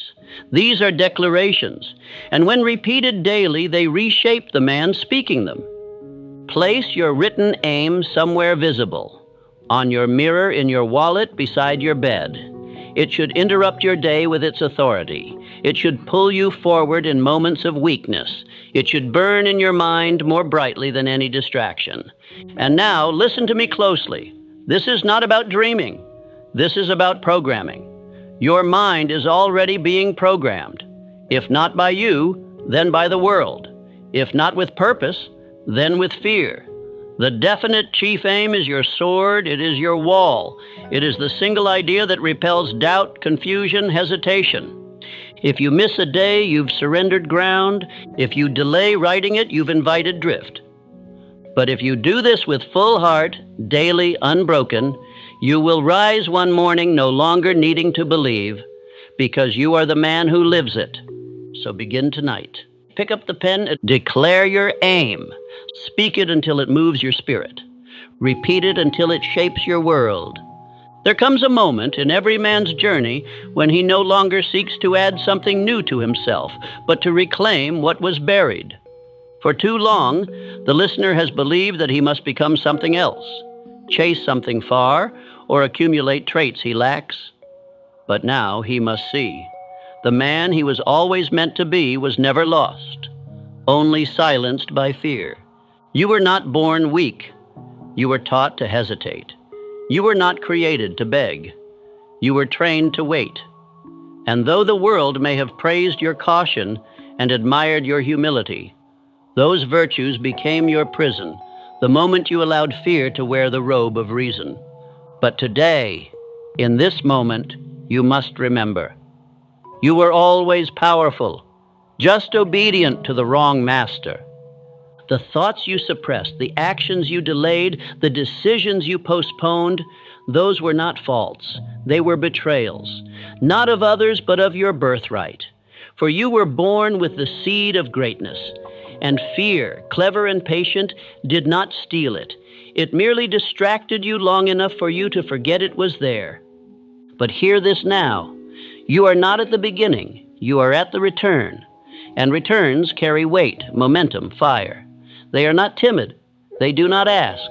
They restore. This is your restoration. You must understand this clearly. The power you desire, the boldness, the decisiveness, the certainty, already lives in you. It does not require a new year, a new teacher, or a new opportunity. It requires only that you stop negotiating with fear and begin commanding from purpose. You do not need more time. You do not need more signs. You need only to remember. You must walk back to the throne you abandoned, not with shame, but with strength. You must return as the rightful ruler of your mind, your speech, your movement. Look back not with regret, but with recognition. Every delay, every doubt, every detour, these were not curses, they were classrooms. They taught you the cost of silence. They trained you to hate hesitation. And now, because you have known drift, you are qualified to walk with direction. Rockefeller did not begin with applause. Barnes was not welcomed into Edison's inner circle overnight. Carnegie was not crowned by others. He declared himself, moved accordingly, and the world aligned in time. You must now do the same. No longer wait to feel ready. No longer seek permission. No longer bow to the voice that says not yet. It is now or never, and you were not made for never. Write your words, speak your aim, burn the old ledger, walk into rooms as though they belong to you. And if your voice shakes, let it. If your hands tremble, raise them anyway. The future does not require perfection. It only requires presence. Let these final affirmations be etched upon your mind. I was never small, only silent. You were not weak. You were unpracticed. You were not less. You were just lied to by a world that fears men who rise without apology. I do not ask anymore, I declare. You will not knock politely on the door of destiny. You will walk through it boldly, for it was made for you. Fear once ruled me, but I returned, and now I rule. This is your vow, your reminder, your restoration. You have not become someone new. You have returned to the man you were always meant to be. Let the world watch. Let fear whisper. Let delay tempt. You will not turn around. You are no longer available for anything less than full power. There is a way a man moves when he knows that destiny bends in his favor. His voice carries no tremble. His step carries no apology. His spirit wears a crown no eye can see, yet every soul can feel. If you stay with me through this journey, you will leave behind the timid man who hesitated and feared. You will become the man who moves with authority, speaks with dominion, and lives with a certainty that bends the future itself. As you listen, you will be trained to starve fear, to build your walk, to command your world. Not in some distant dream, but now, with every breath you take. If you dare to listen until the final word, your hesitation will die, your confidence will rise, and you will walk as the man heaven intended when it first breathed life into you. Listen closely. Move swiftly. Your future is already waiting to obey you, but it will not wait forever. Fear does not thrive in the man who remembers the power that sent him forth into this life. Fear requires vacancy. It requires the absence of faith, the retreat of conviction, the silence of a man who has forgotten that he was commissioned by the Creator himself. Fear is not loud in the beginning. It does not need to be. It grows in the places where faith has been allowed to wither.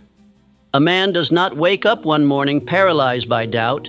He decays by degrees, day after day, by allowing the voice of fear to speak louder than the voice of purpose. Remember this truth as you listen. Fear only lives where faith has starved. And faith starves not from sudden disaster, but from slow daily neglect. You must understand this law if you are to become the man who bends history. Fear cannot coexist with daily declarations of faith. Where faith is spoken, where it is worn like armor, where it is marched into every battle like a banner, fear shrinks, fear flees, fear dies. The world may laugh, the world may mock, but the man who continues to declare the victory of his calling will silence every mocking voice by the sound of his triumph. Look to Henry Ford, who dared to build factories when the world said no man could rival the dominion of the horse. They mocked him. They called him a fool. They said he was chasing illusions. But Ford's faith was louder than the cackling of the timid. His steps did not slow. His vision did not fold. And because he moved while others mocked, they later bowed while he built. Think, too, of Abraham Lincoln. The fires of division burned across his nation. Cowards begged for compromise. The timid advised retreat. Every voice around him, full of caution and fear, whispered of surrender and dissolution. But Lincoln remembered the hand that had placed him at that hour in history. His faith did not require applause. His faith did not require easy roads. His faith only required one thing, that he move in obedience to the higher calling stitched into his soul. And move he did, holding the Union when weaker men folded under lesser storms. Faith preserved him. Faith preserved a nation. You must install this same faith as your foundation. It cannot be an occasional thought, a fragile hope that flickers when winds rise. It must be your daily nourishment. You must feed faith with your words. You must feed faith with your movement. You must feed faith with the deliberate shaping of your spirit every morning you rise. Fear starves in the presence of a man who dares to speak his destiny aloud before he sees it. Fear gasps for breath when a man moves as if his steps are already ordered, as if victory is the only allowable outcome. If you allow fear to narrate even one sentence of your story, it will seek to write the ending. Fear is a parasite. It needs your hesitation to survive. It needs your questioning to grow. It needs your permission to reign. But it cannot reign where faith has already built a throne. When faith is declared as law each morning, when you rise and speak aloud, "I command fear to starve," you rob fear of its only nourishment. You starve it of your attention. You starve it of your obedience. You starve it of your future. You must teach your spirit to act as if the outcome has already been secured by the invisible forces that govern destiny. Because, my friend, it has been. But the seal of victory must be activated by the man who dares to believe it. It will not crash through your door. It will not drag you into glory against your will. It will wait quietly, loyally for you to claim it with the authority that was planted in you at birth. Every man must decide which voice he will obey, the voice of fear that whispers of retreat, caution, and delay, or the voice of faith that commands him to walk where others dare not tread. Your future is listening. Your destiny is bending its ear to the voice you choose to strengthen. Do not permit fear to become the author of your days. Declare your allegiance now and daily. My future obeys my footsteps. Not my doubt, not my delay, not my hesitation, my footsteps, my march, my advance. Even if the crowd laughs, even if your friends call you reckless, even if your mind trembles at the scale of your own dreams, you must decide. Will you fuel fear with your hesitation, or will you starve it with your movement? There is no neutral ground. Every day, you are feeding either faith or fear. Every choice, every thought, every word, every step feeds one and starves the other. If you listen to the world, it will advise you to wait. It will counsel you to shrink. It will call your ambition dangerous, your dreams too bold. And if you heed these voices, you will discover too late that safety is the most dangerous prison of all. Safety is where greatness dies. Reasonableness is where destiny decays. You were not called to live in the padded cell of public approval. You were called to build empires with your bare hands and your burning spirit. Each morning you rise, you must declare war on the voice of fear. You must kill it with your confession. You must starve it with your action. You must bury it under the thunder of your certainty. Speak it aloud now and every day after. I command fear to starve. Shout it over your doubts. Shout it over your delays. Shout it until the very marrow of your bones vibrates with belief. Your future is not hesitant. Your future is not apologetic. Your future is aggressive. It moves forward at the pace of your faith. Remember this always. Your footsteps are not just carrying you into tomorrow. They are building tomorrow itself. With every step of obedience to your higher calling, you pave the way for your future. With every decision of boldness, you crush the seeds of fear beneath your heel. With every declaration of faith, you etch your name into the chronicles of those who dared and conquered. Do not let fear rent even a single room in your mind. Evict it with the authority of the man who knows he is sent. Walk as one who knows the King of Destiny himself issued your marching orders. Your future does not await your perfection. It awaits your permission. Your destiny does not demand a perfect man. It demands a decided one. Starve fear daily. Move daily. Speak faith daily. And soon you will not recognize the man you once were. The timid soul will have died of starvation, and the bold architect of your new life will stand in his place, crowned not by the opinions of men, but by the unfolding of divine destiny itself. Every man walks upon a street, but few understand this great truth. The street does not exist until the man moves. It is his courage that lays the pavement. It is his decision that shapes the stones. It is his unshakable belief in the unseen that builds the bridge, even while others stand frozen at the water's edge. Your steps create your street. Your faith pours the concrete.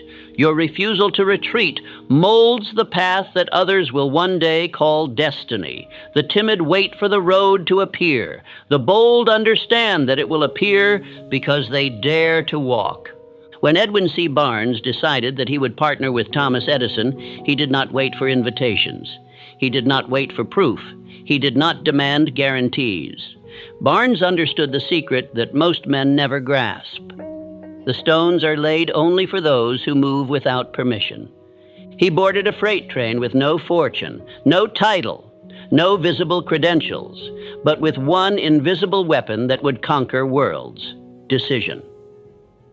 Barnes walked into Edison's office not as a beggar, not as a petitioner, but as a partner. He spoke not with hesitation, but with certainty. He carried himself not according to where he had been, but according to where he was already determined to go. This is the posture you must adopt if you wish to seize the treasures that are hidden from the eyes of the doubtful. Walk as if the bridge has already been built for you. Speak as if your words are the law that the world must obey. Dress, stand, and move as the man who has already arrived. Do not let your circumstances dictate your carriage. Your future is not written by your conditions. It is written by your convictions.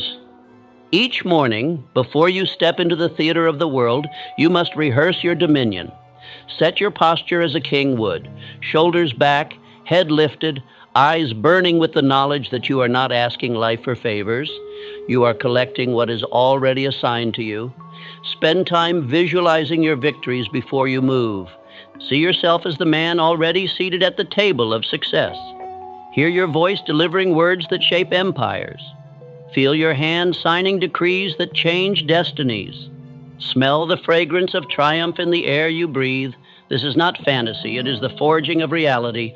You must discipline your body to agree with your spirit.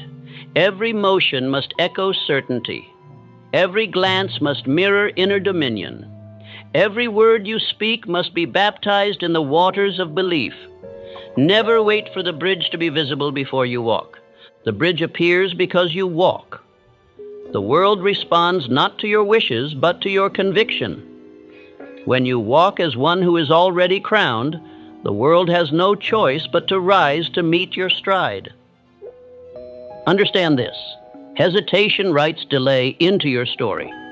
Doubt erects barriers where none exist. Fear fabricates cliffs where only steps of obedience are needed.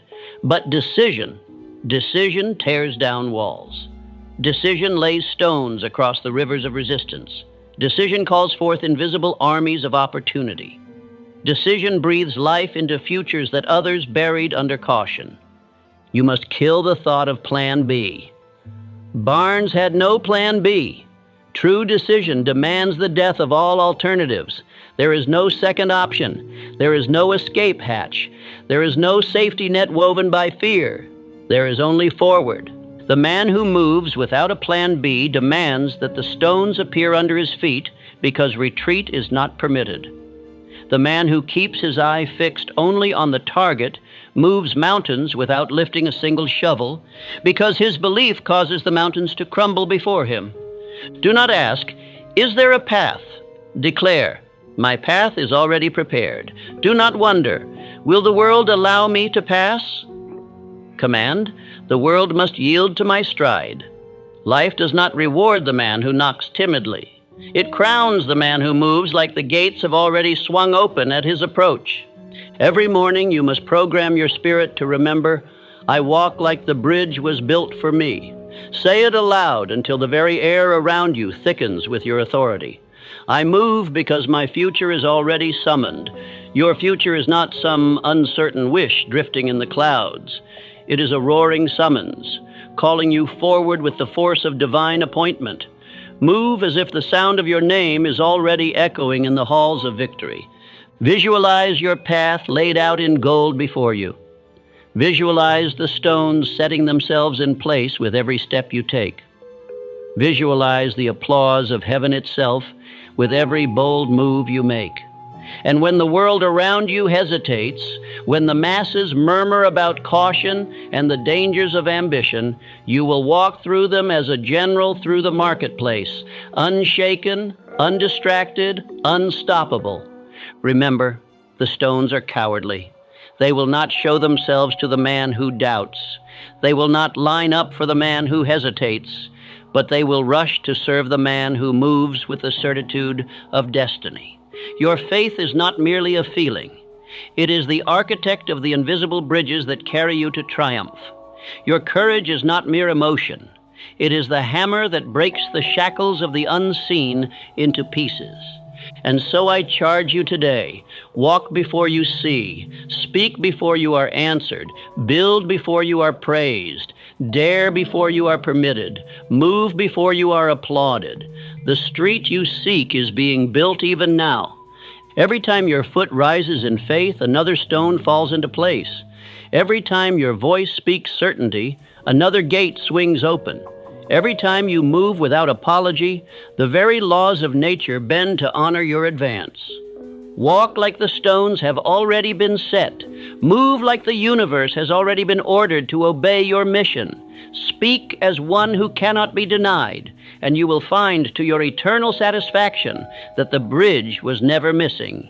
It was only waiting for the arrival of the man bold enough to walk without seeing. Every minute that a man hesitates, he extends an invitation to fear. Every second spent doubting robs him of the power that would have built his throne. Doubt is not an innocent guest. It is a thief, a saboteur, a slow poison that leaks into the spirit and weakens the bones of destiny. A man does not lose his future all at once. He bleeds it away drop by drop every time he second-guesses the bold voice that rose up within him. Every time he hesitates when his spirit commands him forward, he feeds fear another hour of life and starves his own promise of breath. When Andrew Carnegie made decisions, he did not labor over them like a frightened apprentice unsure of his place. He acted on the first strong instinct, not the murmuring second thoughts. Carnegie understood the ancient law that the first courageous thought carries the seal of divine authority. He trusted the impulse that spoke in strength, not the cowardly voice that whispered of delay. It was not accident that he rose from the smallness of a bobbin boy to the magnitude of a captain of industry. It was because he moved before doubt had time to erect its barriers. Speed of decision is not recklessness. It is reverence. It is a man honoring the voice of God within him before the noise of the world has a chance to distort it. Every delay weakens the command of the soul. Every delay grants fear an advantage. Fear multiplies with time, but it cannot survive in the environment of immediate, courageous action. Destiny is not reserved for those who think longest. It belongs to those who move first. You must learn to trust your first courageous thought as you would trust a compass in the wilderness. The first surge of boldness that stirs within you is your spirit's declaration that it is ready. Do not betray it with endless analysis. Do not insult it with cautious delay. When a courageous thought flashes into your mind, seize it like a warrior seizes his sword. Move with it before fear can wrap its fingers around your ankles and paralyze your ascent. Hesitation is a form of spiritual disobedience. It says to the infinite, I do not trust the command you have given me. It says to destiny, I would rather be safe than be sovereign. And make no mistake, destiny will not wait at the gate for the man who doubts. It will pass him by, and he will be left to watch others seize the thrones he could have claimed had he moved when the call first came. When the voice of courage stirs in you, honor it immediately. Speak the word, write the plan, shake the hand, launch the work, send the letter, make the move. Do not wait for the applause of others to confirm what your spirit already knows. Do not wait for the guarantees that the fearful demand. Guarantees are the crutches of the small-minded. Destiny is won by those who require no confirmation other than the fire in their own soul. Every time you obey your first courageous thought, you strengthen your spirit. Every time you delay, you weaken it. A man is not built in a day, nor is he broken in a day. He is built or broken one decision at a time. Speed is not the enemy. It is the ally of those who understand that greatness demands momentum, and momentum demands immediate obedience to the call of vision. You must program your very identity around movement, not hesitation. You must say aloud and with conviction, I act before fear finds me. I trust the first fire, not the second fog. I move as commanded by the voice of destiny. I am the man who strikes while others study. I obey the first whisper of courage. My speed is my signature of faith. My boldness is my bond with my future. Delay is dead the moment I decide. Fear is banished by the sound of my first step. I trust the urgency of greatness over the caution of comfort. There will be many around you who will mistake your speed for foolishness. Let them.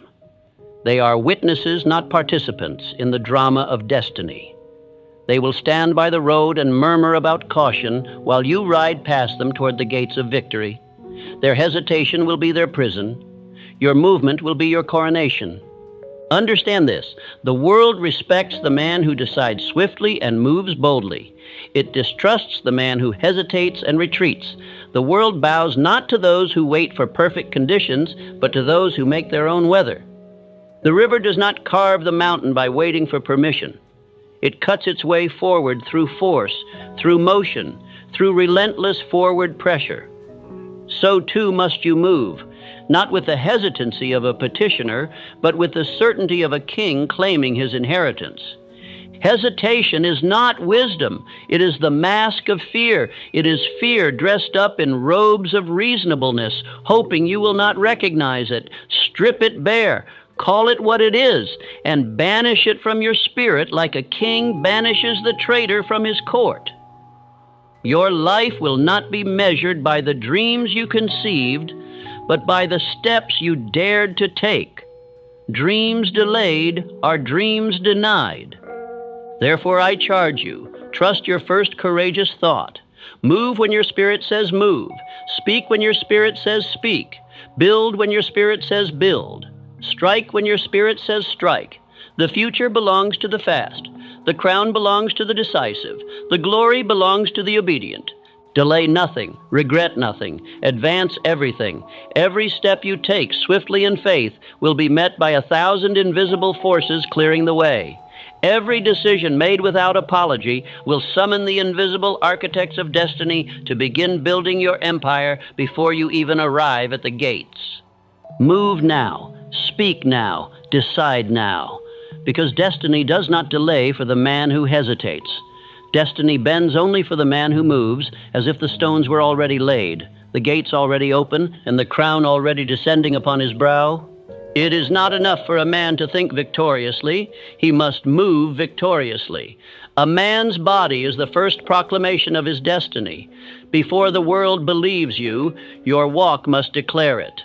Before opportunity recognizes you, your voice must announce it. Before doors open, your stride must demand it. The body is not a silent passenger in the journey of success. It is the first herald of the king to come. If the spirit has accepted triumph, the body must carry that acceptance in every movement, every handshake, every glance, every step. You cannot say you believe in your victory while your shoulders slump in defeat. You cannot claim you are destined for greatness while your voice trembles with uncertainty. You cannot pretend you are crowned when your eyes dart about like a beggar seeking permission. The world listens to the body before it listens to the words. The man who moves like a conqueror convinces the world long before he speaks a syllable. John D. Rockefeller understood this principle. He was not a loud man. He did not thump his chest or shout in the streets, but he moved with a serene finality that announced, "I am inevitable." His eyes did not search for approval. They surveyed the field as one who had already claimed it. His handshake was not frantic. It was firm, steady, the grasp of a man whose decisions had already been made within. His posture did not sag under the weight of the unknown.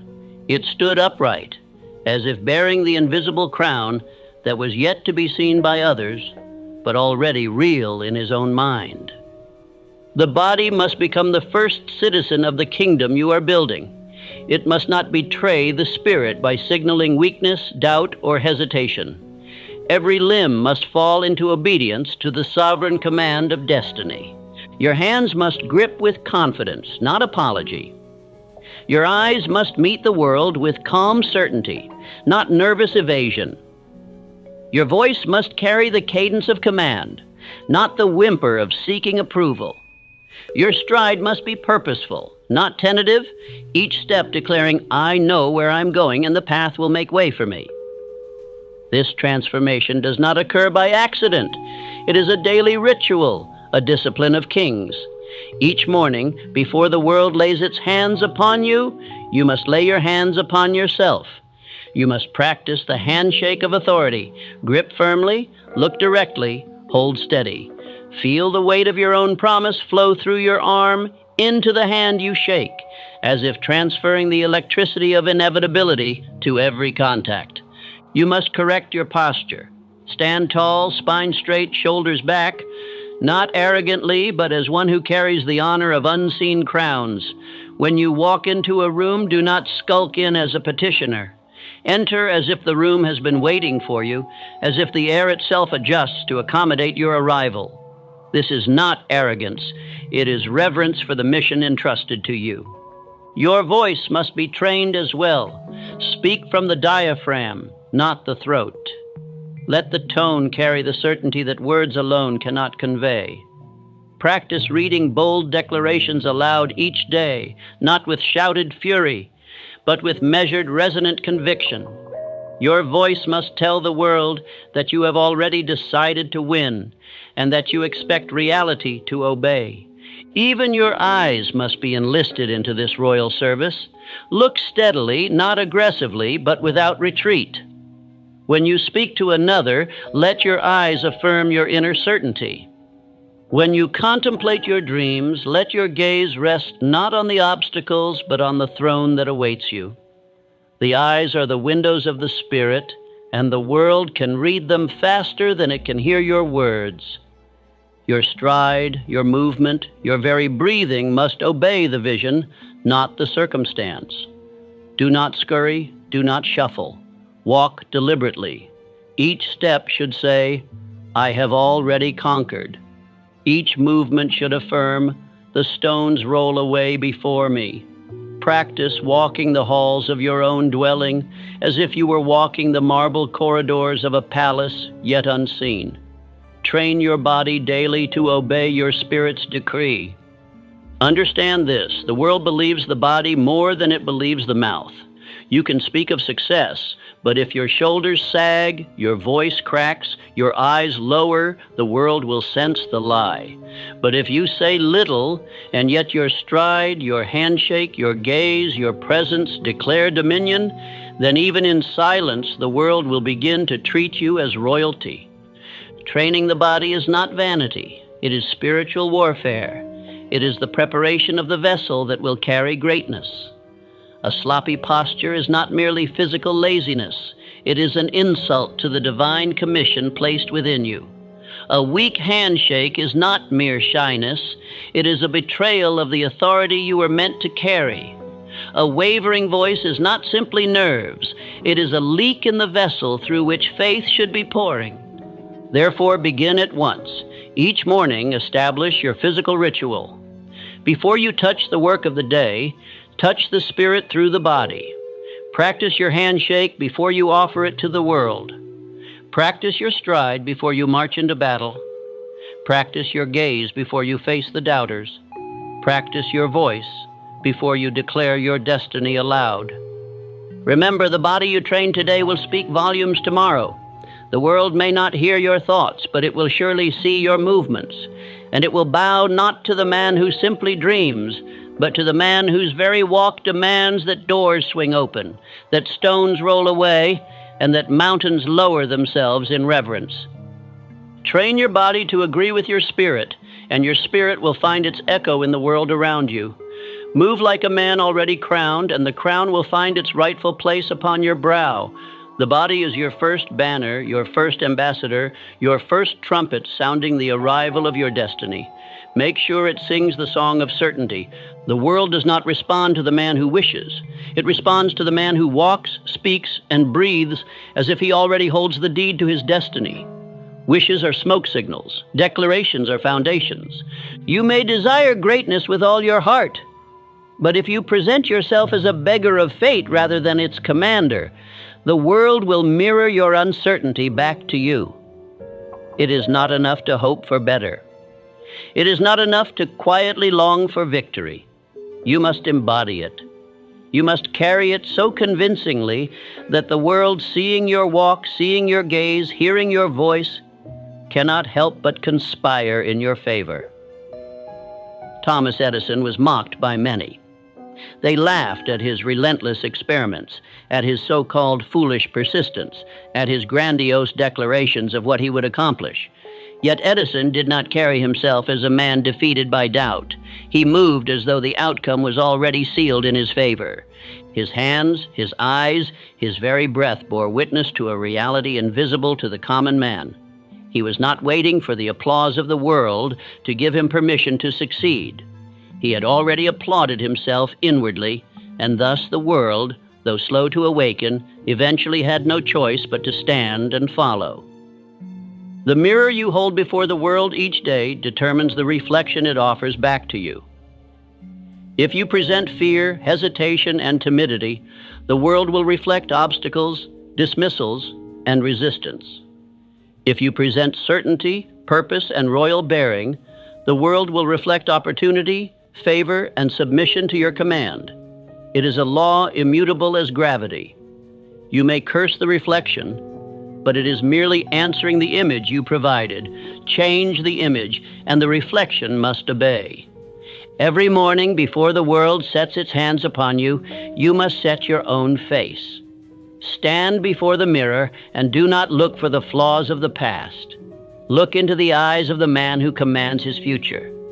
Ask yourself not, "What do I hope the world will give me today?" but rather, "What shall I command the world to recognize in me today?" It is not arrogance to see yourself as victorious. It is obedience to the vision that was planted within you by a higher hand. A man sent to shape mountains cannot afford to walk like a man begging for bread. Practice the ritual of daily self-appointment. Before the day has a chance to judge you, judge yourself worthy. Before the crowds can voice their opinions, declare your own decree. It is not their applause you seek. It is your own unshakable conviction.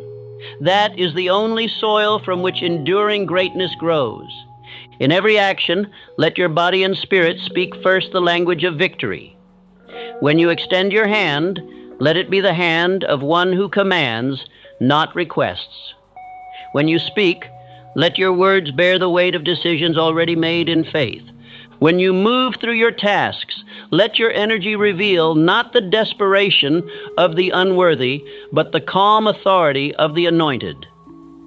In every motion, let the world feel the vibration of a man whose internal mirror already reflects a crown, even if the world has yet to see it. If you desire respect, walk in a manner worthy of it. If you desire opportunity, show yourself already capable of commanding it. If you seek loyalty, become a man to whom loyalty is a natural response, not a negotiated arrangement. The world is not cruel in its reflections. It is simply obedient. It gives to you the echo of what you display most clearly and consistently. Therefore, guard your image fiercely.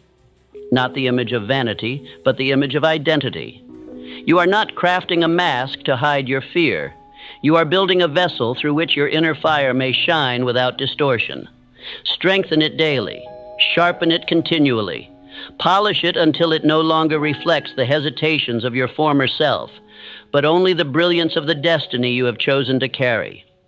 To assist you in this holy ritual of identity, declare to yourself each morning, I am the type of person who walks into a room and commands attention without speaking.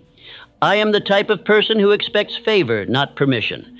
I am the type of person whose movements announce decisions, not doubts. I am the type of person who makes opportunities bow in acknowledgement. I am the type of person whose reflection the world must honor. Repeat these not as mere words, but as soul-engraved declarations. Speak them until your bones know them. Move until your muscles mirror them. Think until your mind paints them over every shadow of hesitation. The mirror you offer the world is built each day, each moment, each step. Let no day pass where you reflect fear when you were sent to reflect faith. Let no encounter occur where you lower your gaze when you were commanded to look ahead with the eyes of a conqueror. Let no opportunity slip by because you dared to wish when you were anointed to declare. Understand this truth. The world is not judging you. It is obeying the image you have chosen to project. If you project strength, it responds with submission. If you project certainty, it responds with opportunity. If you project victory, it responds with coronation. Move today as the man whose reflection bends the world to its knees. Walk today as the man who no longer wishes, but commands.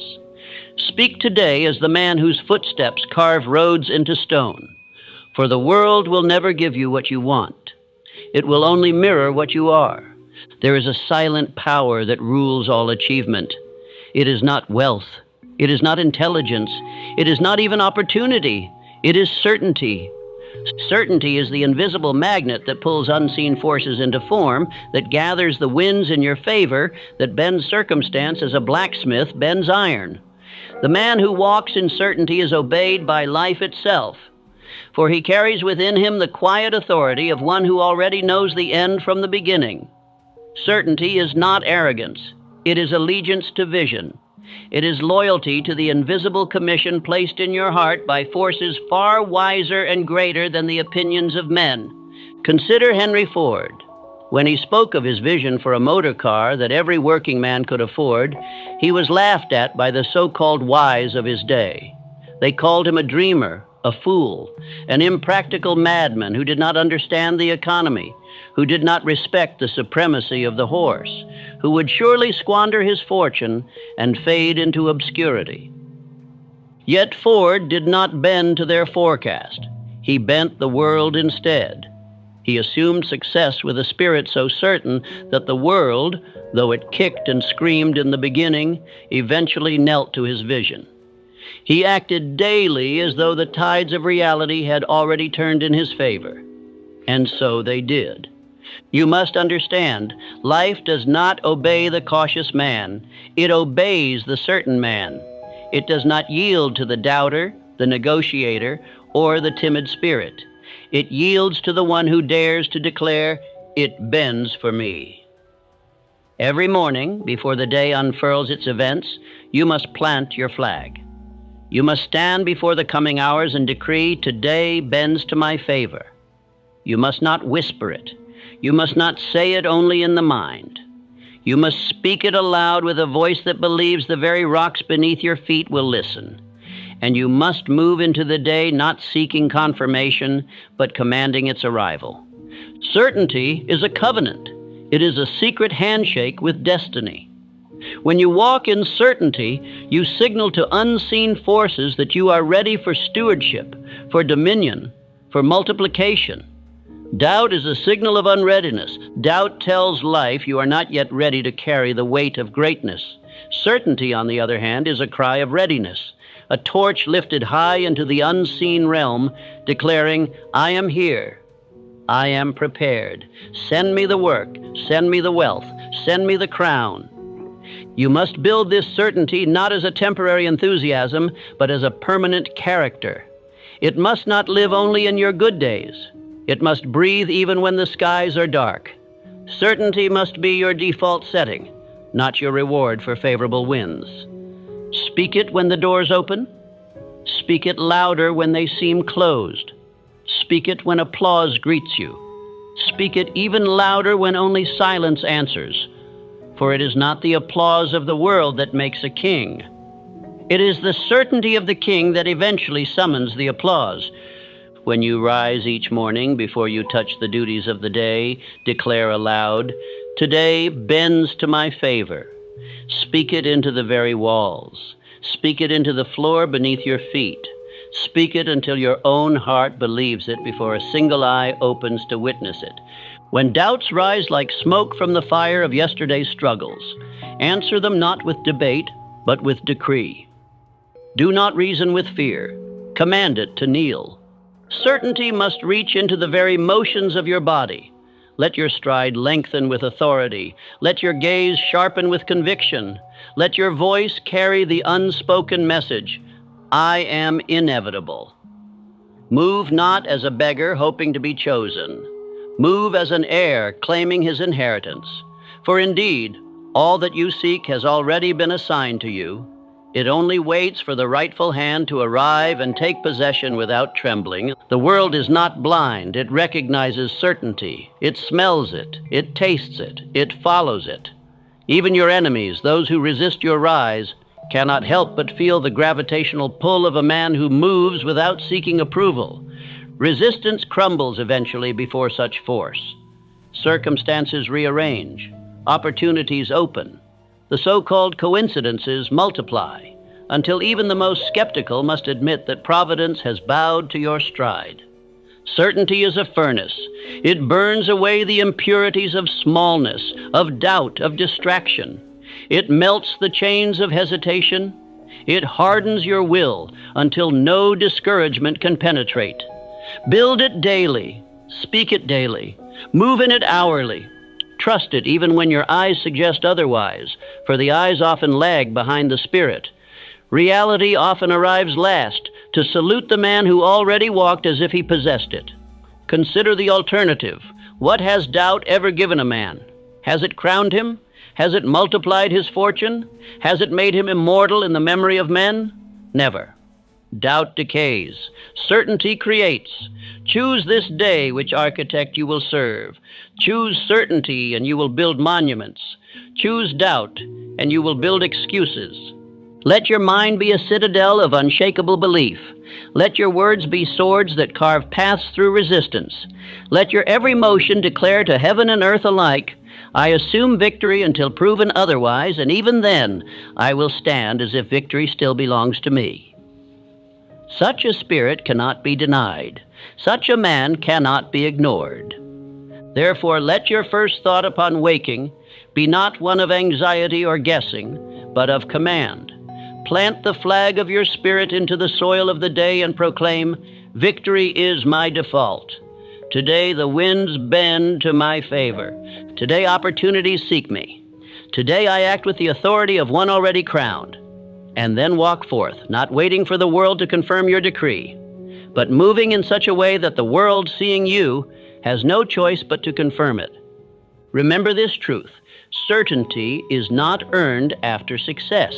Certainty is the instrument by which success is summoned into sight. It is the voice that calls miracles by name. It is the stride that pulls mountains down to molehills. It is the spirit that bends destiny itself until it fits into your open hand. Speak it now. Move in it now. Build it into your bones. For the world does not reward the hesitant. It crowns the certain.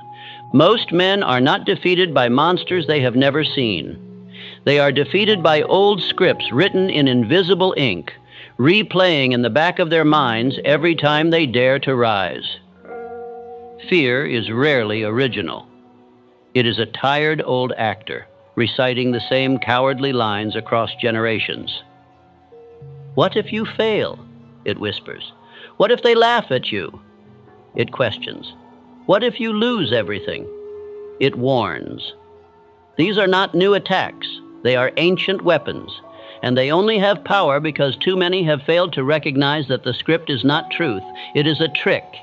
To live as a free man, you must kill the fear script at its root. You must tear it up, word by word, thought by thought, until not even the ashes remain.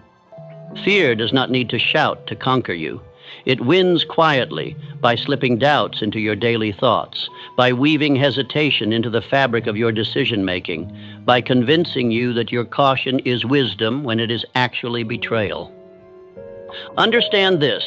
If you are hearing the same fearful questions you heard yesterday, last month, or last year, it is because an old script has been allowed to live unchallenged, and until you kill it, it will continue to steal your strength, your time, and your crown. Faith speaks differently. Faith says, what if you conquer? Faith says, what if they applaud your courage? Faith says, what if everything you seek is already in motion, rushing toward the place where you dare to stand? The world was not built by the cautious. It was built by the faithful, those who heard fear's script but rewrote it daily in the ink of audacity. Those who looked into the face of doubt and declared, you are a liar, and I will move anyway. You must recognize the fear script the moment it begins its performance. You must catch it in the act and refuse it the stage of your mind. The first tool in killing the fear script is awareness. You must keep a ledger, a daily journal where you expose every fearful thought to the light. Write it down. Drag it from the shadows into the page. And then you must do what few dare to do. You must strike it down aloud. Speak against it. Answer every fearful whisper with a louder, stronger decree of faith. If fear says, you will fail, you must say, I have already won by the fact that I dared.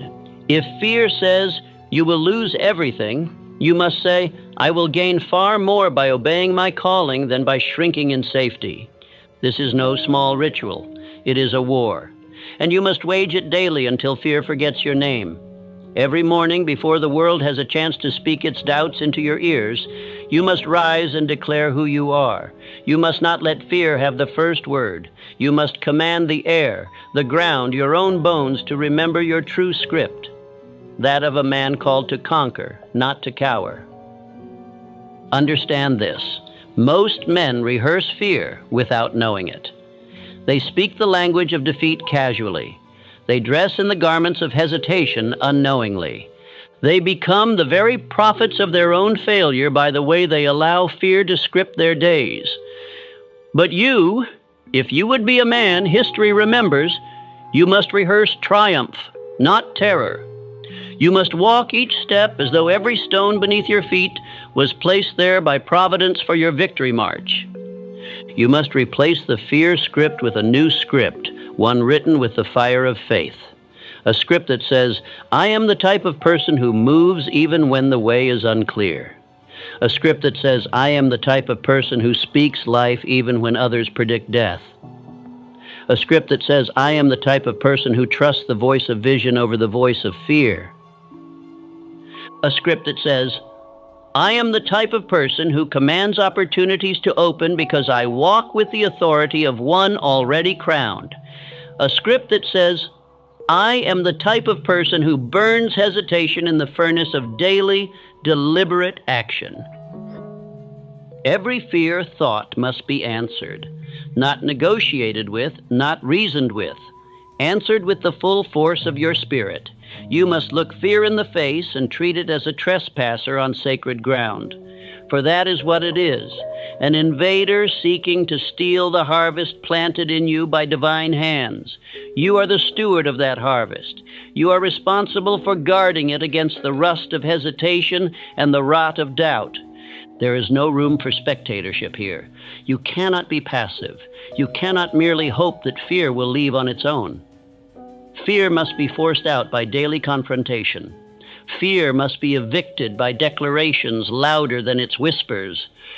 Fear must be buried beneath layers of action so thick that it cannot breathe.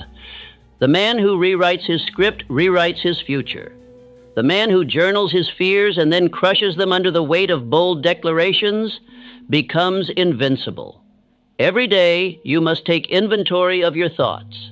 Every day you must strip fear of its weaponry by exposing its lies and replacing them with truths stronger than steel. Every day you must rehearse who you are, not who fear suggests you might be. Your life is a stage. You are the playwright. Will you allow fear to write your lines, or will you seize the pen and script a destiny worthy of the breath you have been given? Choose wisely, speak boldly, move daily, and never forget, fear survives only where faith starves.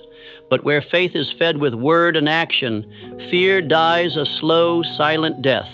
Unable to stand against the man who decided he would no longer be its audience, every man who has ever dared to change the world first had to pay a price.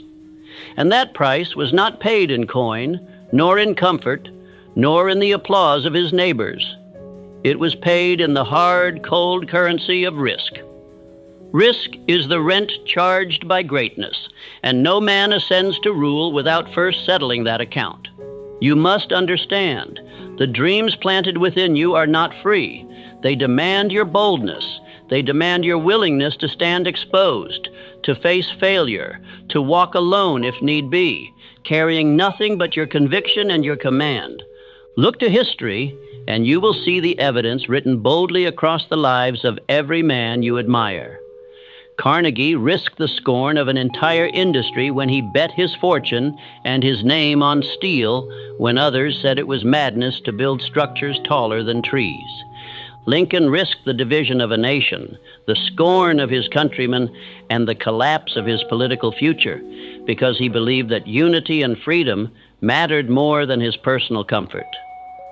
Edison risked ridicule with every invention he dared to build, standing in the fire of public laughter, allowing the world to call him a fool while he forged the tools that would shape civilization. These men did not become immortal by accident. They became immortal because they chose to pay the rent that greatness demanded. If you are unwilling to risk, you are unworthy to rule. It is that simple. You cannot have the crown without first bearing the cross. You cannot wear the robes of victory if you are too timid to bleed a little in battle. Risk is not a side dish to destiny. It is the main course. And if you shy away from it, if you flinch, if you tremble when it calls your name, you will find yourself banished to the land of small men, where dreams die stillborn and regrets carve deep scars into the soul. Risk is the gatekeeper that separates the common from the chosen. It is not cruelty, it is clarity. It weeds out the hesitant. It filters out the faint-hearted. Only those who step forward, trembling perhaps but stepping forward nonetheless, are permitted to claim the prize. You must learn to love risk, to see it not as an enemy, but as a sacred ally, a necessary passage through which all greatness must travel. You must make risk your daily companion, not once a year, not when conditions are perfect, every day. You must risk the conversation you are afraid to have. You must risk launching the project you feel unprepared for. You must risk making the move that your lesser self whispers is too soon, too bold, too dangerous. Every leap you resist is a throne you abandon. Every courageous act you postpone is a crown you surrender. Build daily rituals of risk. Each morning ask yourself, what can I dare today that will stretch my spirit? Each evening ask, did I risk enough to grow? This is the rhythm of kings. This is the cadence of conquerors. It is not reckless abandon. It is deliberate audacity. Practice daily until fear no longer dares to speak. Do not wait for certainty. Certainty is the reward, not the requirement. Move while doubts scream. Move while knees shake. Move while the outcome is unclear. For it is movement that clarifies the path, not analysis. Those who wait for the storm to pass before they move are buried beneath its weight. Those who move through it, who laugh at the wind and dare the lightning to strike, find themselves standing on new ground, ground won by the courage of their advance. Risk is not danger, it is dominion. It is the proof that you believe in your assignment more than you believe in your fear. It is the down payment you make on the future you are destined to command. Every great structure built by human hands first required someone to lay the cornerstone in uncertain soil. Every empire began with a man who risked ridicule before he received reverence. Say to yourself daily, risk is not my enemy. Risk is my entryway. Say it aloud until your bones believe it. Say it until the voice of caution sounds ridiculous in your ears. Say it until you no longer feel the tremors of hesitation when destiny calls your name. When fear says you might fail, answer, I might rise beyond all expectation. When fear says you could lose everything, answer, I am willing to lose comfort to gain my crown. When fear says you are not ready, answer, I was ready the moment I was given breath. Understand this. The price will not decrease. The rent will not be discounted. If you would build something worthy of remembrance, you must pay full price in advance with joy. You must welcome the discomfort of risk as proof that you are alive, awake, and advancing. Carnegie did not wait for permission. Lincoln did not wait for consensus. Edison did not wait for acceptance. They moved and the world bent to their movement. So must you. If you are to leave behind more than bones and fading memories, you must dare what others fear. You must walk where the path is unclear. You must stake your claim not by whisper, but by war cry. Risk is not a season. It is a lifestyle. It is the air the great breathe, the ground they tread, the river they sail toward unseen shores. Those who shrink back into safety will never taste its wine. Those who charge forward with reckless faith will drink deeply from its cup. And so today, decide. Decide that you will no longer bargain with fear. Decide that you will no longer seek guarantees before you move. Decide that you will pay the price of risk gladly, daily, and without apology. For only the man who dares deserves to rule. Only the man who risks reigns. Only the man who understands that greatness demands everything and gives far more in return. A king does not open his gates to every voice that knocks. A general does not reveal his plans to every passerby. A builder does not share his blueprints with those who cannot comprehend the height of his vision. Neither must you. You are not common. You are called to build, to lead, to conquer, and to do so you must build an inner court. Only the loyal may enter. Only the life-givers, not the fear-breathers, may sit at your table. Fear multiplies in the company of doubters. It is not enough for you to fight the battle in your mind and spirit if you then surround yourself with voices that rehearse defeat. A single whisper of fear, unchecked, can infect the mightiest warrior. A single glance of doubt, tolerated, can slow the stride of a king. You must guard your gates like your life depends on it, for indeed it does. Your future will not be built by the hands of the timid, nor will it be sustained by the counsel of the weak. Look to the masters. Carnegie understood this law. He aligned himself with Schwab, a man who did not flinch at the sight of mountains, a man who spoke the language of possibility, not the dialect of doubt. Together they birthed a dominion of steel that reshaped the world, not because Carnegie alone dreamed it, but because he gathered a circle that rehearsed triumph, even when the world rehearsed their obituary.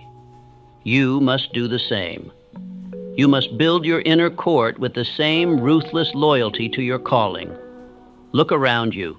Who speaks life into your dreams? Who rehearses your greatness? Who calls forth the best in you, even when you stagger, even when you bleed? And who, by contrast, leaks fear into your soil, poisons your ground with their doubt, smiles with their lips, but plants hesitation with their words? You must know the difference, and you must act accordingly. Loyalty is not about friendship. It is about alignment. Those who are loyal to your comfort but disloyal to your calling are enemies in disguise. Those who love the smaller version of you but shrink from your larger destiny must be loved from a distance, for their proximity is a slow death to your promise. Every week, review your circle. Every week, ask yourself without mercy, who around me speaks to my fear and who speaks to my fire? You owe no one access to your spirit. You owe no one the right to rehearse hesitation in your ear. You are the guardian of your gates. You are the architect of your alliances. And you must build that circle with the precision of a man constructing a fortress in enemy territory. Do not explain. Do not apologize. A king does not explain why he fortifies his castle. A general does not apologize for vetting his advisors. You are moving to heights where oxygen is thin, where weak lungs cannot breathe, where trembling hands cannot hold the sword steady. It is not cruelty to select your companions with care. It is wisdom. It is survival. Practice the discipline of pruning. If a voice leaks fear, prune it. If a companion sows doubt, prune it. If an associate rehearses mediocrity, prune it.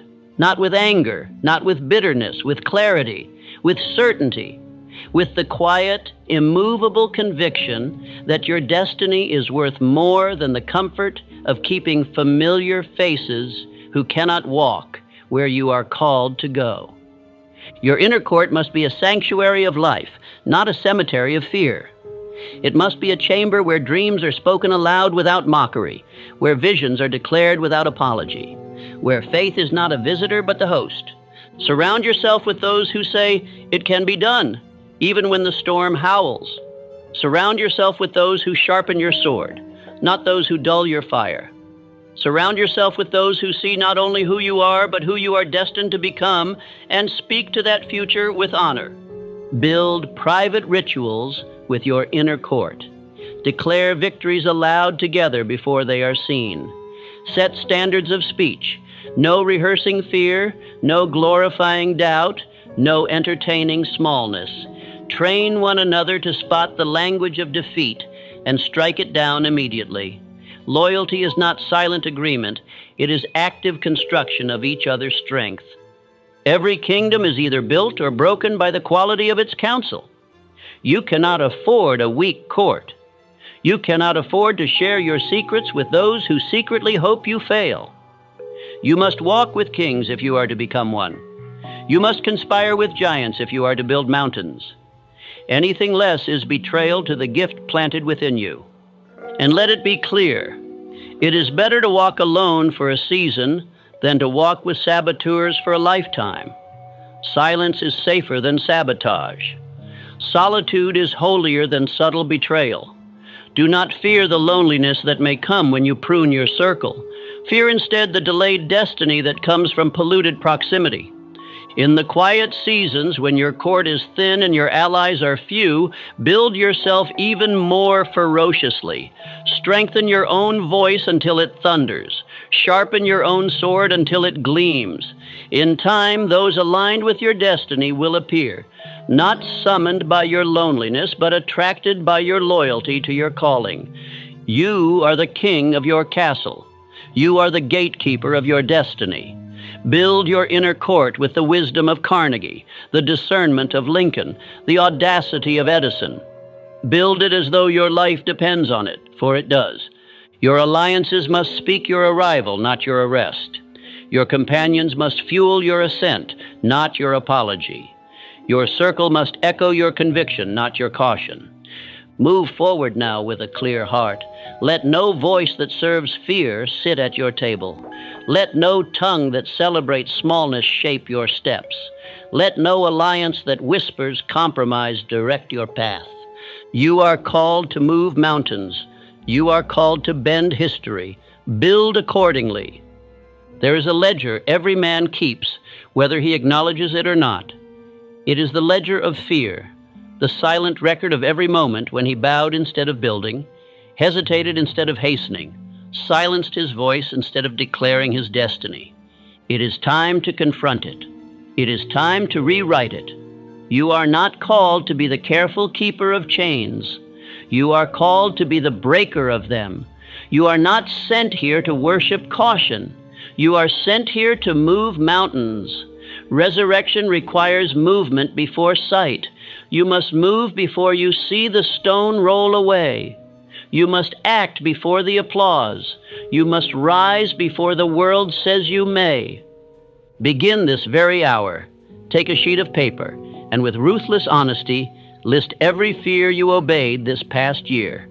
Write down every hesitation, every silent retreat, every swallowed declaration, every moment where fear dictated your step instead of faith. Do not excuse yourself. Do not soften the blow. Write it as a soldier records his wounds, direct, unflinching, without apology. This is not for shame. This is for clarity. You cannot conquer what you refuse to confront. Every line you write is a link in the chain you are about to break. Next to each fear you obeyed, write what it cost you. Did it cost you an opportunity, a partnership, a fortune, a destiny, a chapter in your history that now remains unwritten because fear held your pen? See the full weight of it. Understand that fear is not an emotion. It is a thief. It robs while you reason. It steals while you sit. It devours while you deliberate. You must see its true face if you are to destroy it forever. When your list is complete, do not tuck it away. Do not file it. Do not keep it as a trophy of what once governed you. Take it outside, hold it to flame, and burn it. Watch it crumble into ash. Watch it die before your eyes. Let it serve as a solemn ceremony, the burial of an old chapter and the birth of a new one. Say aloud as the flames consume it, "This is the death of my fear. I rise from these ashes." But you are not finished. After the ashes, there must be an altar. After the burning, there must be building. On a new sheet of paper, write a new ledger, not of fear, but of fire. Write a list of courageous first steps you will now take. They do not need to be large in the eyes of the world, but they must be large in the battle within you. They must be the steps that once caused you to tremble. They must be the declarations, the actions, the leaps you once postponed. Write them with finality. Write them as a man who knows heaven has already bent to meet his stride. Then act on one today, not tomorrow, not when the sun shines brighter or the winds feel softer. Today. Action starves fear. Movement kills hesitation. Boldness births destiny. You are not waiting for permission. You are not waiting for conditions. You are not waiting for applause. You are the permission. You are the condition. You are the applause. Move accordingly. Understand this great law. Most men are not defeated by war, but by weariness. They do not fall to great storms, but to small, silent leaks of boldness. Smallness erodes greatness silently, like a river carving stone over years. It is not one act of cowardice that destroys a man, but the daily erosion of courage, the slow caving to comfort, the gradual agreement with invisibility. You must reject it with violence. You must oppose it with fire. You must say daily with your steps, your voice, your dreams, "I will not be small. I will not shrink. I will not die with my music still in me." Comfort is the enemy of conquest. Safety is the assassin of sovereignty. Fear is the great liar that whispers you are better off invisible. It is not so. You were made to be seen. You were made to be heard. You were made to leave marks that history cannot erase. Practice boldness daily. Speak larger than you feel. Decide faster than you doubt. Dream wilder than you are comfortable with. Set goals that mock your current strength, then stretch to meet them. Make boldness a reflex, not a rarity. Train yourself until risk is the water you swim in and courage is the air you breathe. Move like the man whose footsteps rewrite maps. Move like the general who knows his army is invisible but invincible. Move like the builder who knows the stones will appear as he lays his feet forward. Every morning recommit, every midday reaffirm, every evening review. Build yourself into the fortress the storms cannot breach. Declare now, I have murdered smallness. Say it aloud with the full weight of your spirit. I move as the man history awaits. Feel the earth respond. Feel your breath strengthen. Feel the fear shrink, cowering at the sound of your certainty. Because here is the unchanging law. The world belongs to the man who moves without asking. Reality obeys the man who decides without doubting.